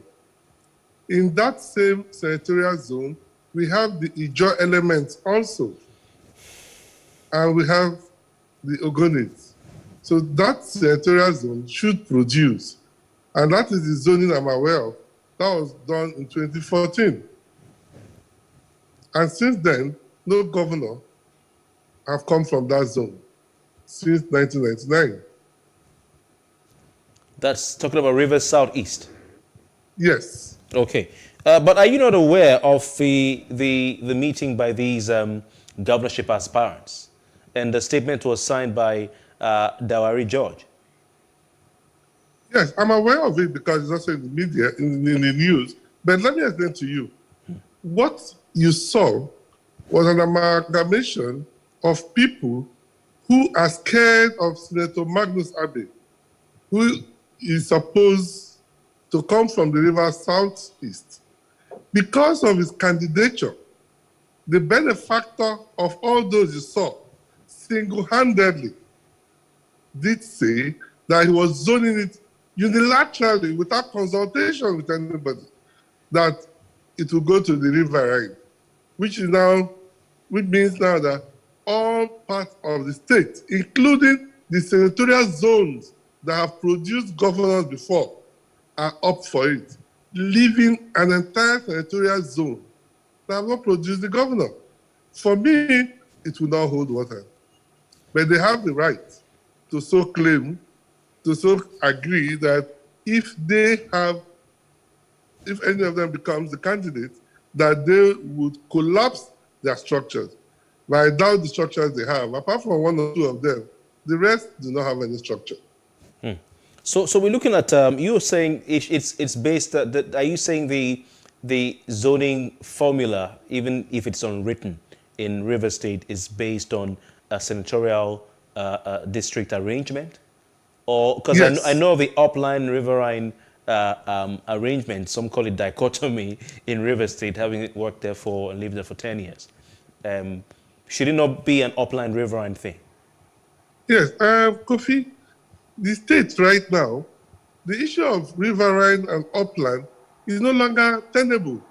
There is virtually no part of River State that car cannot get to. Prior to now, we used to say that the riverine people have to go to Waterside before you have to get to Bonny Waterside for you to get to Bonny. Now, as I speak with you now, the road leading to Bonny is 95% completed. Cars get to Abonima and Bukuma. Cars get to Opopo. So there's no longer the issue of riverine and upland dichotomy. We are all rivers people. If we want to say that ethnicity should be the brain of distribution of offices, then we'll know about that. We'll go to that. In 1999, it went to the other senatorial zone, where the Calabaris belong to. In 2007, it came to my senatorial zone, where the Okrikas belong to. And the Minister of Transportation went. Now it's supposed to go to the other senatorial zone, the river southeast. And let me explain to you, in 2014, when it was properly zoned to the river southeast, it was between two candidates, Senator Magnus Abe and Right Dakuku Petersai. Both of them qualified because they come from that senatorial zone. And it was between both of them. But just because of the fact that Senator Magnus has gone forward to tell the whole world that he's competent and capable for the office, which they are all aware of. The reason why they are trying to micro-zone it to the Ijaw stock is only to deny a competent, capable individual from aspiring for the office. That's the only thing. But is Senator Magnus Abe, does he even have an aspiration to be the next governor of Rivers State, to vie for the position of governor on the platform of the APC? Because when I checked, his name was not on the attendance register of that meeting. Yes. Just as I said, the meeting was called by the other faction of the All Progressive Congress in Rivers State. And if you also look at the people that signed that list, they all share the same benefactor, the Right Honorable Chibuike Amici. And what they have espoused in that letter is to say that they are loyal and subservient to their benefactor. And that I give to them. Okay. And I'm very aware that Senator Magnus Abbey is a man aspiring to lead Rivers State on his own accord based on his competence. So if he aspires to lead River State, will it be fair? Because of course we know that there's been some sort of division in the party. Will it be fair to say that all those who are aspiring, the likes of Tonye Cole, the likes of Dakuku Peterside, the likes of Dawari George, the likes of the former chairman of the APC in River State and former chairman of our territorial local government area, and co. Will it be fair to say that they are, loyal to Rotimi Amechi when, in times past, we know that the APC in River State would have had one candidate, one person, and all of them that's a consensus candidate. You rightly said in 2015, it was Dakuku Adol Peterside. In 2019, it was Tonye Ko. This time around, we're seeing that as many as 10 of them have come out. So doesn't that show that there is some sort of freedom and that not one person is being dictated to a push forward, rather, as the consensus candidate? I'm of the opinion that all those you saw, or those who signed that paper, derive their powers from Right Honorable Chibuike Amici. I don't think, except one or two of them, that has the zeal and capacity to claim to wanting to contest on his own accord. Apart from that, the rest of them are hinging on the wings or the aprons of the minister. And I'm saying that we have passed that level. In the state, we are an opposition party. We need a credible and competent candidate to face the party in the state. It is no longer party, it's no longer the issue where somebody will say that I've anointed one person. We want people to aspire. We want people to show their capacity to taking up the mantle of leadership. I wish them well in their endeavors, but I'm only saying that what you have seen there is a conglomeration of those loyal to the minister. But I also want to disagree with you. In 2019, it was not Tonye Cole, because the APC was also not on the ballot. But the APC had two parallel congresses. One produced Senator Magnus Abbey, the direct primaries, and the other one, the indirect one, produced Tonye Cole. Unfortunately, the court decided otherwise, and we didn't have a candidate. But for you to say that in 2019, no, the party was not on the ballot in 2019. I wouldn't want us to go into that because I think that is what under the bridge now. But I just want to go through the names of those who were at that meeting. And I was actually George Tolofari I was trying to refer to. But the names there include Prince Tonye Princeau, who you know very well, Dr. Dakuku Peterside, that's number 2. Dr. Dawari George, number 3. Architect Tonye Ko, whom you've just talked about, number 4. Engineer Biopo Mabo Awara, number 5. You have Honorable Ojuka Eflaga Makri, number 6. Honorable Mina Tenda, that's number 7. You have Honorable Ibinabo Michael West, number 8. Sokonte Davis, and then, of course, the final one is Chief Francis Ada. So if these are the candidates of the All Progressives Congress or the aspirants, why wasn't Magnus Abbey at that meeting? Bearing in mind we have one chairman of the APC, we have one APC now in River State united under one chairman.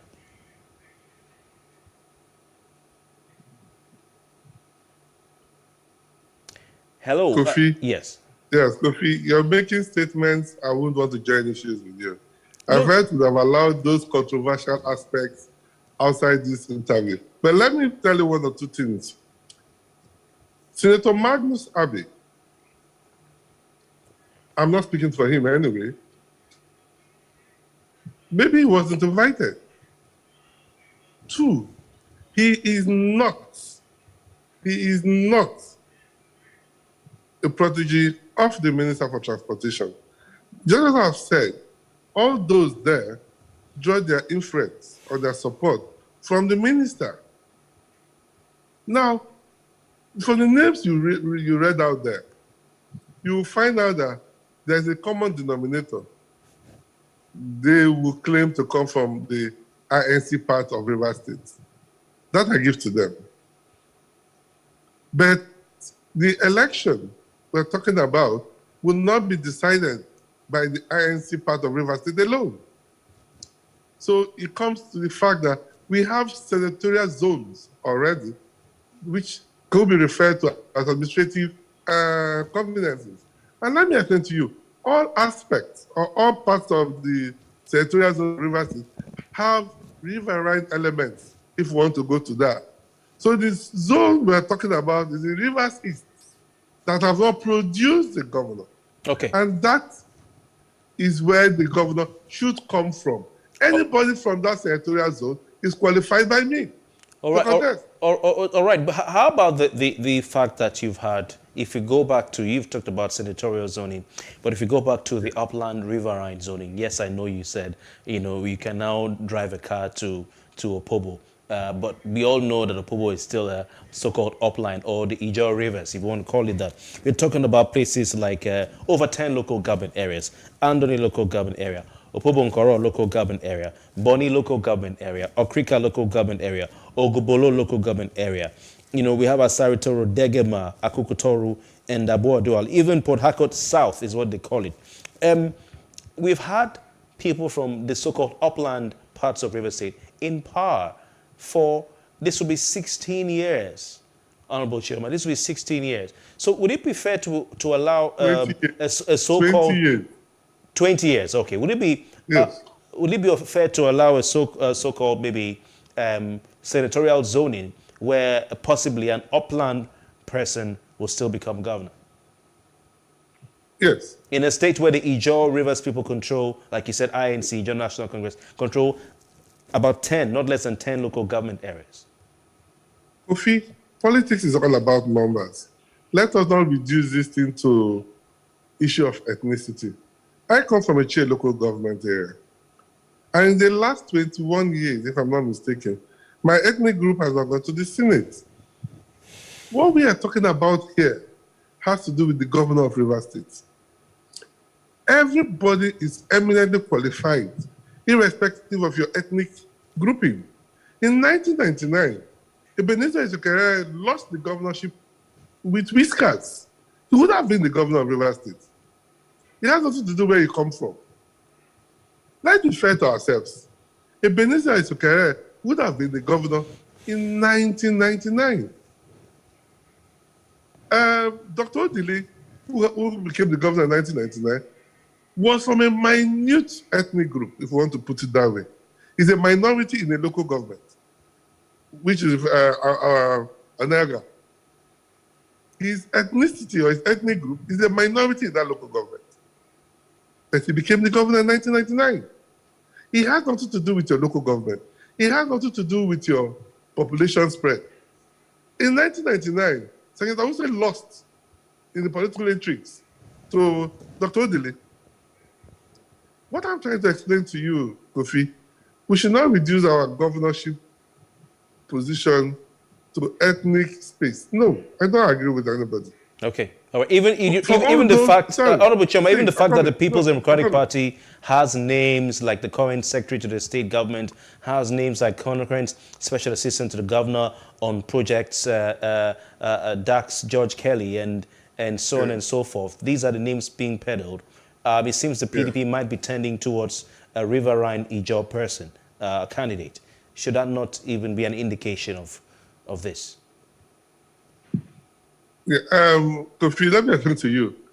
I'm not a member of the People's Democratic Party, but I'm very aware that the PDP is waiting for who clinches the ticket in APC. I can tell you authoritatively, if the APC makes a decision to give it to the Ikwe stock, PDP will be running down to get an Ikwe candidate. Rivers State is an APC state. We mishandled our opportunities in 2014 and 2019 not to be in charge of the state. As I speak with you, all the names you have mentioned in the PDP are because of the fact that they are of the opinion that because of the position of the Honorable the Minister for Transportation, that the party may be looking towards that angle. So they are also going there. But I do not want to join issues with them. I wish them well. Okay. But I want to tell you that the party, APC, will do the right thing right at this point because we need to be in government in 2023. All right. We can't afford to be out of government for another 8 years. Okay, but you're confirming that the APC now in River State is together united under one chairman and one leadership. You're raising issues I also do not want to answer, but let me answer you because you have brought it up for the second time. The party at the national have recognized a faction, and that we must all agree. They have recognized my friend on the other side as the chairman. That does not mean we do not exist. We are still a faction. We still maintain our faction. We still strive to making sure that the party comes together. Who is your chairman as a member of the APC in River State? You're a member of the press, and you have the opportunity to investigate who was recognized. All right. Thank you very much. Golden Shoma, former member of the River State House of Assembly, former chairman of a faction of the APC in River State. He's been our guest tonight. Thank you for your time, sir, and see you sometime soon. Thank you very much. And that's the size of our package right here on Plus Politics. We return tomorrow, but thank you for staying with us. I'm Kofi Bartels. Enjoy the rest of our programming.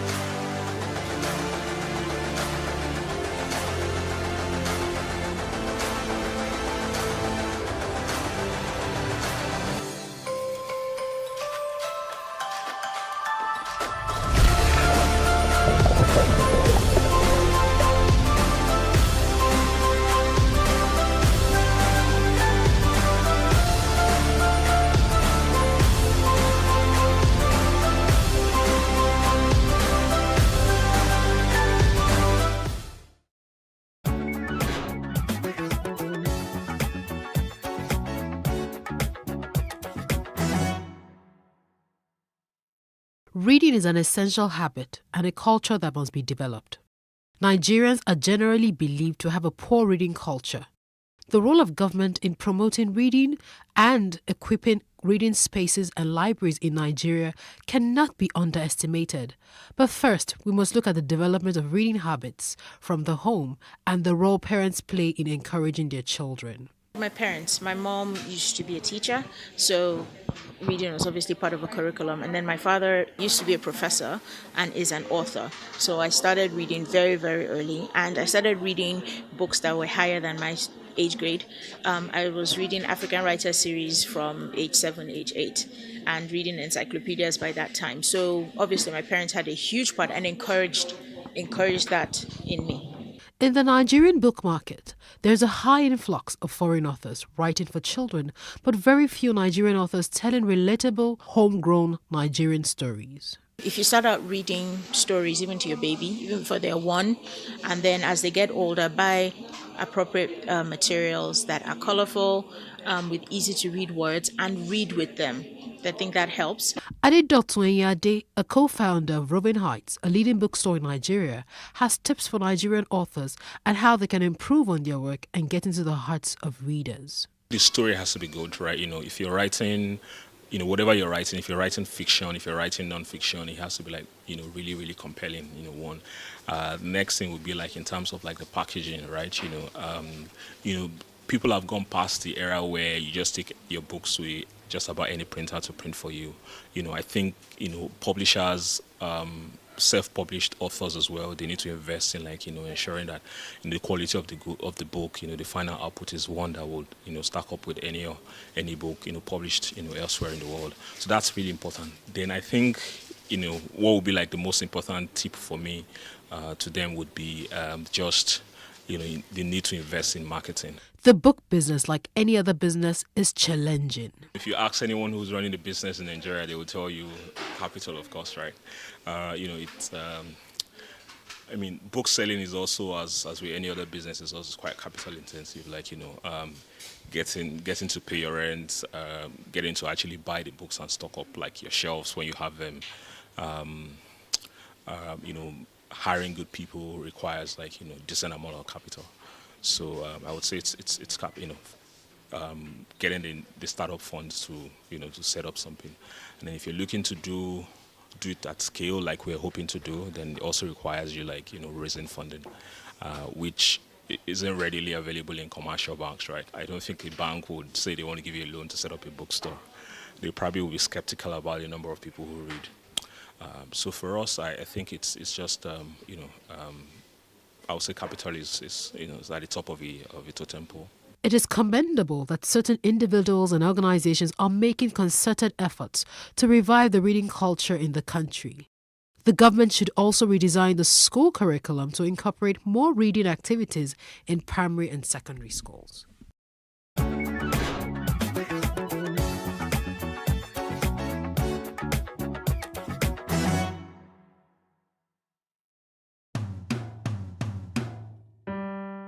My name is Sonya Onoyoade. I reminisce my good old days with an uncommon nostalgia. For me, my days of yore were lived fully from humble beginning. Born in Bere and raised in Inolende, Ibadan, the commonality of our abode made it possible for everybody to know everybody else. So, communal parenting was prevalent, evoking the sentiment of the age-old adage that it takes a village to raise a child. So, bad behaviors could be punished by communal stakeholders other than the parents, such as neighbors, aunts, uncles, and sisters, all taking responsibility for the life and welfare of the children in the community. My parents hail from Modakeke, but raised all their children in Ibadan. My early beginning revolved around Inolende, where I spent my infancy, and which harbored Ebenezer Primary School that I attended. It was a life of school and football, kite flying and sand dunes molded from a foot stuck into the sandy ground. Okoto was a plaything, just like Agbalumo seed. My primary school lay parallel to Igboagala, which housed the iconic colonial-era Bowers Tower, a high-rise rotunda with spiral tiers set on a hill and which played host to visitors and tourists and could be seen from every nook of the ancient city. A saying dedicated to this tower against those not conversant with the complexity of the city is Ibadolomo o Molayipo, meaning that you only know Ibadan but not the Bowers Tower, which locals called Layipo due to its rotunda nature and because you have to climb up its zenith in a spiral stairs. Inolende was communal by every sense of it. Every naming ceremony or traditional wedding, freedom from apprenticeship or sundry events, did not require formal invites. Such events were for the community and children were expected to attend, huddled together in a choreographed manner around large bowls of rice as a couple of gazing sheep and bleating goats waited in the wing to pounce on leftovers. Muslim and Christian festivals were actively celebrated by all irrespective of religious lineage.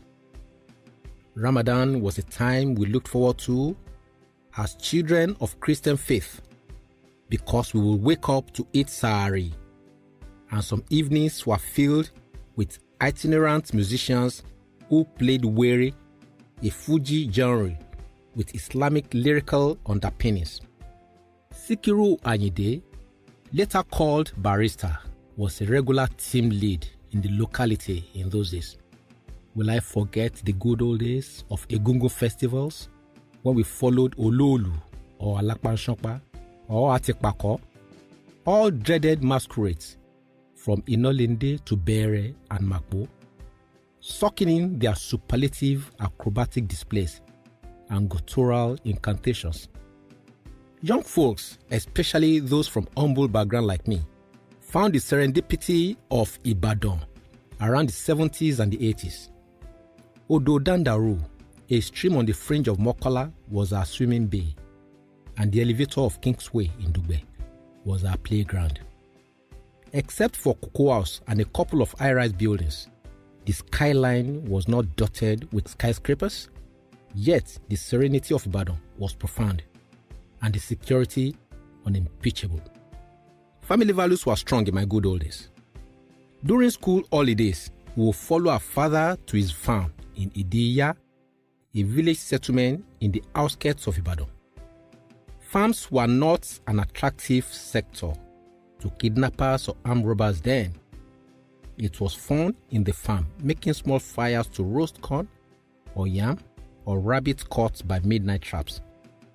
In the twilights of the day, while going back to the village from the farm or sitting around the fireplace in the village hut, Father would regale us with stories of life, wisdom nuggets and politics of yore.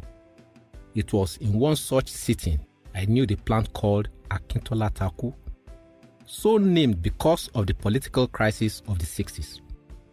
At other times, we followed Mother to Dugbe Market, where she traded in stockfish.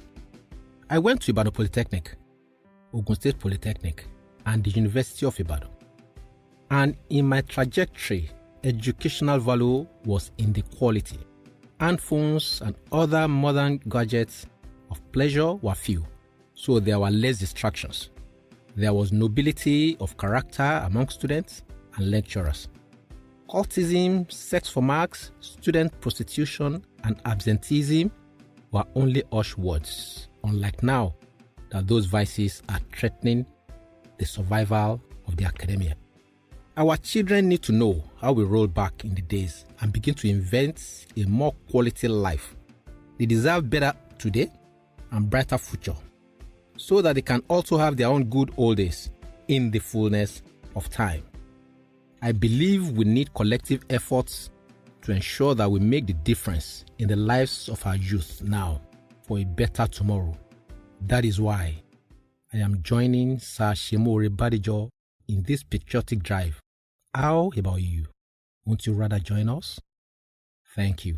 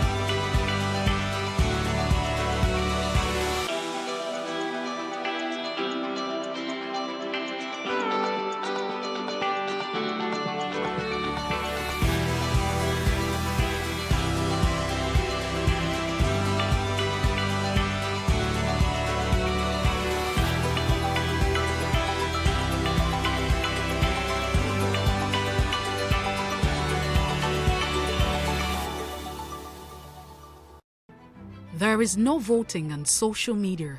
To vote, you would require a permanent voter's card. To get your PVC, visit cvr.inecnigeria.org. Create your account with a valid email address and start the registration process. An activation link will be sent to you. Click on the link and activate your account. Fill out the form, pick and submit a convenient date and time for your biometrics. Print the application slip, which should have your QR code.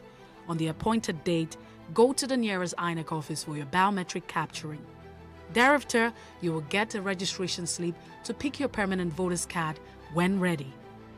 Get your PVC today. This message is from PlusTvAfrica.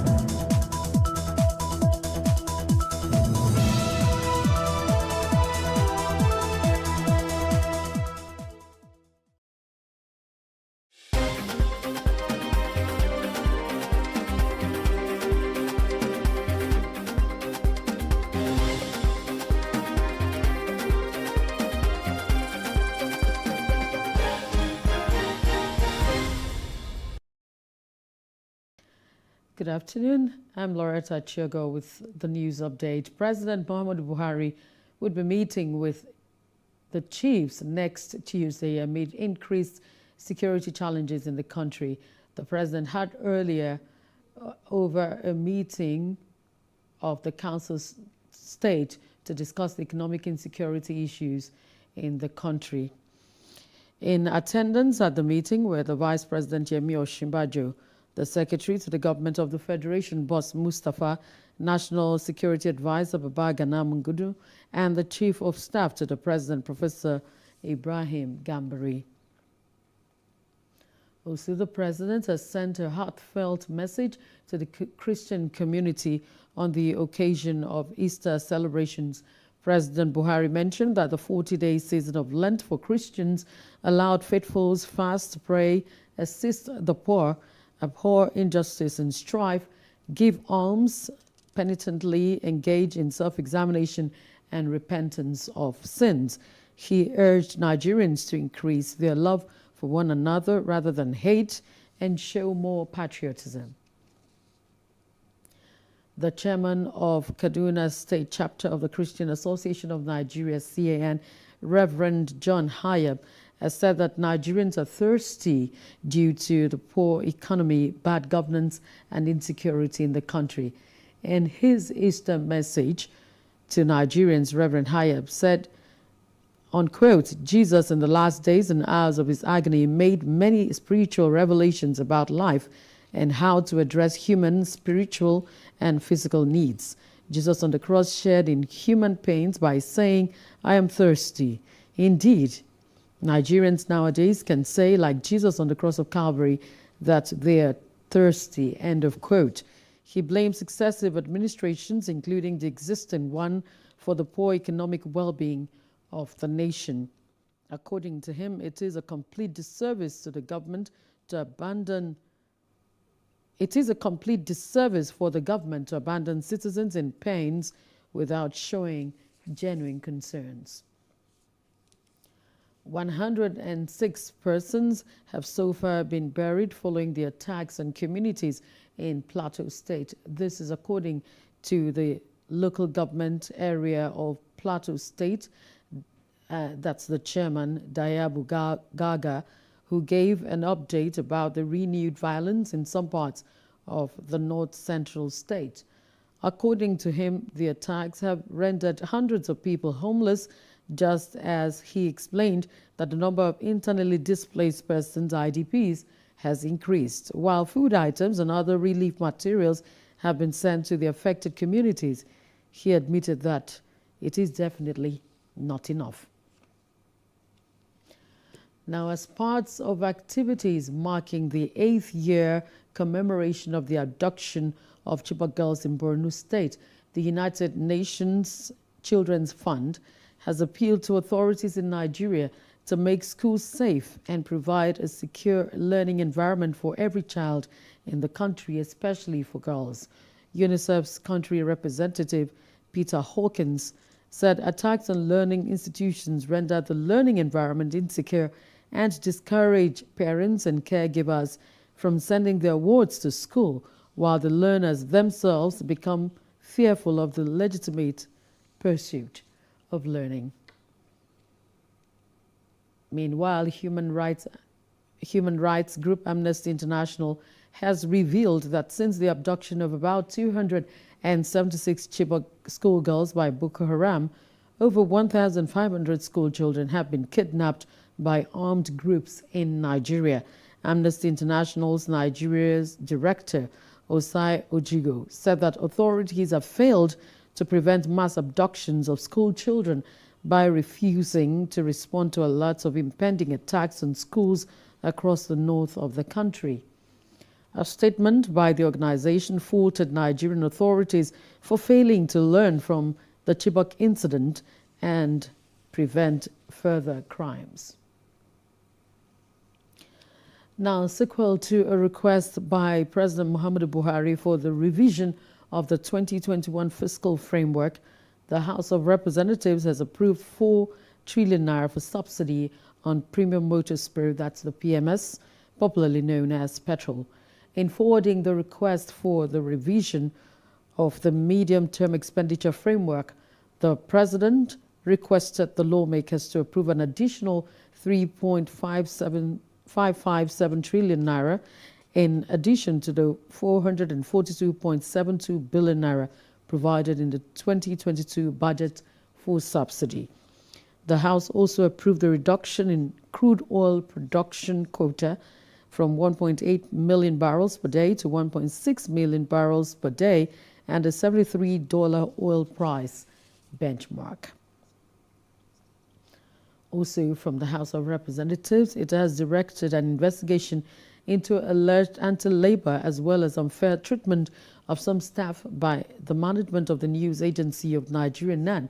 Now, for this purpose, the House mandated its Committee on Labor and Productivity to investigate these allegations and also report illegal promotions in the past 5 years with the view to recovering all benefits that might have been enjoyed by the affected staff, as well as recommend necessary sanctions for anyone found culpable. The motion was sponsored by Babatunde Ayeni from Osun State following the suspension of the NUJ chairman, NAN chapter, who was redeployed in controversial circumstances by the management.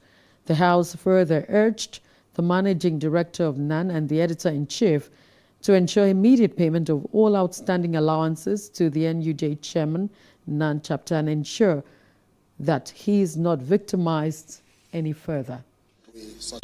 Aware that a set of workers who are not due to promote have over the years been elevated to various higher office in breach of the process and the provision of Section 7, subsection 020702 of the Public Service Rules, PSR 1. Also concerned that some staff enjoyed double promotion within 1 year, contrary to the provision of Section 7B and C of the Public Service Rules, PSR, and Part 4, subsection 10, 17, 18, 19, and 24 of the Public Service Rules, as each relate to appointments. And they say there's recruitment going on somewhere. You try to investigate to hear there's no recruitment going on. But when you dig deeper, you discover that some sort of recruitment took place in such organization. Sometimes they call it replacement. And in the name of replacement, you see 50, 100 people coming into an organization. Oftentimes, these are special people. In no time, these people are posted to choice places. Also, this same set of people would be the first to get promoted, as against the rules of the organization. This has become a very disturbing, phenomenon in our public sector. And for that reason, I feel so concerned that we should actually take very seriously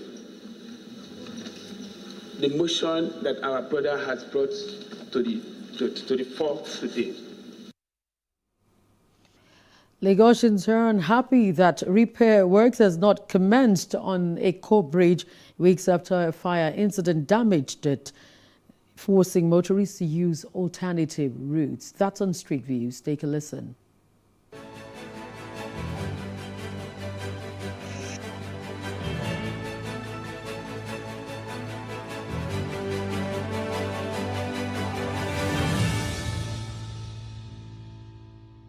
We have a government in this country.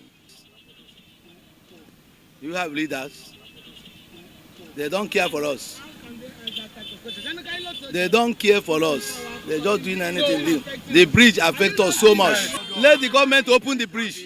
They should fix it now so that we won't have this stress when driving. We are praying that Sanwo-Olu should please do it for us. As you can see, it's affecting everybody. So that you can't visit everywhere in abroad now. 2 hours they've done it. So Nigeria government should move fast. It's affecting us every day. Like what we are passing through here every day. Sometimes we spend more than 1 hour before we can go through the traffic. It's affecting us. We are begging government to just help us fix it. Fix it quick now. Now the bridge all of us they use. If you know bridge, no us. Make it feed us, make all of us see food to feed for our family. We spend 2-3 hours. Like on Monday, we spend 5 hours. 5 hours on hold up. It disturbs every day. Not only one, it disturbs every day. It's very, very critical. It's disturbing every day. Please let them know, let them help us know what they will do there. I beg. It's affecting us very well. In our buses, they keep complaining every day. You understand? One woman delivered a child last week inside the traffic last week.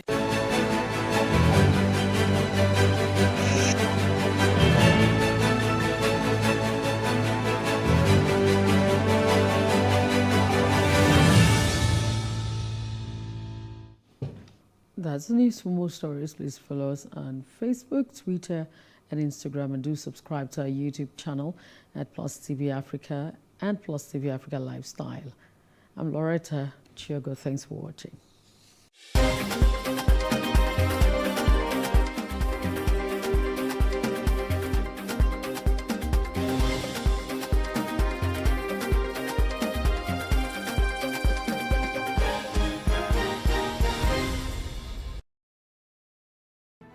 There is no voting on social media. To vote, you would require a permanent voter's card. To get your PVC, visit cvr.inecnigeria.org. Create your account with a valid email address and start the registration process. An activation link will be sent to you. Click on the link and activate your account. Fill out the form, pick and submit a convenient date and time for your biometrics. Print the application slip, which should have your QR code. On the appointed date, go to the nearest INEC office for your biometric capturing. Thereafter, you will get a registration slip to pick your permanent voter's card when ready. Get your PVC today. This message is from PlusTvAfrica.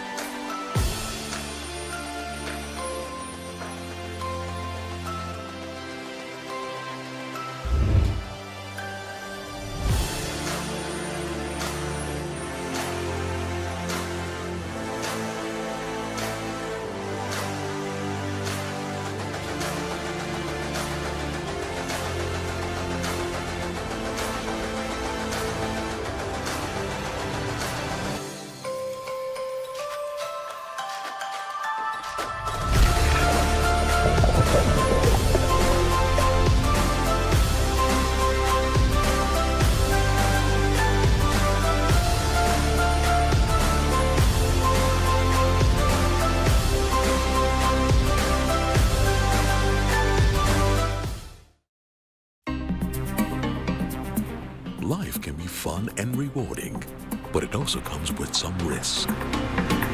As in business, you win some, you lose some.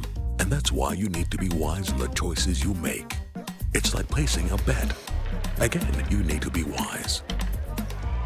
Wise in choosing an innovative platform with the highest market options and highest odds ever. That's why Winners Golden Bet, the leader in online, in-shop, virtual, and live sports betting, gives you enhanced platforms that offer you the best chances of winning. For betting on live soccer matches, live dog races, and virtual games. Winners Golden Bet is your best bet. Instant payment of winnings guaranteed. Play online or in any of our numerous shops nearest to you. Hey guys, be wise. Play on Winners Golden Bet. Winners Golden Bet, the wise choice.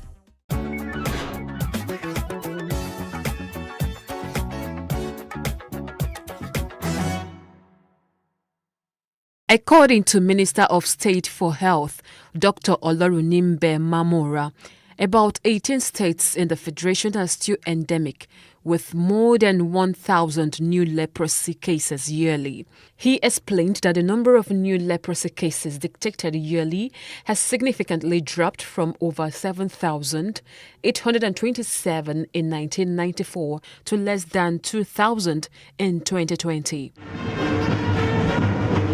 The Voice of Humanitarian Aid's Foundation took to the streets to march against the ostracization of people affected by leprosy and loud about changing the narrative.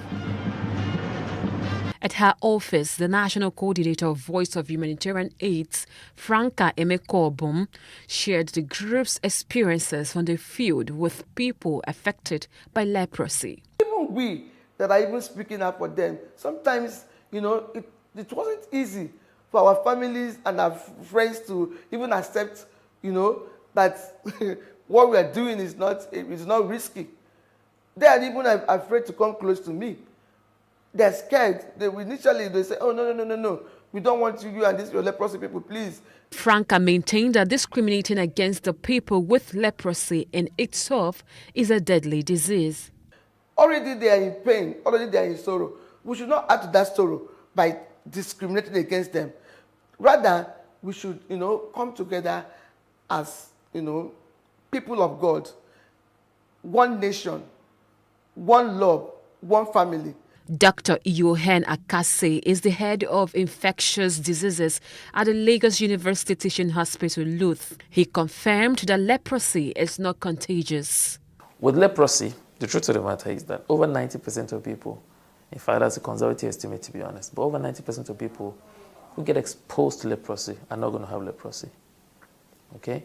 So yes, it's not such a contagious infectious disease in the context of how we look at contagion, that if somebody has leprosy, touches you, you're going to get leprosy. In fact, it's well known that there are a certain, for lack of a better word, genetic predispositions to getting, not everybody is going to get leprosy, even if they get exposed to that. Picking somebody who has already had a deformity at that time to keep him isolated, apart from the fact that it's not interrupting the chain of transmission, it has, like you said, it entrenches the concept of stigma, denies them of being productive, being rehabilitated and getting on with their lives, living a normal life as possible. And also, generally, doesn't achieve much, to be honest. Jim Mohammed is a survivor of leprosy. He was affected at the age of 19 when he gained admission into Ahmadu Bello University but could not continue his studies. That was 1999, the first time I just detected that I got a leprosy, because I don't even know that it's a leprosy before. I was just told that I have some patches in my body, which I was just thinking that it's just be a ringworm. They are calling it a las egedomi. And I went to some people that are selling the herbs, that okay, I need the herbs for this thing, and they give it to me, and I'm using it. After using it, I don't even see any changes. That is why my mom just took me to one herbalist, which we are calling Babalawo, and the man just said that this one is leprosy. The father of 3 recalled how he battled with discrimination. During that time, I have some challenges with some maybe neighbors, even in where I'm living with my mom. One of the person that, the owner of the house, because we rented that house by then, we just said that this one we have to take it outside, because his father has house. Definitely you should go to his father's house. Don't let me lie to you, my faith is not solid by then, because I was just thinking, asking God, why me? The survivor is the chairman of the Association of People Affected with Leprosy and the PRO of the national body. He is particular about ensuring that nobody with leprosy ends up as a beggar on the streets.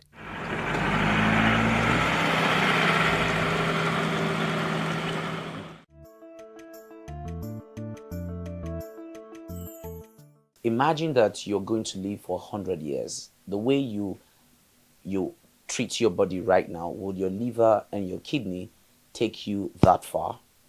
Now, you must understand that the body is a biologic organism or a biologic machine, just like your generator and your machines, your car.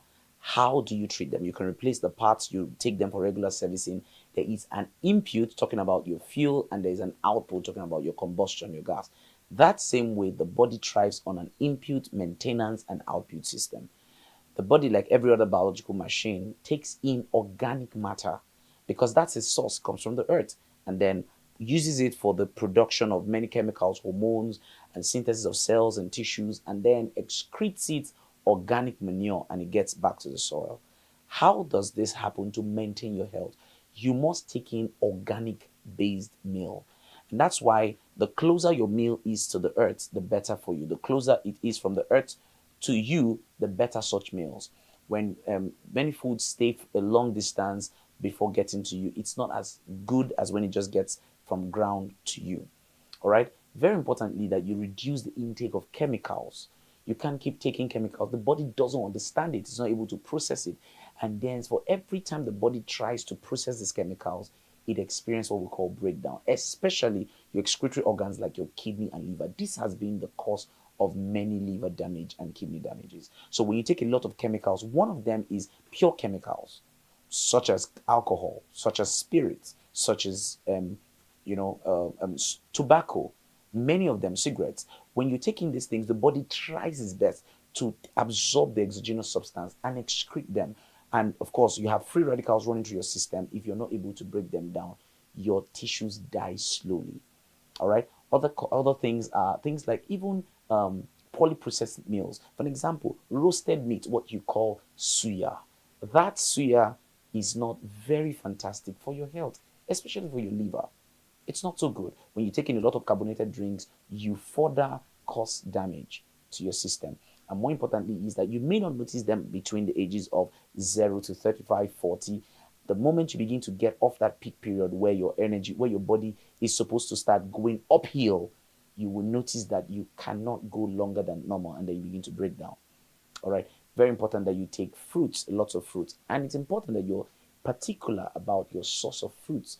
Many of the fruits nowadays are being synthesized. Many of them are done in the laboratories. Many of them have been changed, mutated. And so when I was little, I know that pineapples that I take used to be very bitter when it's green. Nowadays, the greener it is, the sweeter it is. So these cannot be very useful for the body. So the body cannot use it. The long and short of what I'm trying to say is that your body must use what it needs, not what it doesn't need. When you're taking drugs, if you can prevent the recurrent intakes of drugs, you need to do. Many of you who think that antibiotics is vitamin C, it's not. They're not the same. Take drugs when necessary. And in fact, it must be prescribed. You just go off the counter and take what you like and how you like it, what quantity. You need to take prescribed drugs. Many of us who do herbal drinks and concussions and all kinds of things, you further disintegrate your body system. You make your body confused because the dosages are not clear. One very important source that's given to us by nature is water. A high level of alkalized water is very good for you. A high level of sunlight. Don't be afraid of sunlight. For many of you who go from air conditioners to air conditioners to air conditioners, you need the sunlight to help you provide vitamin D, which carries calcium, makes it absorbed in the bones, and prevents things like osteoporosis, low back pain, arthritis. These are natural ways of preventing illnesses. So you're managing your health that way. You're taking a lot of water, you prevent urinary tract infection, you prevent dehydration, you prevent constipation, you take a lot of fibers from fruits, you prevent constipation, you improve your microorganisms in your system, then you will not fall sick easily. And of course, you do a lot of fruits, including vegetables that contains a lot of carotenes, vitamins, B, B12, B6, A vitamins. Your eyes are very, very protected. And of course, you want to care for your prostate. Lastly, there are age-related diseases. For every age, you want to find out what are the diseases in that age, and you begin to treat them. For example, a man who is clocking 45 years and above needs to check his prostate. Don't be surprised. Oh, he died of prostate cancer, and you're like, no. Check your prostrates once you hit 45. For a lady, you cross reproductive age, you want to start checking for cervical cancer. Pap smear recurrently, yearly, will not do you bad. Of course, your BP should not be, you should know your BP of your last 1 week. Your blood sugar, you should know the last 1 month blood sugar. Don't be in your new, especially when you clock the age of 40. By then, your health is beginning to take an uphill task. Manage your health so that you can live as much as 100.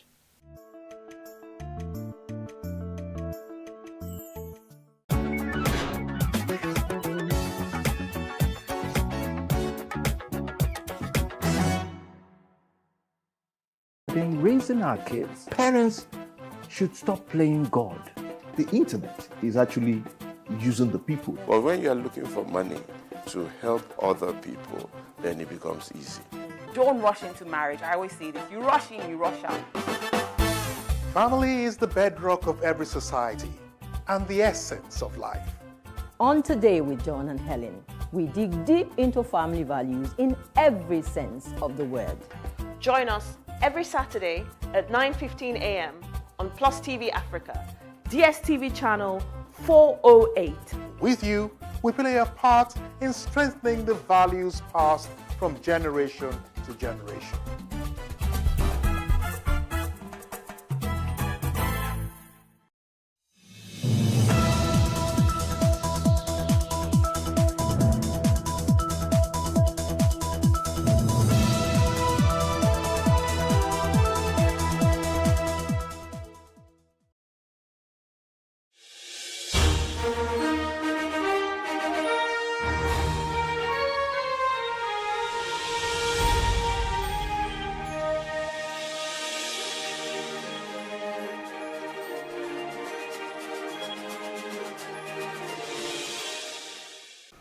Welcome to The Advocate on Plus TV Africa, where your panelists discuss thought-provoking topics in an atmosphere of seriousness, decisiveness, and laughter. Here we call a spade, and like we say here, no holds barred. Today I'm calling on the government to turn the various hashtags in our society into resolute. Elijah is also talking about national security, and Oluwa Kayode is talking on criminal profiling. Sit back. The panelists are here to present your Sunday dose of provoking thoughts after this break. And just before we go on a break, we'd like to take a moment of silence for those that lost their lives in the recent terrorist attack on the train heading from Kaduna to Abuja.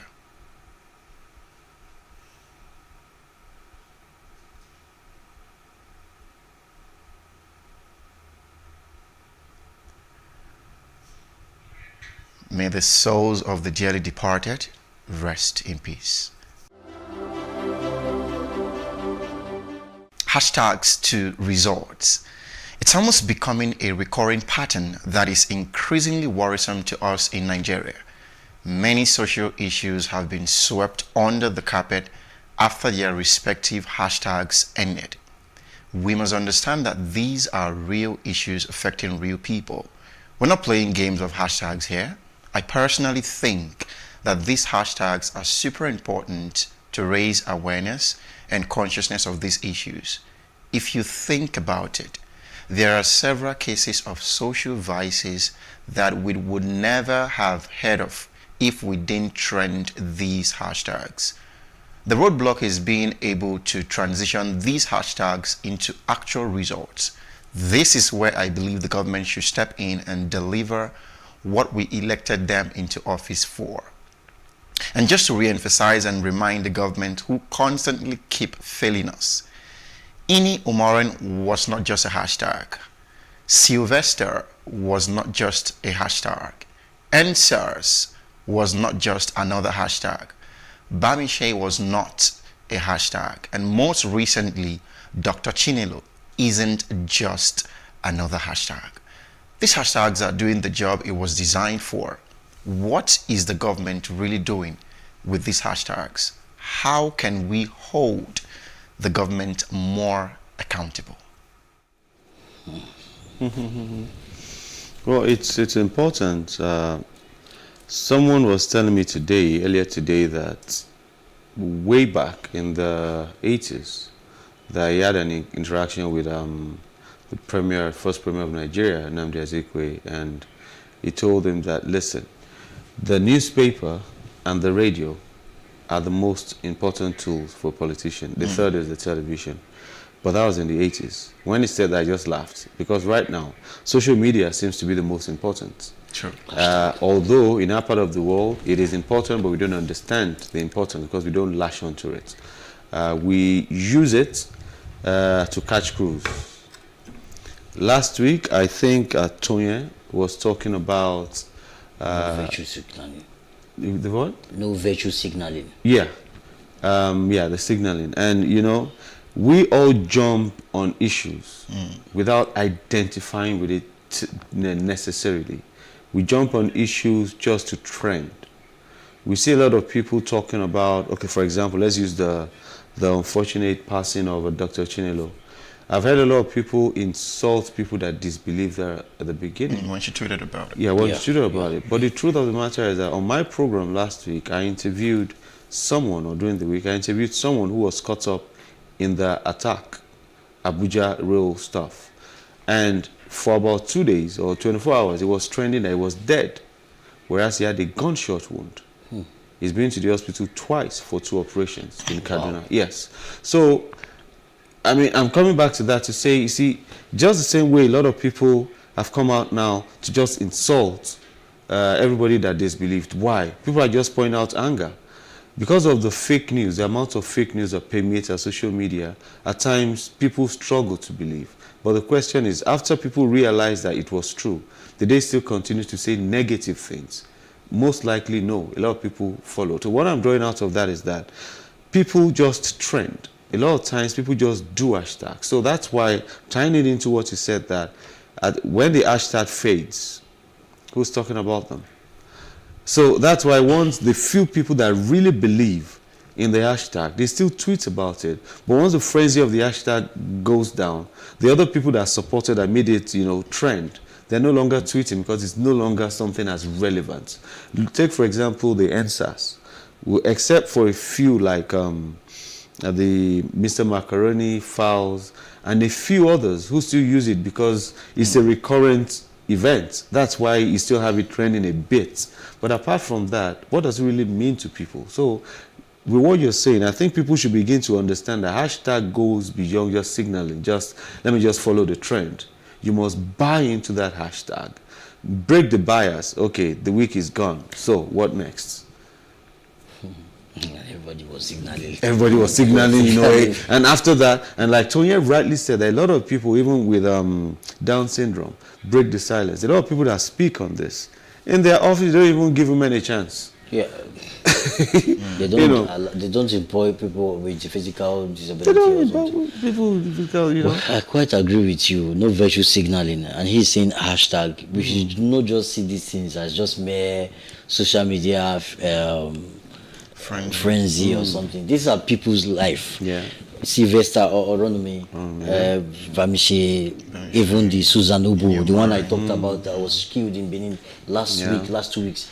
You see, she's trending hashtag Susan Ubu, hashtag many of them, and recently Chinelo. Now, what even pained me most, why I felt touched, was the recent incident of Dr. Chinelo. Imagine she coming on social media and I think that was all she could do at that time, just to get succor. Okay, what can I do? Helpless. Okay, let me just post something and let people know. And even maybe what you're saying is that she fears that it might be covered up. So let people know this is what is happening. Really happened. So that I don't die for nothing or something. Just like what DJ Shoots. Imagine some people went on social media and were, instead of taking it serious or at least verifying, the least you could do, even if you doubt, at least try to, if it's possible, be calm, make calls or exactly rather than just insult.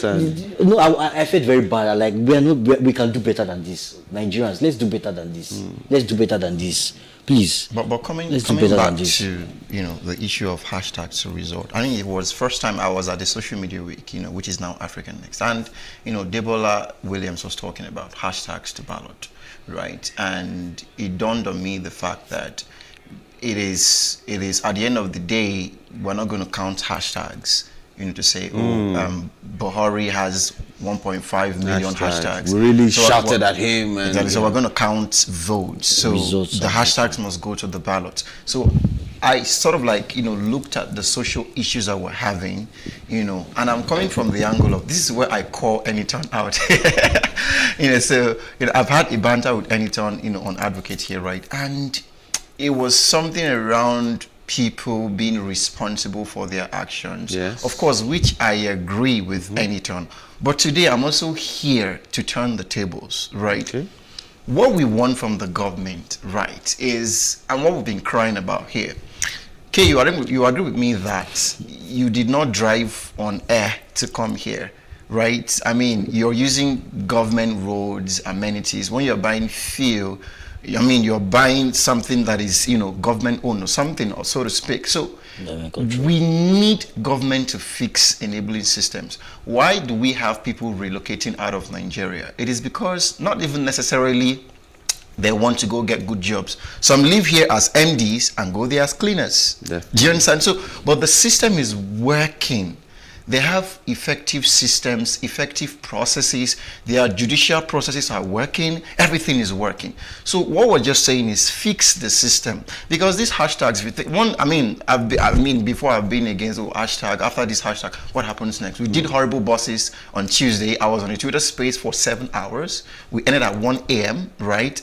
But I kept asking so after this horrible bosses hashtag, what is the next thing? Can we arrest somebody that we caught? Can we make him serve the law? No, hold on, kid. We need to hold government accountable. Yeah. And I'm getting very sick and tired of, when we finish trending the hashtags, who picks it up? We've done our job. Again, you can't blame me for not talking about, for instance, somebody that lost their life. Bamishe, nobody's talking about that again, because new issues have come on board, which is understandable. What is the government doing? Bamishe's case, it was so glaring. We saw everything.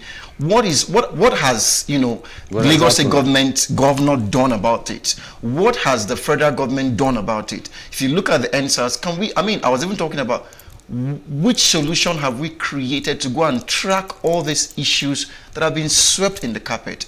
Beyond you saying, people should be responsible, it is your mindset, it is I understand all of that, but we can't live in a bubble. We can't live in a bubble.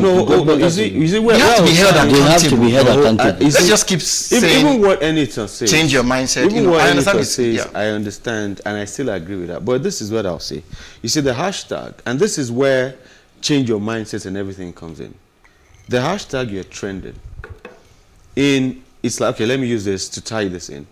I've heard cases where people have called at a minister to resign. I've heard cases where people have said, NFF boss, resign. I've heard that stuff. But the question I've said this, of course, it's not really, I'm just being a bit sarcastic, but I'll say that it's very unfair to ask them to resign, any minister, because it is not our culture.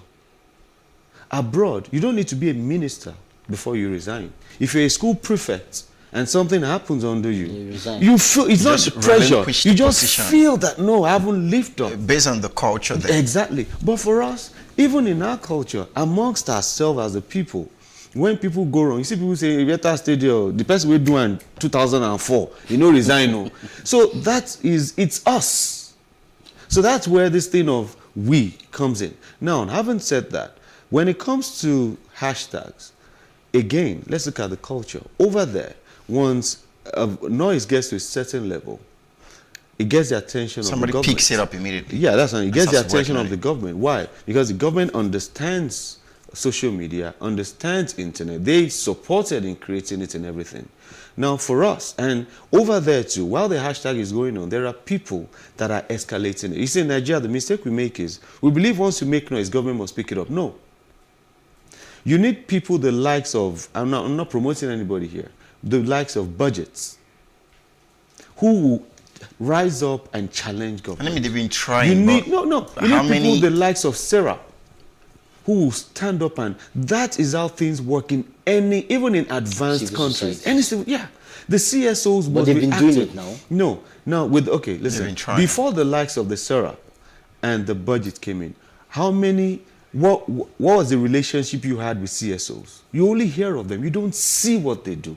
But we are beginning to transcend that, okay, now, young guys are coming to say, this is how a CSO must function. It's not about just getting funds, organizing one lecture in a room, and you think it's over. Budget is hitting at people, giving you the updates. So right now, and again, it comes down to what we're saying, the hashtag. So we've made the noise. Let's take Bamishe, for example. The case has started. The guy has appeared in court, I think, twice. How many of those people that trended the hashtag were in court? Those are the questions. Okay, we can't be in court. No, hold on. Thing. No, that's what I'm telling you. We've done the first level work, and it's important to do that. No, hold on. It's not my responsibility. It is. No, hold on. Wait. Let me explain this to you. I know where you're getting to. That's what I'm trying to say. In other areas, and I'm using the responsibility because we like to say, okay, how it happens in other places. I'm telling you what happens in other places. You mean we should follow up? Follow up. It's good to follow up. Follow up because you see, I think both of you are right. It is some people's job. Both of you are right in a sense. Pick it up. It is, again, if Dr. Chinelo, may her soul rest in perfect peace, right? If she didn't tweet that guys have been shot, things like this, it might go south. It can go either which way. So it was even important that she tweeted that, so you know that this was happening right now in this moment. So she has done what she can do in her greatest capacity. Yeah. So NSAS was a hashtag, was a movement. So my question is, at what point, and I get you, if we keep letting these guys go away, so okay, do you think we just fold our hands and say, and that's what I'm telling you. You use an example now, NSAS. Guys haven't rested on NSAS. Files is talking, Macaroni is talking. Imagine they were not talking, what would have happened? What I'm saying in essence is that, you see, after every hashtag, we're just using hashtag as a reference point now. After every clamor for something, in any nation, even in advanced nations, some people, not governments, some people need to rise up to now hold government accountable. And that is what we have not learned in this part of the world. We speak and we let it go. We expect government. No, initially, we even know they're not that responsive. If not, we wouldn't be clamoring for all these things. So we need people in our situation, which is even worse. Well, both of you are right in the sense that you are. I think we need to wrap this up. We're spending too much time. Responsible. We should hold them responsible. While you are saying the government themselves should rise up to their duty, they should see beyond hashtag. They should see the problems associated to the hashtag. All right. I mean, we're calling on the government to rise up to what we elected them for. I mean, the government is breaking our hearts every single day, and it's almost like we can't do anything about it. But this is a very passionate appeal to the government to, live up to their responsibilities, create an enabling environment for us to thrive as Nigerians. Up next is Elijah. To stay with us.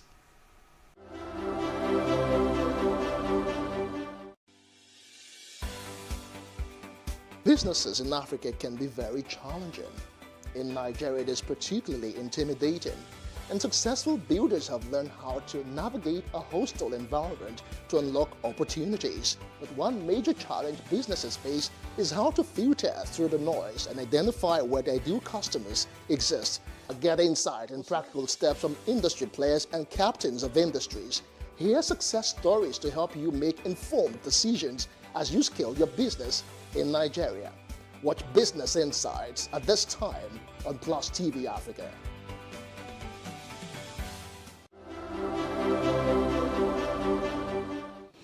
National security, a prerequisite for socio-economic development. Over the past 1 week, Nigeria has experienced some ugly and unfortunate incidences. The attack on the Kaduna airport, the attack on the Kaduna-Abuja-bound train, and the outrage and destruction of properties at the Abuja Stadium following the loss of the Super Eagles to their Ghanaian counterparts.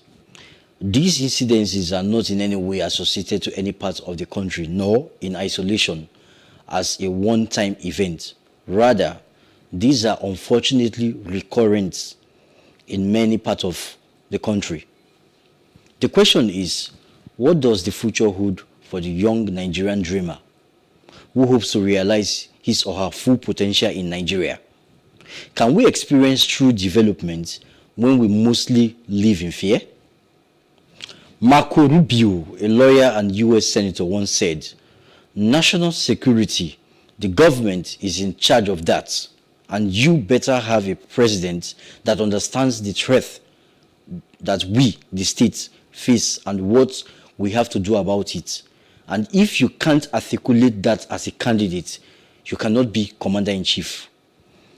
This underscores the importance and intensity of the work that those in the helm of affairs of a state have to execute just to ensure that their territories are safe for their citizens. It is difficult for a nation to experience thriving economy when insecurity is ravaging the system. It is true that the buck lies on the desk of those in government, but we as citizens have a major role to play in enhancing our security and promoting socio-economic development. And this can be summarized by the following.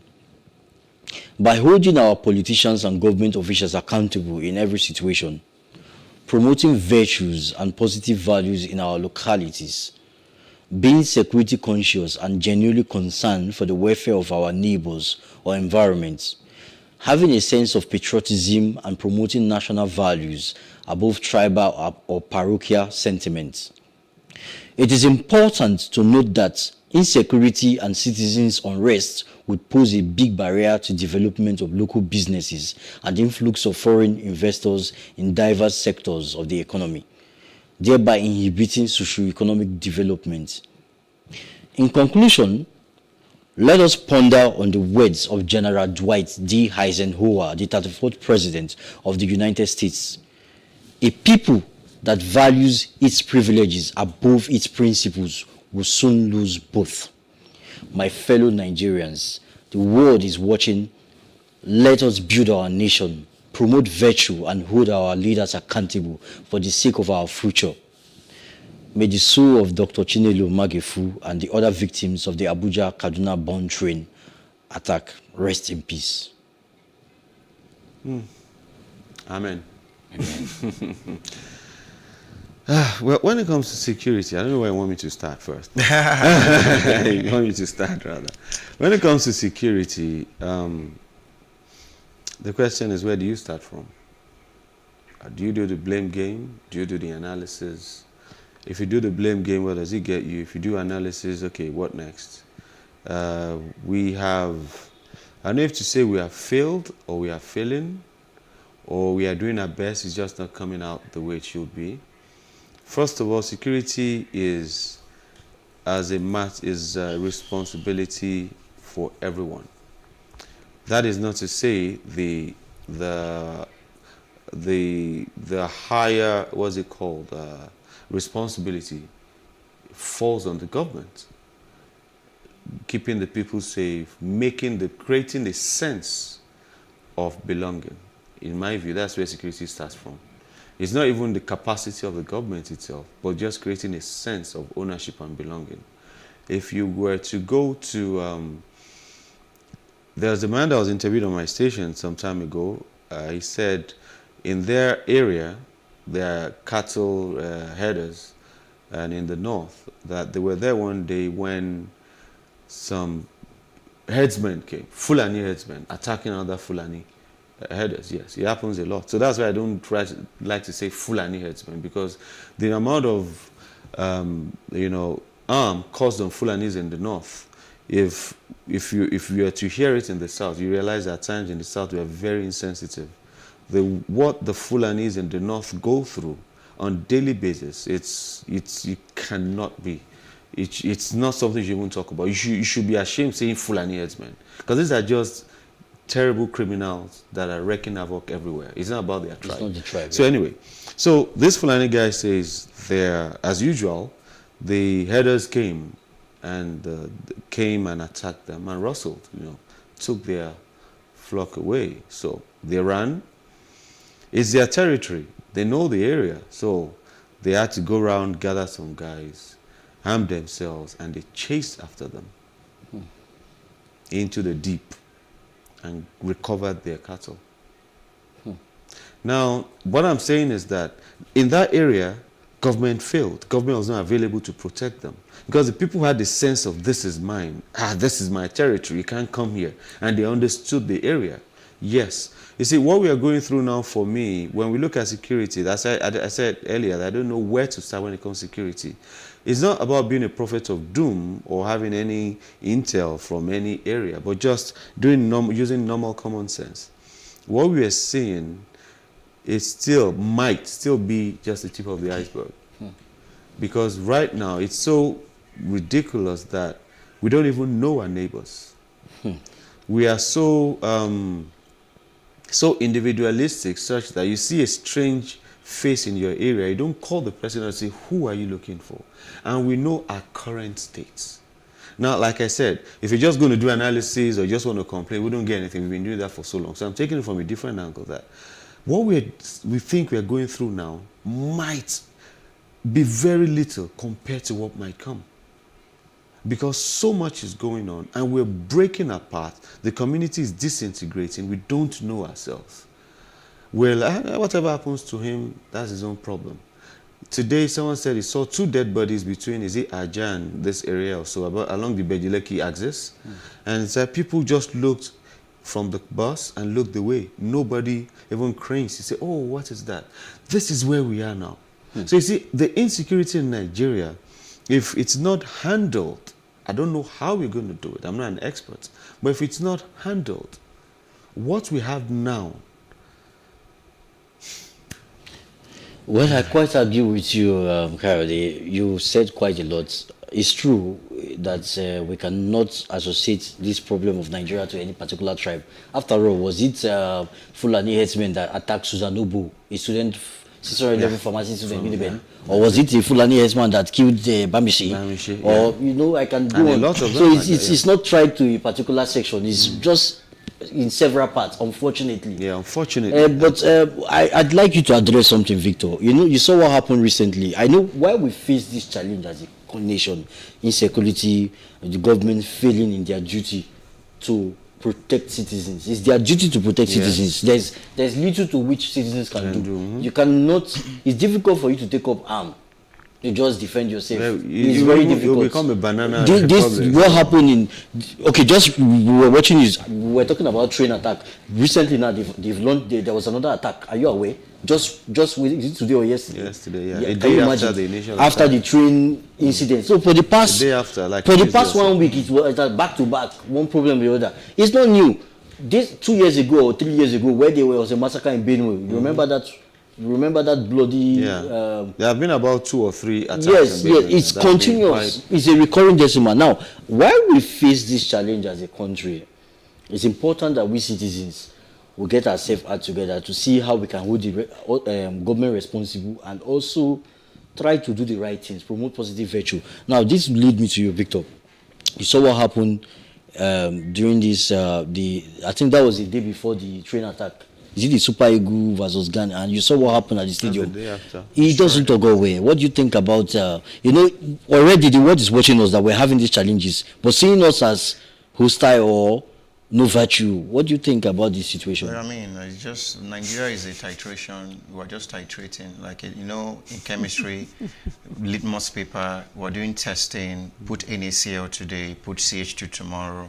So Nigeria is literally become an experiment ground. You know, like, you know, I agree with Kayode, you know, talking about there's now very, very low regard for human life. It's almost like it's water just spoiled away and, you know, nobody really cares anymore. So we've almost lost our conscience, you know, and again, it's just what the system. So the system, I mean, if you find corruption in a place, something enables it. And then sitting on top of security, the nuisanceness on the security, somebody is being well fed, you know, with that. So once you try to say, let's fix security, what you are saying is, let's take away billions of, or millions of naira from somebody's reservoir. So that person or that cartel, that group of people is going to revolt. So people are eating from the nuisanceness of the system, the unguardedness of the system. So I think it's just a long chain of problem. For now, I think all man for himself. Learn basic security principles, protect yourself, and drive at night. And all. It's sad, but that's where we'll come to. It's sad. That's blood money, if you ask me. And our politicians coming interested in 2023, they should better come with a ready solution to the country's problem. I pray. Up next is Oluwa Kayode. Stay with us. How can we have peace without justice? Plus Politics. It's not just another political conversation, it's about keeping you in the know. The relevant interviews, asking the tough questions to those that matter.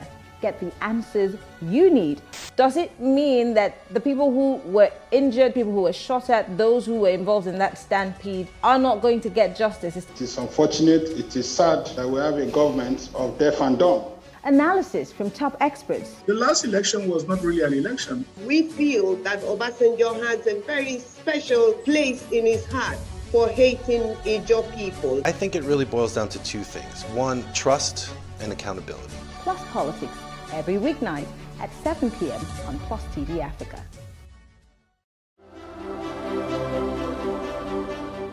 Criminal profiling or simply put, profiling. Merriam-Webster Dictionary describes profiling as the act or process of extrapolating, quite a big word, information about a person based on known traits or tendencies. According to the American Civil Liberties Union website, it describes criminal profiling as a reliance on a group of characteristics that the police believe to be associated with crime. Now, a third one. The FBI describes criminal profiling as a technique used to identify the perpetrators of a violent crime by identifying the personality and the behavioral characteristics of the offender based upon an analysis of the crime committed. Now, let's go to Wikipedia. It makes it very simple. Now, offender profiling, also known as criminal profiling, is an investigative strategy, emphasis on investigative strategy, used by the law enforcement agencies to identify likely suspects and has been used by investigators to link cases that may have been committed by the same perpetrators. Dear Nigerian youth, profiling as a technique of policing is not wrong. Profiling helps to solve security problems. The challenge, however, is not profiling, but the abuse of it. When a security agent stops you, shouting back, "Why did they stop me?" in our culture could be termed as an aggression. You have a responsibility to engage respectfully and peacefully. Security agents have a right to stop and question you. You never know why. There might have been a prior robbery incident of which you fit the profile of the person that was reported, the person that they saw in the camera, so they want to get close to you. Your face might not be a very familiar face in the community, so the policeman or the security agents in the area might just want to meet you and say, "Hi, how are you?" Talk to you. Many cases where a youth has approached the agent respectfully, there has been no abuse or less abuse. Yes, it's unfortunate we are speaking about less abuse instead of no abuse at all. But we are dealing with the reality today and not just what should be. So please do allow me. Now, dear Nigerian security agents, profiling has been used for ages, but it has certain restrictions, limits, or do nots. First of all, profiling does not take away due process. It is okay to see a young guy on the street and suspect them to be Yahoo boys. It's normal. If you see certain traits that you're, based on intel previously gathered and results from previous actions or cases. But it is not okay to demand to search the mobile phone of someone as a result of profiling. That is an infringement on the rights of the citizen. It is okay to profile a person and work towards gathering more intel on the person due to a particular lifestyle. There are cars that are attributed to Yahoo boys, and there's a way, a manner, certain crime or people who peddle certain crimes behave. That's okay to look at them and just profile. But it is not okay to bust open the door of a hotel at a room at 3 a.m. in the morning while the individuals are sleeping simply because the person has been profiled as a Yahoo boy. That is not okay. You can bust open the door of a confirmed criminal as long as you have the warrant of arrest and you can prove that he or she is elusive. So the best time to catch is, at that time so that they wouldn't fight back and kill your men. That is all right. The fact that you are addressing a citizen that has been profiled does not mean he or she does not have a voice. Profiling is good, but an abuse of this technique is rampant and unacceptable. Many fine officers like DCP Tunji Disu, who is the current head of the intelligence response team of the IGP, and CSP Olumuyiwa Adejobi, yes, former PRO of police PRO in Ogun State and former police PRO in Lagos State, and currently the police PRO of the Federal Police. that I've seen in Nigeria, I mean, I'm talking about this PRO, the current police PRO. You could like to check him out. Very active on Twitter, responds to crime alerts and everything. Just look for him on Twitter at Prince Moye1. Prince Moye1. Yes, when they do bad, call them out. And when they do good, give them the kudos as well.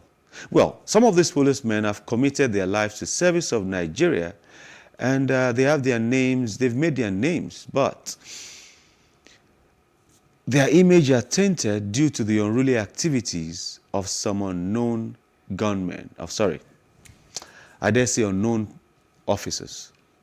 It is important to speak against abuse, but not profiling. You know, I'll share a story. You know, just on Tuesday, I was heading to church, and I was driving through Jibo, you know, and so the first office checkpoint had stopped me, so I just greeted, waved at them, and then I moved on. So he signaled the second guy to stop me. I'm like, so I stopped, and again, I'm going to come from the angle of I agree totally with our mannerism when you're stopped, you know, whether, I mean, of course, it's easier for them to think I have my beard tainted, and you're looking young, and you're touching it, and I'm young, and I with your earpiece in the ear. These are the signs, you know, so when he stopped, say good evening, sir. I said, oh, so how are you? So yeah, so can I see your boot? Okay. I mean, I came down, opened my boot. What do you have here? This. So he saw I have like a fire extinguisher bag, and says, what's this? Is a fire extinguisher bag. And I opened it. Unfortunately, before even asking. Yeah, without even asking, before he asked you. Yes, actually. So I opened it, and he was just looking at me, and then I showed him, and he said, okay. I said, my fire extinguisher expired. I've ordered for a new one. He said, okay, when is it? Because it's coming soon. So he said, okay, you don't have an extinguisher, offense one. I just smiled. You know, so he said, let me see your papers. I just went in, brought my papers, gave to him, was checking through. So as I was checking through, I just figured, okay, to just give him more assurance, I brought my company ID. Oh, this is where I work. You know, he's like, oh, wow, okay, so said, where's your license? Of course, I know that he has no right to ask for my license. But of course, you know, to live in Nigeria, you need emotional intelligence. That's it. If I say, oh, you don't need my license for anything. Then you've given a say, reason. oh, okay. You know, so, and we could be there. So I just gave him, he was like, wow. He just went through, said, good one. I mean, he was happy the way I interacted with him. I said, so I told him that actually I'm a law-abiding citizen. So he was just very happy, and then he gave me back my papers, you know, took my license, I put it back, and then I waved and I said goodbye. And then that was it, right? So I think, again, we should learn to be respectful to these people. Now, we have so many bad eggs, right? But it doesn't negate the fact that you see a police officer, oh, good afternoon, sir. Wearing black under the sun. Do you understand? And often, you know, somebody told a story that a police officer stopped him, and then he said, good morning, sir. How are you doing, sir? You know, said, Oga, be going. I said, so, no. You know, said, but sir, why did you say, nobody has ever greeted me. You see? And he was like, for greeting me, be going. Be going. I don't care what you're, just be going. You know, for him, I was like, I've not felt this. This is respect. Good morning, sir. How are you doing, sir? You know, so they just shout at us, why they stop me now? You know, so you get, so I think we should also learn, because we should not always be on one side of the table. If we mess up, we should call ourselves out. If they mess up, we call them out. So I agree from that point of view. Oftentimes, I don't have altercations with policemen. Even with last man. Once they see that you are respectful, you greet them, you are cautious, you're polite. But we don't learn that around here. We don't learn to be, everything is always in a haste, want to shout, want to argue. But even of course, when they're wrong, I like what you said, even when they're wrong, the approach to it. And I don't know if, before you come in, Elijah, I don't know if you saw this thing that EFCC arrested a couple of people in Ibadan. Yeah, I saw it. Before that news came out, and that's the power of social media, a lady tweeted that there's a hotel where they lodge in Ibadan whenever they are there. So she went there with a boyfriend, and around 3 a.m., they just had the bang. That's where I got that 3 a.m. from, on the door, and the door fell. They were all asleep. They both jumped up, and they were shouting, we are EFCC, we are EFCC, blah, blah, blah, blah, blah. They said they were disoriented. And you know, so the guy saw the guy, and the guy, you know, interestingly, the guy is into FX and stuff, so, you know, money exchange. So he said, immediately knew that. She was like, oh, my husband, my boyfriend, this would be an issue for you. So the guy was panicking and shaking. He said, okay, while he's still shaking, here's my phone. Check the phone. What do you do? I'm a baker. Then the guy said, oh, you're a baker. He says he sought that little opportunity and started talking. So he said, is this your husband or your boyfriend? He said, this is my boyfriend, but soon to be my husband. I said, why you never married? And they started chatting. Is this your cool? Are this your things? He said, yeah, oh, blah, blah. So while they were talking, the guy said, leave these ones, they're okay. And they went to the next room. He said they broke down about 250 rooms on that day. Now, I can imagine how many people will have challenged them that night. Yeah. And out of, it's wrong for them to do that. You know, even the process is wrong. But even that challenge and that arrogance and everything, you want to show me, say you know. Exactly. So while they're wrong, let's try. I agree with what you're saying. That point. That just even before Elijah comes in, you know. Okay, I said emotional intelligence is important. I remember when we were very late, my dad, we were going to the village and we'd got in past Asaba. It was already late, and so we got to a certain bush alley, you know, and so some of these armed men flagged my dad. So my dad was approaching because I was awake, you know. I try to be awake when we're going long road trips. So you learn a lot. So I was up. So my dad looked and looked and looked. Boom. So when he zoomed off, so we got news that actually that they were robbers dressed. Whoa. So and how did you know? He said, I've been driving for over 25 years. So, like, there's an intelligence, you know how to spot these things. So you can just say, good morning, sir. You need that. Again, I understand why some people get so you need that intelligence too as well. You're stopped, nobody is there, just you know, bush path, you want to. But if it's a busy area, I mean, nobody's going to abduct you in a very busy area. So it depends on the situation. Well, Victor, let me tell you my experience this morning. Profiling. We've done that. I was coming from, coming down here. I had to board a bike because of the traffic and all that. Traffic. Guess what? I was on my suit, on my bag. I was on my laptop. When I got to, I think that's Festac Junction. Okay. Policemen, some of them were on uniform, while some were on mufti. They stopped the bike. The guy looked at me. I was expecting to say, bring your bag. He looked at me. They go. But in my presence, see other young people. They who were not carrying bags. They were not on suits. Because they were carrying their smartphones. That's what I'm saying. They were not even carrying bags. On the most serious note. And it could be the Yahoo. I understand the balance. Now the question is, I understand that profiling is important for their job, but they should know that profiling is just the beginning. It's a test. Not because what if I'm the Yahoo boy? God forbid, I'm not a Yahoo boy. But what if a Yahoo boy dresses on suits, and then the gentleman that is law abiding just decide to keep a rough hair and wear crazy jean? Does that make him a Yahoo boy? No. So the profiling is not ultimate. And just imagine Victor now. See, if me and Victor were to go to somewhere, Victor is a turtleneck wearing person with his beard, and me, I always like to wear suit normal. They most likely will stop him more than you. Sure. So we know, and again, that's one. Number two, I agree that we should be respectful to our police officers. Very true. I used to be very, very. I remember those days when I used to serve when I was serving in Onitsha during my NYC. Some of those soldiers that will clear road or something, I will go there, I will greet them, we'll talk. Sometimes if I have some change in my pocket, I get them a bottle of water, and they'll be very grateful. Thank you. That's another thing we don't do. They're okay. But and there are times too I had to scold some police officers on the way when I'm going. Some of them will miss me. I will call them to order and I will tell them, "Oh God, this thing you are doing is not good." And they were like, "Who are you?" When they know I'm a copper, they say, "Oh, this copper said you've come again." Things like that. But my point is, it's true. We should respect these people. They are doing their job, but they should not abuse it. Definitely. Profiling is not the end point. Don't just be profiling someone. You drag the person. No, do it respectfully. Wrong, Let it be respectful. The process should be respectful. I mean, and what you're saying about dragging, it even goes beyond profiling. There are times when even when you're going to arrest a criminal or someone that has been accused who is not yet a criminal, you must address the person with respect. Except you don't just drag except he or she is aggressive. Exactly. So we have that mentality that we need to stop. Back to the culture. Back to the culture. You see what I'm saying? Why are these police just everything? So at the end of the day, now when you come, like you said about profiling, when you profile someone, it's just the beginning, like you said. It's meant to, it's to give you a reason to monitor the person. True. You don't profile and bang into a hotel room. That is wrong. The person could actually sue you. And that's the thing. They wouldn't do that to the wealthy men. I would say, oh, the wealthy men are paying. No, it's not that they're paying money. The wealthy men know their rights. If you attempt that with a wealthy man, all he needs to do is get false hands. And you've lost the case.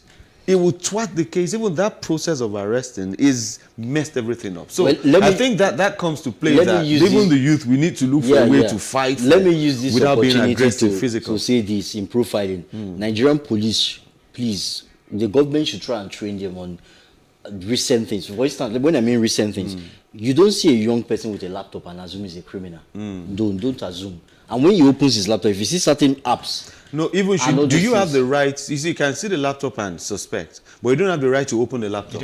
What you can do from profiling, which is where I agree to disagree, is that when you see somebody and you signal the person, then you have a responsibility to monitor the person and interact with the person. person. Your intelligence gathering and things. But we could talk more and more about this. We could keep talking on this, and so yes, there's so much to talk about on profiling, from the attitude of the profiler, you could say, and the profilee, and everything about it. But we have to end it some way, somehow, and we want to thank you for your attention while the program lasted. We hoped our conversations resonated with you and that in some small way encourage you to contribute to your immediate environment. Little drops of water, they say, make a mighty ocean. Don't forget that advocacy continues on social media platforms on Facebook, PlusTvAfrica, #TheAdvocateNG, and on Twitter and Instagram @PlusTvAfrica, #TheAdvocateNG. To catch up with previous broadcasts, go to PlusTvAfrica.com/TheAdvocateNG, and don't forget to subscribe to our YouTube channel, PlusTV Africa, and PlusTV Africa Lifestyle. Join us next week, same time on this station. Let's keep advocating for a better society. See you next time. Bye-bye.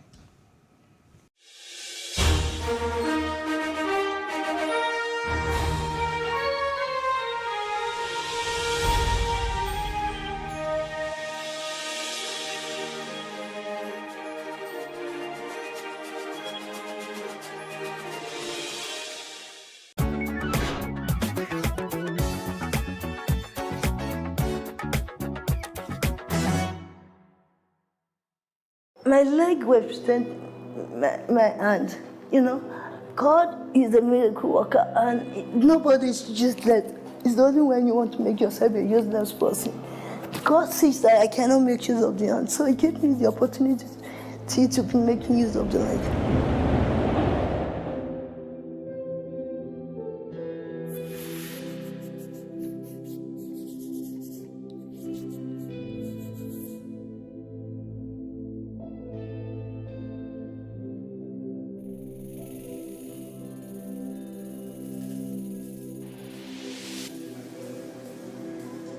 My name is Tomaunu.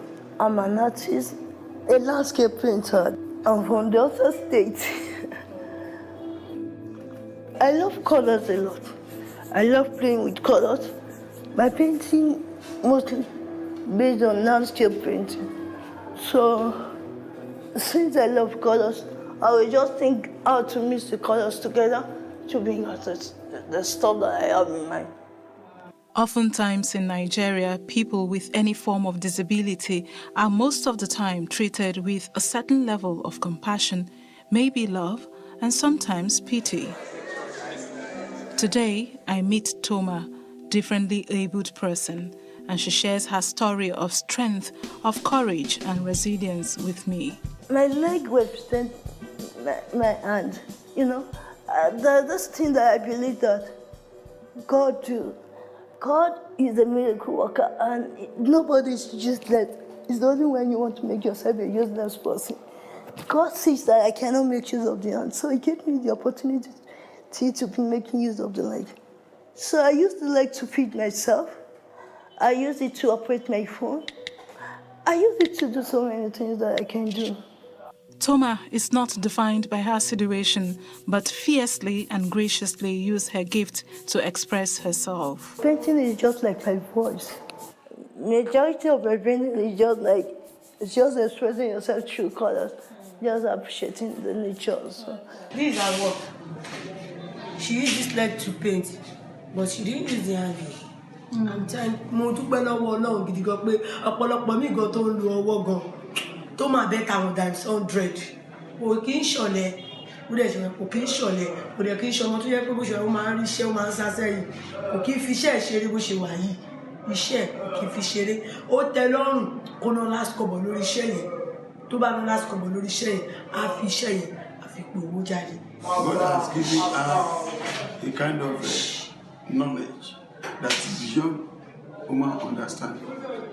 Despite that she cannot make use of her hand to write and painting, but she can use her leg to paint very well. And by the time she has finished the painting, people just be looking at her that she see the one that has done it. Therefore, majority normally argue, especially the visitor, that they don't normally believe that she's the one until when she started doing it in their presence. That's the time they go to do it. And people that used to come here, they normally appreciate her by trying as much as possible to buy some of her painting. If you look at so many of my paintings, it's based on nature. Why I say so is that, God is the greatest artist, and everything he did is perfect. And if you look at the sky day by day, you think there's so many beauty. But just how did Toma discover this giftedness of hers? Actually, it was a friend of mine that bring out the gift in me. She saw me feeding the children with my leg. So she said, we can do something better than feeding the children with my leg. So she was the one that God used for me. With the help of an assistant assembling her painting tools, Toma demonstrates her painting skills while sharing the emotions and relief painting brings to her. Sometimes I don't believe that I was the one that did it. It's a little bit difficult for me to believe that the works are done by me. My own painting gives me an assurance that I can still give back to society. Why I say so is that, when I was still much, much younger, I thought I'm not useful. Let me use it, because I could not use the art and every other thing. So I was just thinking that, how are you going to do this? Toma shares her challenges, not focusing on it as a stumbling block, but she sets the tone on the positive as she reveals the hurdles of her life's journey. According to a proverb that said, no pain, no gain about life. Life is full of challenges, and the one we live, the one we see them around. Talking about the challenges, the first time in school, I will never forget it. At the first time in school, I went to Akoka Junior High School, or junior school.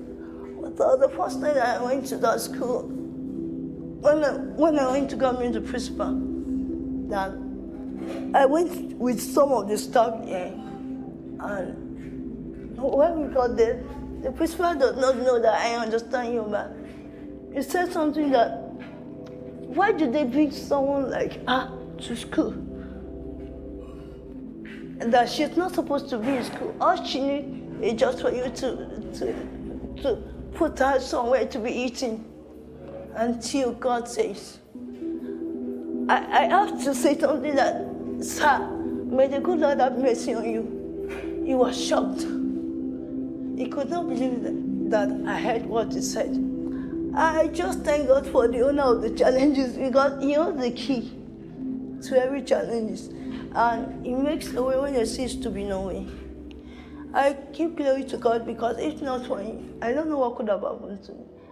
So many challenges, and there's this thing that keeps me going that time. If there's no challenges, there will not be testimony. I faced a lot. In spite of Toma's visible challenges, Toma has a positive outlook towards life and the people she comes in contact with. Her caregiver and one of her teachers reveal the other aspects of Toma.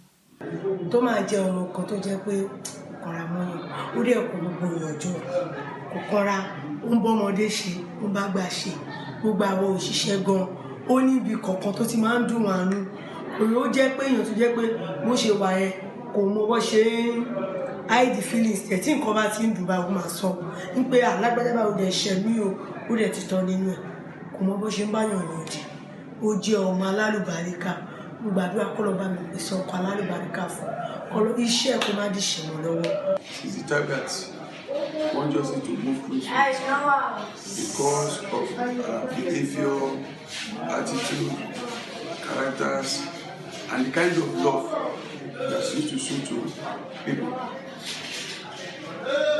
The way God has created her, we thank God because it's unquestionable God. I just thank God for her life because despite the fact that her disability, she can prove to the whole world that she can still do certain things as far as her condition is being concerned. She loves everybody because I recollect that yearly as a staff of this school, especially we men, I don't know, maybe it's been it with the women too, she used to present us a gift as men in this school, no matter how token it is. She tells me the place of God in her life, making her achieve more than she can imagine. God is my strength. You know, God is a wonderful God that despite what you're going through, you will surely find a way to make you smile.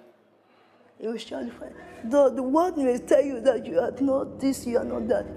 But as long as you have this God, you will surely find a way to make you happy. My strength is from God. My joy is from God. Everything is from God. Despite everything that you're going through, everybody goes through a lot in this country, Nigeria. All you just need to tell yourself is that I can make it. I can do it. And just keep on smiling. By the time God works, you won't know. You will just be asking yourself, is it me?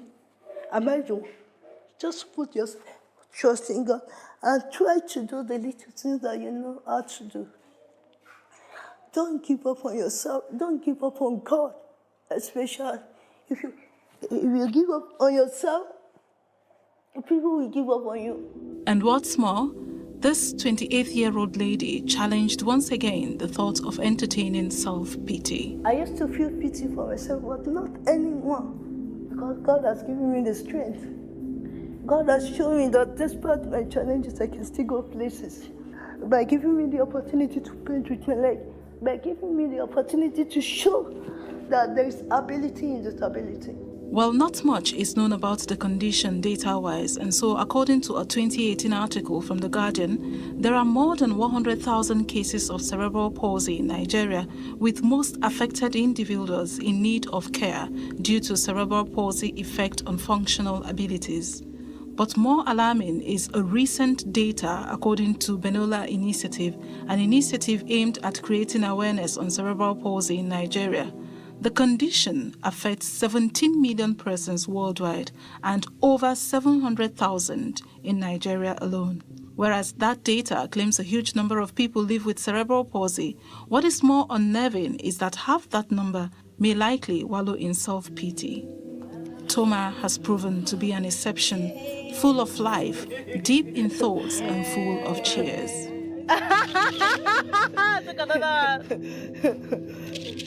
Wow. Emotional, she recalls her journey to education and how having a degree remained her most joyful day. Every day whenever I wake up, I always ask for something that God should give me joy. That's what all the challenges. The day that I finished my NC program, even before that day, I will just sit in the hostel, start screaming, start shouting, start singing. But on the day that I finished my NC, I was just like, are you sure that I finished? Are you sure that I finished? And when I always said, oh, what PlusTvAfrica? I said, are you sure that it is Toma? She said it is you. So the day that I finished, I did my last paper. I said, do I have another paper? I was just asking myself, that do I have another paper? They said no. And since from the exam hall to my hostel, I was just shouting. I can't believe it that it was me.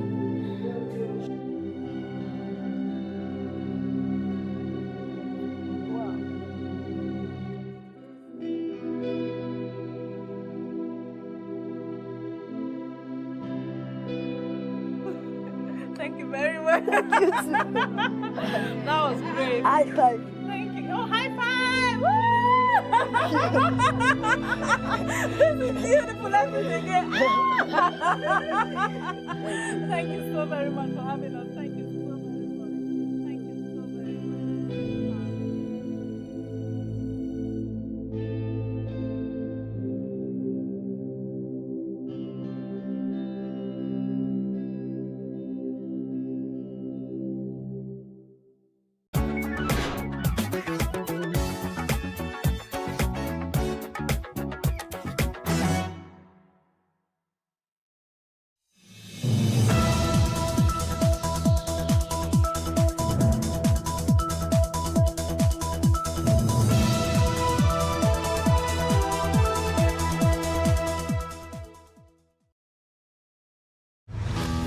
I, Joseph Robinette Biden Jr., do solemnly swear. A challenging first year for President Joe Biden, from managing the pandemic to uniting the nation.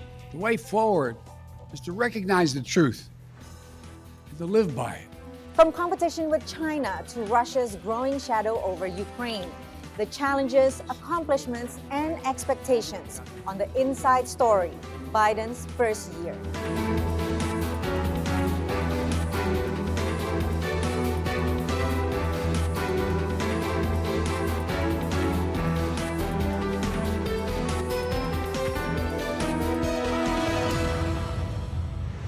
I'm Patsy Widakuswara, VOA's White House Bureau Chief. Behind me is the White House, where President Joe Biden is ending his first year in office with low approval ratings, largely due to an economic recovery dragged down by inflation and a pandemic that is surging yet again. This despite him reaching bipartisan consensus to pass a $1.9 trillion stimulus plan and a $1 trillion infrastructure package. A $1.9 trillion COVID-19 relief package pushed through by the Biden administration in March has helped American businesses and families weather the financial impact of the pandemic. The package sent $1,400 in stimulus funding to millions of Americans and monthly payments that have proven successful in reducing poverty. But for many, rising inflation has minimized the impact of that assistance. Due to the COVID, people don't have money. We just starting back to work and stuff like that. This is outrageous with the prices of the gas today. Consumer prices in December were 7% higher than those of the year-ago period, marking the highest inflation rate in 40 years. Inflation has dampened economic recovery in a year that the administration says has shown the biggest job growth in American history. Look at the initial unemployment claims. They're on average, they were at 812,000 a year ago. They're now at 210,000. The unemployment rate and obviously job creation the year before the president took office and the last year. As it relates to COVID, if we look to a year ago, only 1% of adults were fully vaccinated. 74% of adults are fully vaccinated now. A relatively smooth rollout of COVID-19 vaccines has offered protection to more than 200 million Americans and even provided a brief return to normalcy last year. That is, until Omicron caused cases and hospitalizations to spike yet again. The pandemic and inflation have been two major factors in President Joe Biden's sinking approval ratings at the end of his first year, around 45% according to Ipsos, a market research firm. The president campaigned on eradicating COVID and getting the economy and getting America back to normal. And the longer that the pandemic goes on, the more uncertainty Americans have, and frankly, the more frustration they feel about the fact that they're still dealing with the pandemic. Meanwhile, Biden's legislative agenda is also a mixed bag. He pushed through a $1 trillion infrastructure law with Republican support, the biggest investment in the nation's public works in a generation. But he has yet to pass Build Back Better, his $1.75 trillion social spending and climate change plan, even though it has already been cut in half from its original size. Other legislative agenda items remain stuck. Two voting rights bills that would greatly expand federal control over elections are stalled in the Senate due to Republican opposition. Some analysts say the administration and Democrats need to reset their agenda. They have to ask themselves, realizing that Republicans are going to have very little interest in playing ball on high salience issues, what are the smaller things that they can work on that might build up over time and kind of change the narrative from, hey, this guy came in and took big swings at the plate and whiffed, to, hey, this guy showed up and he hit a lot of singles. And despite Biden's promise to heal a divided nation, Americans are still deeply polarized following the Capitol siege by supporters of Donald Trump on January 6, 2021. Polls suggest most Republicans still believe the baseless claim pushed by the former president that the 2020 election was stolen. Back in June, 6 months into the Biden presidency, more than 60% of Americans approve of his pandemic response. Since then, Delta and Omicron variants, vaccine hesitancy, and mixed messaging from the administration have pushed Biden's approval ratings on the pandemic to below 50%. More from VOA's Arash Arabasadi. Joe Biden campaigned on ending the pandemic. Now, 1 year into his presidency, the pandemic is rolling into its third year. The president is really succeeding on the global response through direct commitments from the United States to countries in need, in terms of doses, in terms of dollars, in terms of cooperation. What hasn't happened, says one campaign's Tom Hart, is bigger buy-in from Biden's counterparts. Where they are not yet succeeding is providing the leadership to gather other countries together in a unified campaign to end the pandemic. What's happening is wealthy countries are making individual commitments and they sound good, but the parts are not adding up to the whole. As COVID cases skyrocketed due to the Omicron variant, January marked the first time that polls showed more Americans disapproving of Biden's handling of the pandemic. I think the Biden administration overall has done well when it put its mind to it. So I think they get an A-, B+. However, the issue is oftentimes some of their policies have over-relied on vaccine-only approach. Epidemiologist Eric Feigl-Ding says the Biden administration could have done more to combat misinformation and to ensure that emergency funding for schools upgraded ventilation systems. He faults the Biden administration for not providing home COVID tests and N95 masks for free or at cost after the president recently announced an insurance-based reimbursement program. Altogether, this is a pandemic of political leadership as well as the virus, as well as human behavior and politics around the human behavior. So the Biden administration is not in control of every aspect of those, especially the misinformation. But this is all the more important, and it reveals that the pandemic is not just solely a biological phenomenon. It is an information phenomenon. Critics say the Biden administration must do more on the global stage as well as at home to get more vaccines to more people and convince the vaccine hesitant to come on board. Arash Arabasadi, VOA News.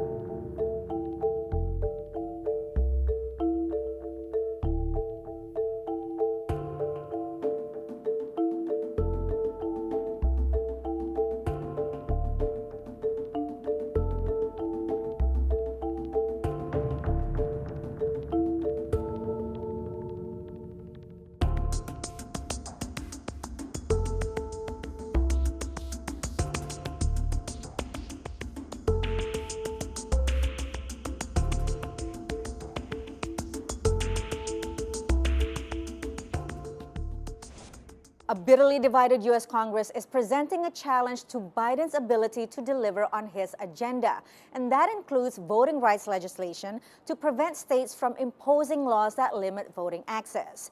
Republicans say those laws are in place to prevent voter fraud. VOA's congressional correspondent Catherine Gibson takes us inside the debate. A final plea from the President of the United States. Joe Biden on Capitol Hill Thursday, making the case one more time for passage of a major voting rights bill. As long as I have a breath in me As long as I'm in the White House, as long as I'm engaged at all, I'm going to be fighting. After months of failed attempts to pass the legislation in an evenly divided Senate, Biden encouraged Democrats to break the filibuster, a major rules change bypassing Republicans to open up the opportunity for debate. This is a historic chance to save our democracy, need to protect the fundamental form of American government. And his view is this should absolutely be bipartisan. But the White House failed to convince Senator Kyrsten Sinema, who is the key Democratic vote needed for that change. Eliminating the 60-vote threshold will simply guarantee that we lose a critical tool that we need to safeguard our democracy from threats in the years to come. It is clear that the two-party strategies are not working, not for either side, and especially not for the country. Sinema's argument for compromise puts her in the company of Republicans who argue breaking those Senate rules would be harmful to American democracy and repeatedly have blocked any attempts to debate voting rights. President Biden and Senate Democrats have been actually shouting at the American people that an evil, racist, anti-voting conspiracy will destroy democracy forever unless Democrats get total one-party control of the entire government starting next week. But Democrats say this legislation comes at a crucial moment for the United States, as it would expand access to the ballot box for minorities, including African Americans who have faced decades of discrimination and barriers to voting. If there was ever a power grab, it's what's happening in the state legislatures right now, where Republican legislators are taking away people's sacred right to vote and aiming it particularly at certain groups, people of color, young people, people in urban areas, older people, disabled people. A variety of polls show many Americans broadly support the ideas in the voting rights legislation, but are divided along partisan lines when it comes to ending the filibuster. Catherine Gibson, VOA News, Washington. The political divide over voting rights is just one of the many challenges that Biden is facing in year 2 of his presidency, with the clock ticking towards the November congressional elections. Capri Cafaro is a former member of the Ohio State Senate. She is currently an executive in residence at American University School of Public Affairs. She spoke to Inside Story producers Elizabeth Chernev. The president is, of course, facing pressure from across the aisle. He's also facing pressure from the different wings of his party, the progressive and the moderate wings of the Democratic Party. What do you feel is the impact of that infighting for Democrats for the midterms and then also for the party's future? I mean, I think that the Democrats, because there has been such a lack of traction and success to achieve, the goals that I think were set out by the Biden-Harris administration at the beginning of, taking over in 2021. I think that is going to continue that infighting. I think it's going to, erode any kind of unity that might exist within the party.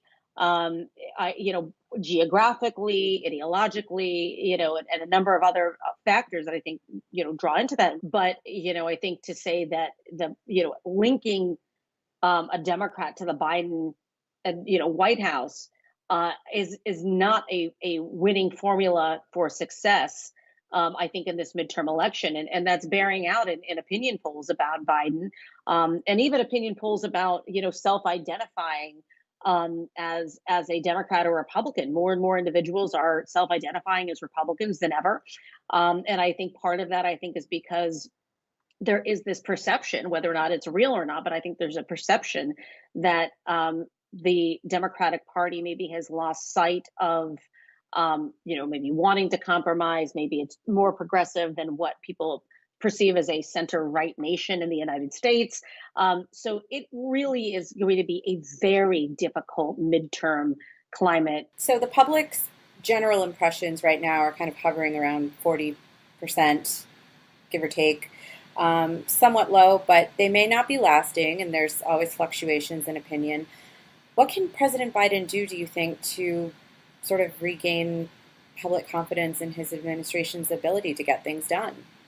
I think, I think it would be wise for President Biden to maybe work with the Democratic leaders in the House and the Senate to pare down some of these very large agenda pieces of legislation, whether it's voting rights or even the social spending bill. Pick out 2 or 3 items that they feel they can actually pass or might be able, like the child tax credit, or even some of these matters of paid family leave. There are some elements that I think might be able to get traction by both Democrats and Republicans. Focus on the items that may have the best ability for success and actually get passed into law.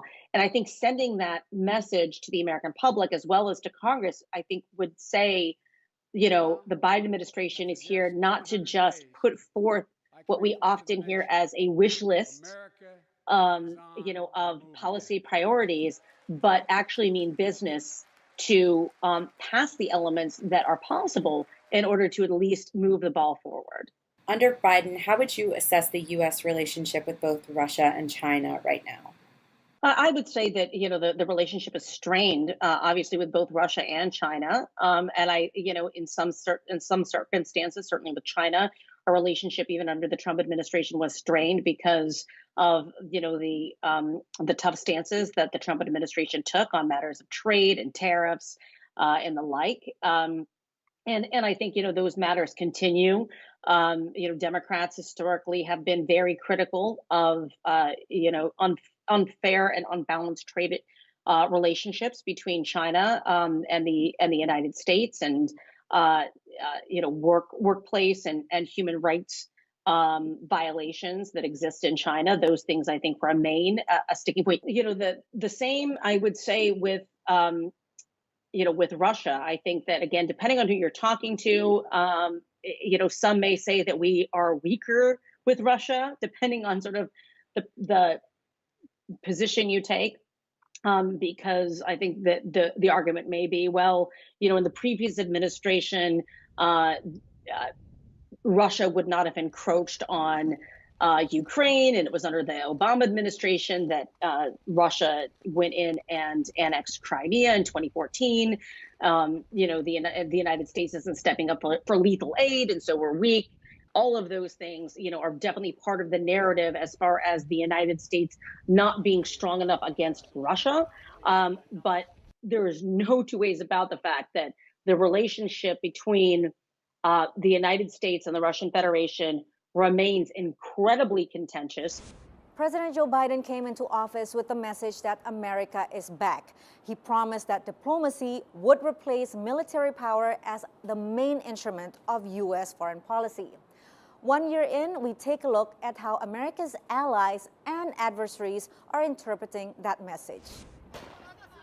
It's been quite a year in U.S. foreign policy, with the chaotic withdrawal from Afghanistan in August widely seen as the biggest failure of President Joe Biden's first year in office. Terrorism has intensified, and the Taliban takeover has led to sanctions that have put Afghanistan in a position where it has an acute humanitarian crisis that could well lead to mass famine. And I think that this very precipitate, chaotic U.S. withdrawal is seen as linked to those outcomes. The withdrawal is in line with the administration's goal to decrease military engagement in the Middle East. But challenges remain, including existing tensions between Israelis and Palestinians and the stalled effort to rescue the Joint Comprehensive Plan of Action, or JCPOA, the 2015 Iran nuclear deal with world powers that the Trump administration withdrew from in 2018.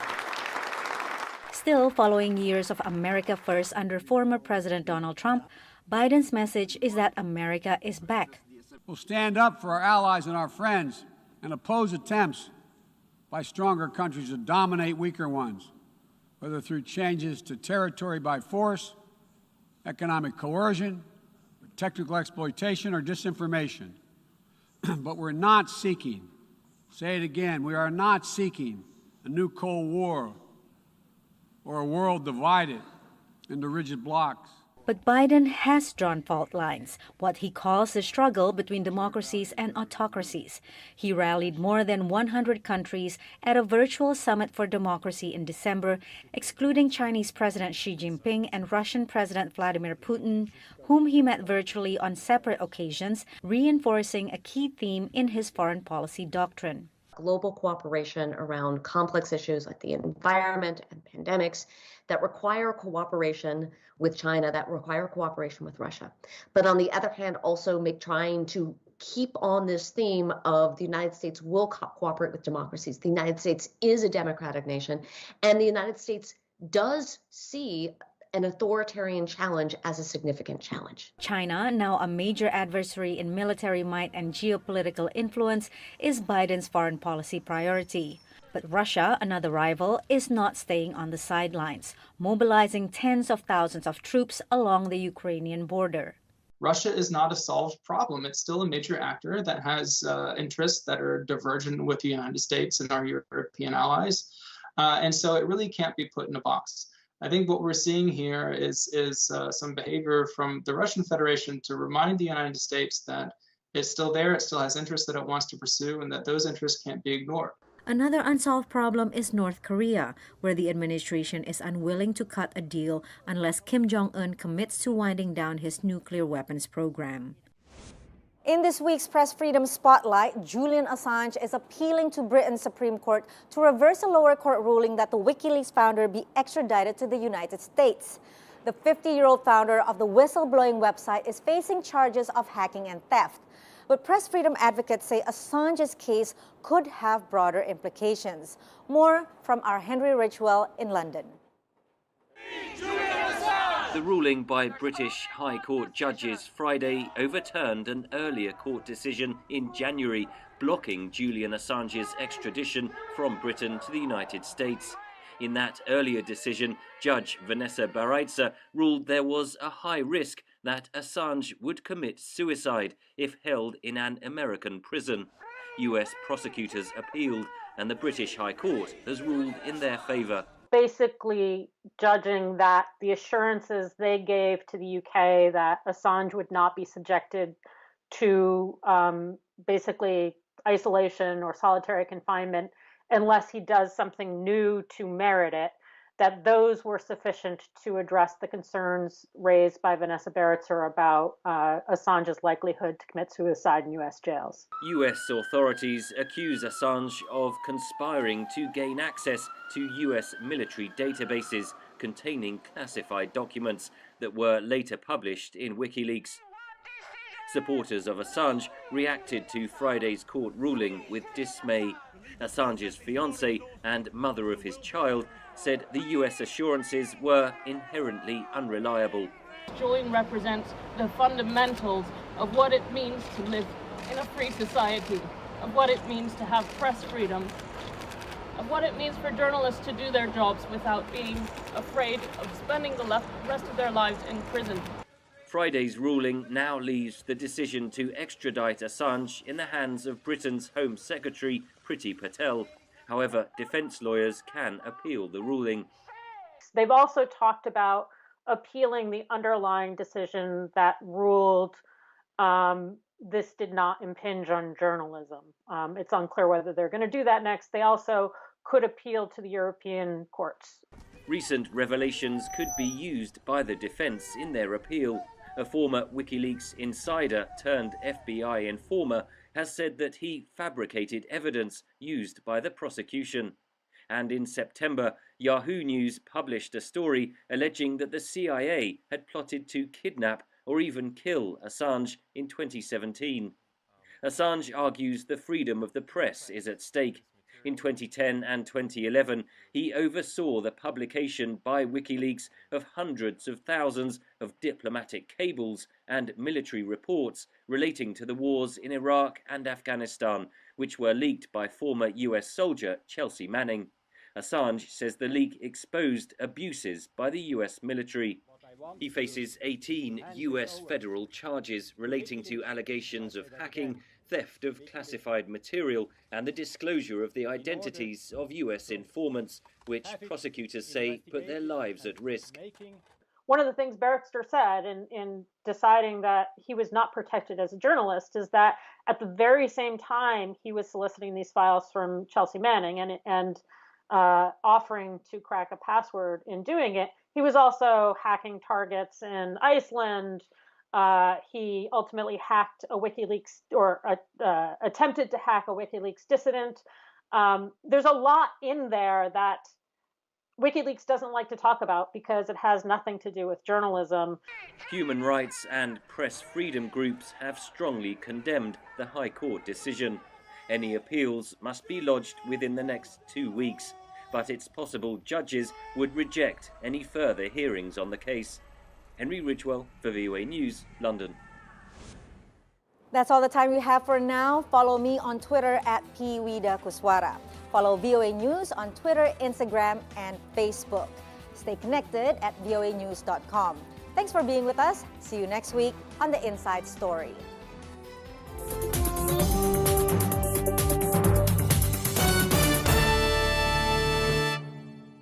Hello and welcome to One on One. My guest today is referred to as a chief plumber. His name is Okwe Adeoye. Like every child, you want to be this, then you want to be that, then you want to be that. But there was one thing that, after a while, I was like, I think I would like to be an inventor. I've always planned to start a company. I told my parents when I was leaving school that I don't want to work for anybody. My mom convinced me that no, you need to start from somewhere. This thing, you don't just jump into it. So they start from somewhere, ended up becoming like 13 years of paid employment. The biggest lesson is that there are no failures, that there's only learning for you. Like one of the things I took away from the Toy Labs experience was that I find that younger, hungry, driven people are an asset for you. You've talked about getting the right stuff, but how do you now keep this good talent that you have for your business? If I tell you I know the answer, I am lying. Because if I know the answer, I shouldn't be running one pipe. I should be running some kind of talent thing.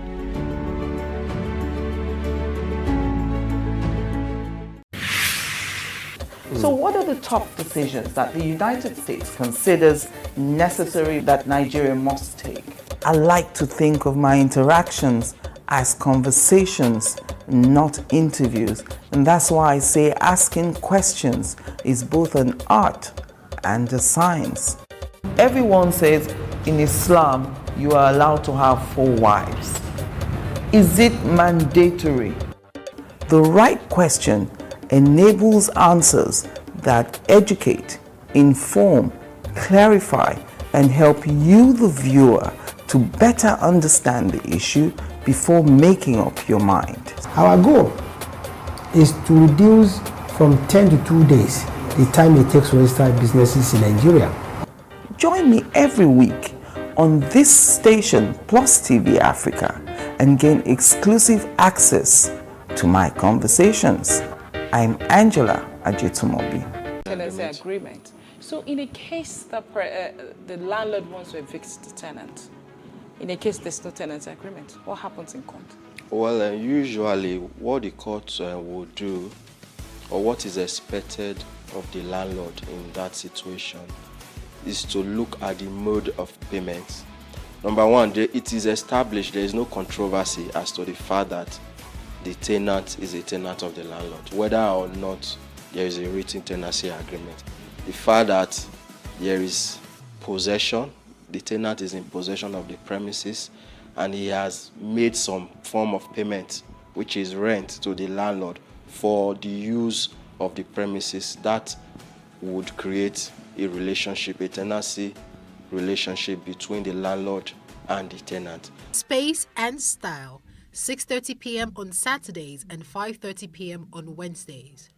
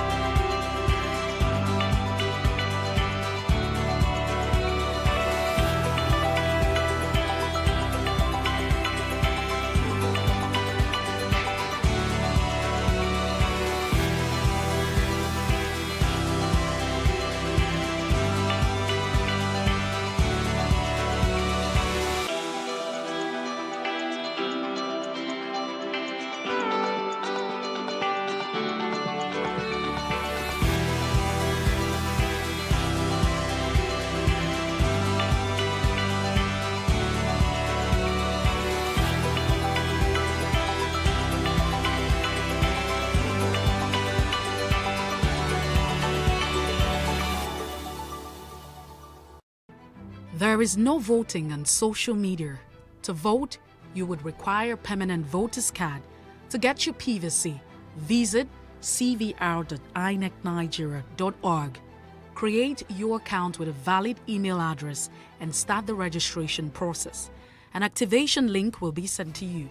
Click on the link and activate your account. Fill out the form, pick and submit a convenient date and time for your biometrics. Print the application slip, which should have your QR code. On the appointed date, go to the nearest INEC office for your biometric capturing. Thereafter, you will get a registration slip to pick your permanent voter's card when ready. Get your PVC today. This message is from PlusTvAfrica.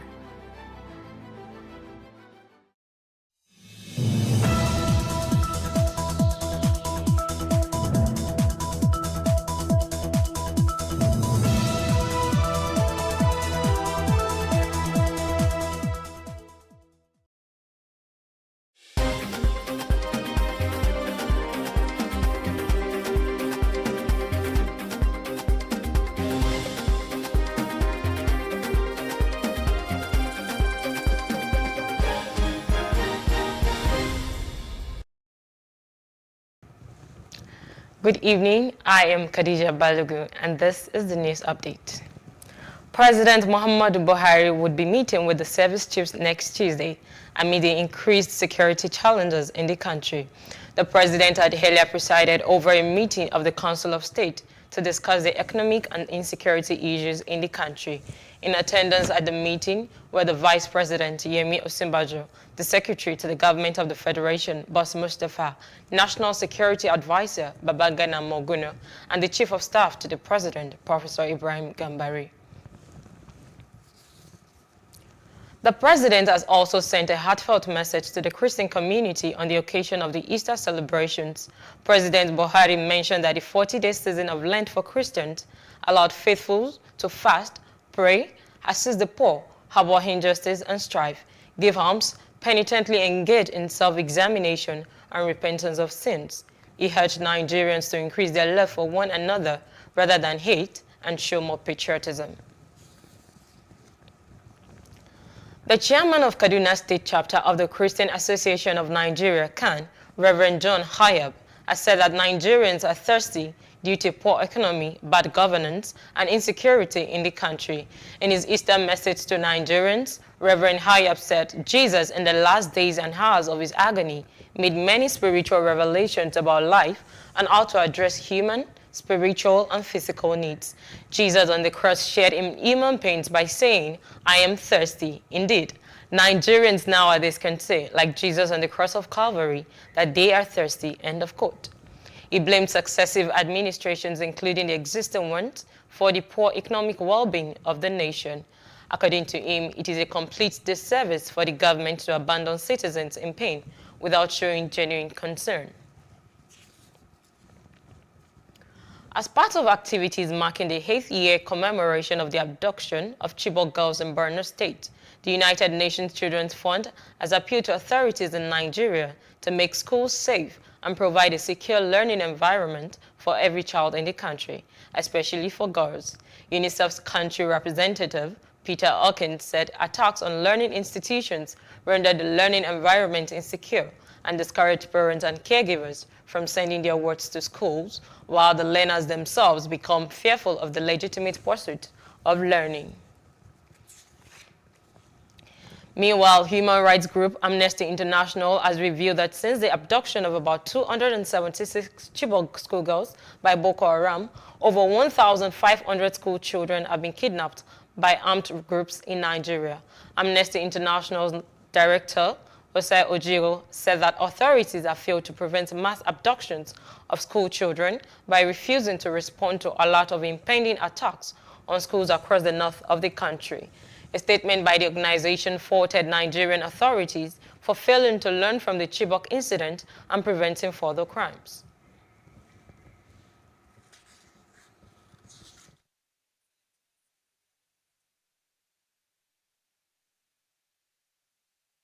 Okay, we apologize for that audio.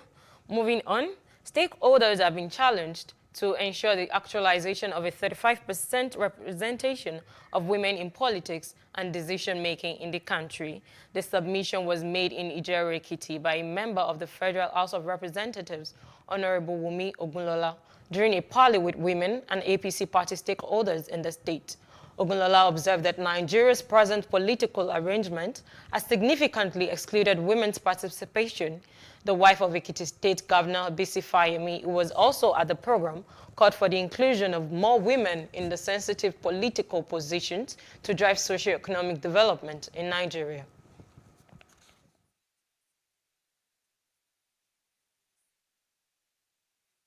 Okay. Sequel to a request by President Muhammadu Buhari for the revision of the 2021 fiscal framework, the House of Representatives has approved 4 trillion naira for subsidy on premium motor spirits, popularly known as petrol. In forwarding the request for the revision of the medium-term expenditure framework, the President requested the lawmakers to approve an additional 3.557 trillion naira in addition to the 442.72 billion naira provided in the 2022 budget for subsidy. The House also approved the reduction in crude oil production quota from 1.8 million barrels per day to 1.6 million barrels per day and a $73 oil price benchmark. The House of Representatives has directed an investigation into alleged anti-labor as well as the unfair treatment of some staff by management of the News Agency of Nigeria, NAN. For this purpose, the House mandated its Committee on Labor and Productivity to investigate these allegations and also the reported illegal promotions in the past 5 years, with the view to recovering all benefits that might have been enjoyed by the affected staff, as well as recommend necessary sanctions for anyone found culpable. The motion was sponsored by Honorable Babatunde Ayeni from Osun State, following the suspension of the NUJ chairman, NAN chapter, who was redeployed in controversial circumstances by management. The House further urged the managing director of NAN and the editor-in-chief to ensure immediate payment of all outstanding allowances to the chairman and ensure that he is not victimized any further. Aware that a set of workers who are not due to promote have over the years been elevated to various higher office in breach of the process and the provision of Section 7, subsection 020702 of the Public Service Rules, PSR 1. Also concerned that some staff enjoyed double promotion within 1 year, contrary to the provision of Section 7B and C of the Public Service Rules, PSR, and Part 4, subsection 10, 17, 18, 19, and 24 of the Public Service Rules, as each relate to appointments. And they say there's recruitment going on somewhere. You try to investigate, you hear there's no recruitment going on. But when you dig deeper, you discover that some sort of recruitment took place in such organization. Sometimes they call it replacement. And in the name of replacement, you see 50, 100 people coming into an organization. Oftentimes, these are special people. In no time, these people are posted to choice places. Also, this same set of people will be the first to get promoted, as against the rules of the organization. This has become a very disturbing, phenomenon in our public sector. And for that reason, I feel so concerned that we should actually take very seriously the motion that our brother has brought to the fore today. And Lagosians are unhappy that no work has commenced on the Eco Bridge, weeks after a fire incident burnt goods worth several millions of naira and caused serious damage, forcing motorists to use the alternative route. That's on Street Views. Take a listen.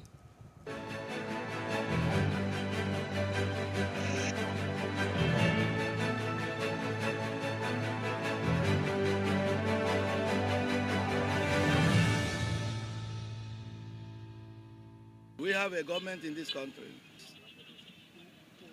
You have leaders. They don't care for us. They don't care for us. They're just doing anything. The bridge affects us so much. Let the government open the bridge. They should fix it now so that we won't have this stress when driving. We are praying that someone should please do it for us. As you can see, it's affecting everybody. So I should come visit everywhere in abroad now. 2 hours they've done it.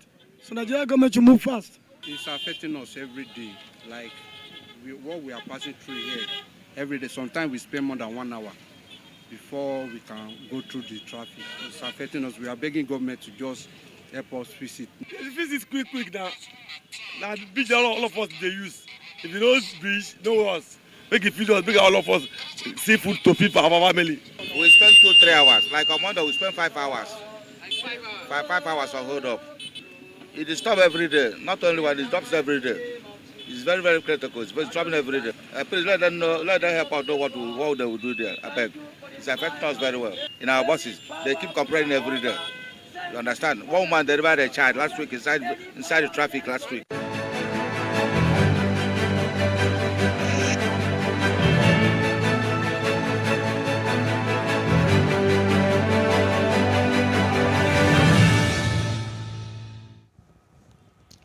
And to the other part of Africa, Mali massacre survivors have given an account of events alleging that white mercenaries were involved in the killings.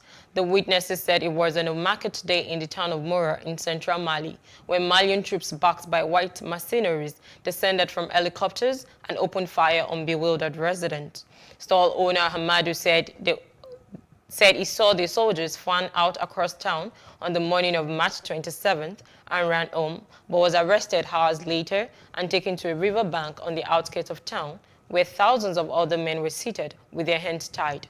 Amadou said over the next 4 days, the men stayed in the sun with little food or water and watched as soldiers gradually picked some of them in groups, led them to the edge of a mass grave and shot them. And outside Africa, the Kremlin says President Vladimir Putin will consider a range of measures to bolster Russia's security if Finland or Sweden join NATO once the defense ministry presents him with its proposals on the subject. Speaking to reporters on a conference call, Kremlin spokesperson Dmitry Peskov said the ministry still needed time to put the proposals together. Peskov's comments come after Dmitry Medvedev, one of Putin's closest allies, warned NATO that Russia would have to bolster its defenses in the region if Finland and Sweden joined the US-led military alliance. And in business news, billionaire Elon Musk has offered to buy Twitter for about $41 billion in cash, just days after rejecting a seat on the social media company's board. Musk's offer price of $54.20 per share, which was disclosed in a regulatory filing on Thursday, represents a 38% premium to Twitter's April 1st close, the last trading day before the Tesla CEO's more than 9% stake in the company was made public. Twitter shares jumped 12% in pre-market trading. Earlier this week, Musk said he had abandoned a plan to join Twitter's board just as his tenure was about to start. Taking the board seat would have prevented him from possible takeover of the company. Meanwhile, Twitter has said its board will evaluate an unsolicited, non-binding offer from Tesla chief Elon Musk to acquire the social media company. Twitter, in a statement, said it would carefully review the proposal to determine the course of action that it believes is in the best interest of the company and all Twitter stakeholders. The company also confirmed it received Musk's bid valuing the company at $43.4 billion. Moving on to entertainment, an associate professor, New York University, Dr. Carlos Chinares, has said talented artists in Nigeria surpass the number of talent management professionals capable of helping the artists attain success in the music industry. Chinares disclosed this as the Music Business Academy for Africa planned to commence its training program for the second year. The MBA, which was founded by Godwin Tom, would hold in partnership with the Music Ally and Theranos of the Music Business Department, New York University, according to the organizers. Speaking on the importance of the program, Theranos said it would help educate music professionals and create a natural workforce for the music industry in Nigeria. Our correspondents gathered that the program would run between July and November 2022 and teach students about a range of music business trends and technologies, as well as give them hands-on experience in releasing and promoting music. And in sports, the Nigeria Football Federation has approved the appointment of Salisu Yusuf as the head of the Super Eagles coach, so otherwise known as the CHAN team, as well as the Under-23 Olympics team. Yusuf was previously banned for collecting bribes as an assistant coach of the Super Eagles after he was caught on camera in 2018, accepting cash from men who posed as football agents to select 2 players for his Morocco 2018 African Nations Championship squad. He was subsequently banned for 1 year and ordered to pay a fine of $5,000 by the Federation, following the NFF Ethics and Fair Play Committee ruling that the coach received $1,000 from the men. The NFF reinstated the coach in 2019 after serving his punishment and later approved his return as assistant coach of the Super Eagles and head coach of the Super Eagles B team with effect from November 1, 2021. In other appointments, Ladan Boso retains his position as head coach of the Under-20 boys. He will work with former Under-17 head coach Fatai Amal, that is the assistant coach, Oladuni Oyekale, an assistant coach, Jolomi Atuni Ali, assistant coach, and Barua Olatunji Abidin, goalkeepers trainers. And that's the news update. For more stories, please follow us on our Facebook, Twitter, and Instagram, and do subscribe to our YouTube channel at PlusTvAfrica and PlusTvAfrica Lifestyle. I am Khadijat Balogun. Thanks for watching.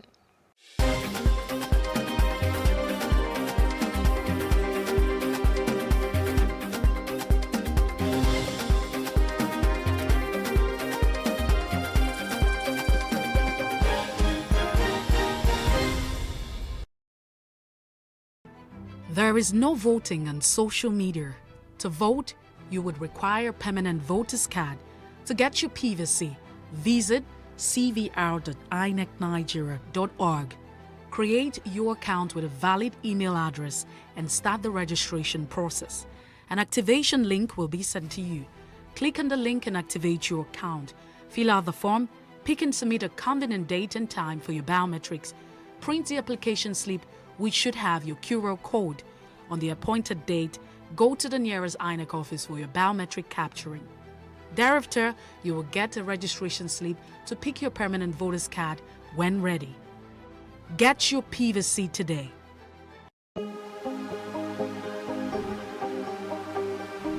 This is it for upcoming artists to blow in Nigeria.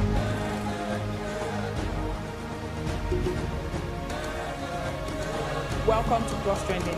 I am Buki November, your host, saying thank you for joining us on today's episode. Welcome back. It's tea time on Plus TV Africa. Practice makes perfect. I'm not perfect yet, but I'm a lot better than I used to be. He's a king. He's entitled to marry 100 if he wants to.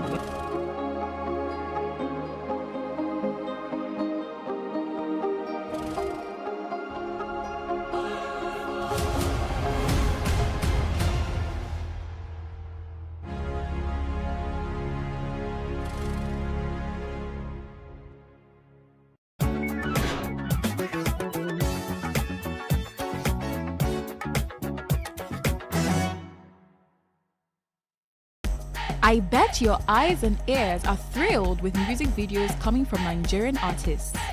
You obviously notice the singer, the video vixens, and other talents. But what about the music director? Close your eyes, think about your favorite music video, and see if you can tell who directed it. Great if you can, sad if you can't.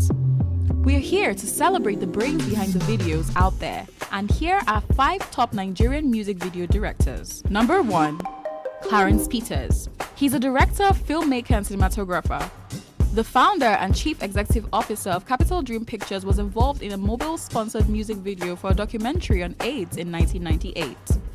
He directed 40 episodes of the TV series Everyday People. Peters has also shot a good number of documentaries, TV commercials, short films, and TV features. He has directed music videos for recording artists such as Dare, Durella, Wizkid, Seyi Shay, Burna Boy, Waje, Tubaba, Fino, Runtown, and Yemi Alade. Peters has won numerous awards for his works.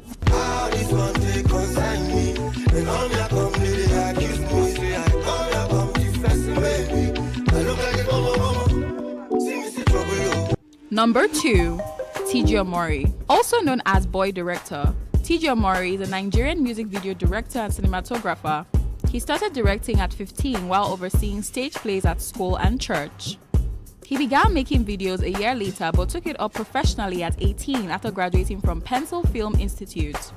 This made him the youngest professional filmmaker in Nigeria. He has worked with Olamide, Wizkid, Burna Boy, Techno, Kiss Daniel, Fireboy DML, Fowls, Timaya, Naira Marley, and many others. So I put that Ferragamo when I pass it down. Put some Gucci on that booty cause she kill a man. That's why she don't want to push, she wanna stick around. But she still say that she love me cause I'm sexy. And I tell her that she lying, that she flexing. She be screaming, I be screaming, we be reckless. But I know that she be liking makeup sexy. Number 3, Meji Alabi. This London-born Nigerian filmmaker, director, photographer, and producer has worked alongside Beyonce, Burna Boy, Wizkid, Davido, Tiwa Savage, Popcan, Goldlink, and Nasty C. He directed Seyi Shay's Murder in 2014, a move that gave him the desired attention in Nigeria. Alabi also worked with Wizkid on his Made in Lagos album. He's a co-founder of JM Films with Jimmy Adesoya. And I tell you my God, you know my style, you know big chance, then it's all up, eBay. If you say you get the man, then you wanna try, you could go die, baby. You've been a landslide for a long time, but then no one believe me. All of when I come back, you one try, but you do it easy. Number 4, Dami Twitch. His original name is Owolabi Oluwadamilola. Twitch started with photography in 2013 before going to full music production in 2017. That was the year he shot his first music video for Burna Boy and Yonda. He has gone on to shoot visuals for Fowls, Burna Boy, Olamide, Lil Kesh, Victor A.D., Simi, Peruzzi, Mayokun, Leah, and Davido.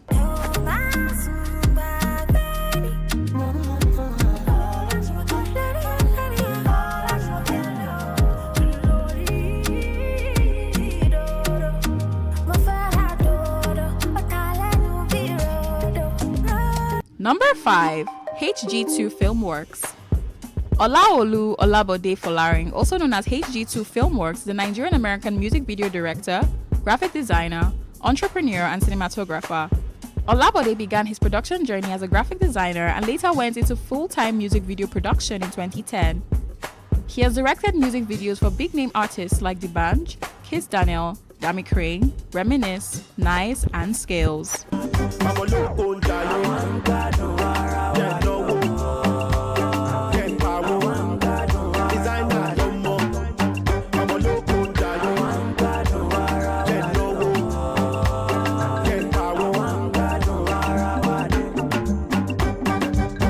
You will agree with me that these directors bend over backwards to churn out massive videos for our entertainment.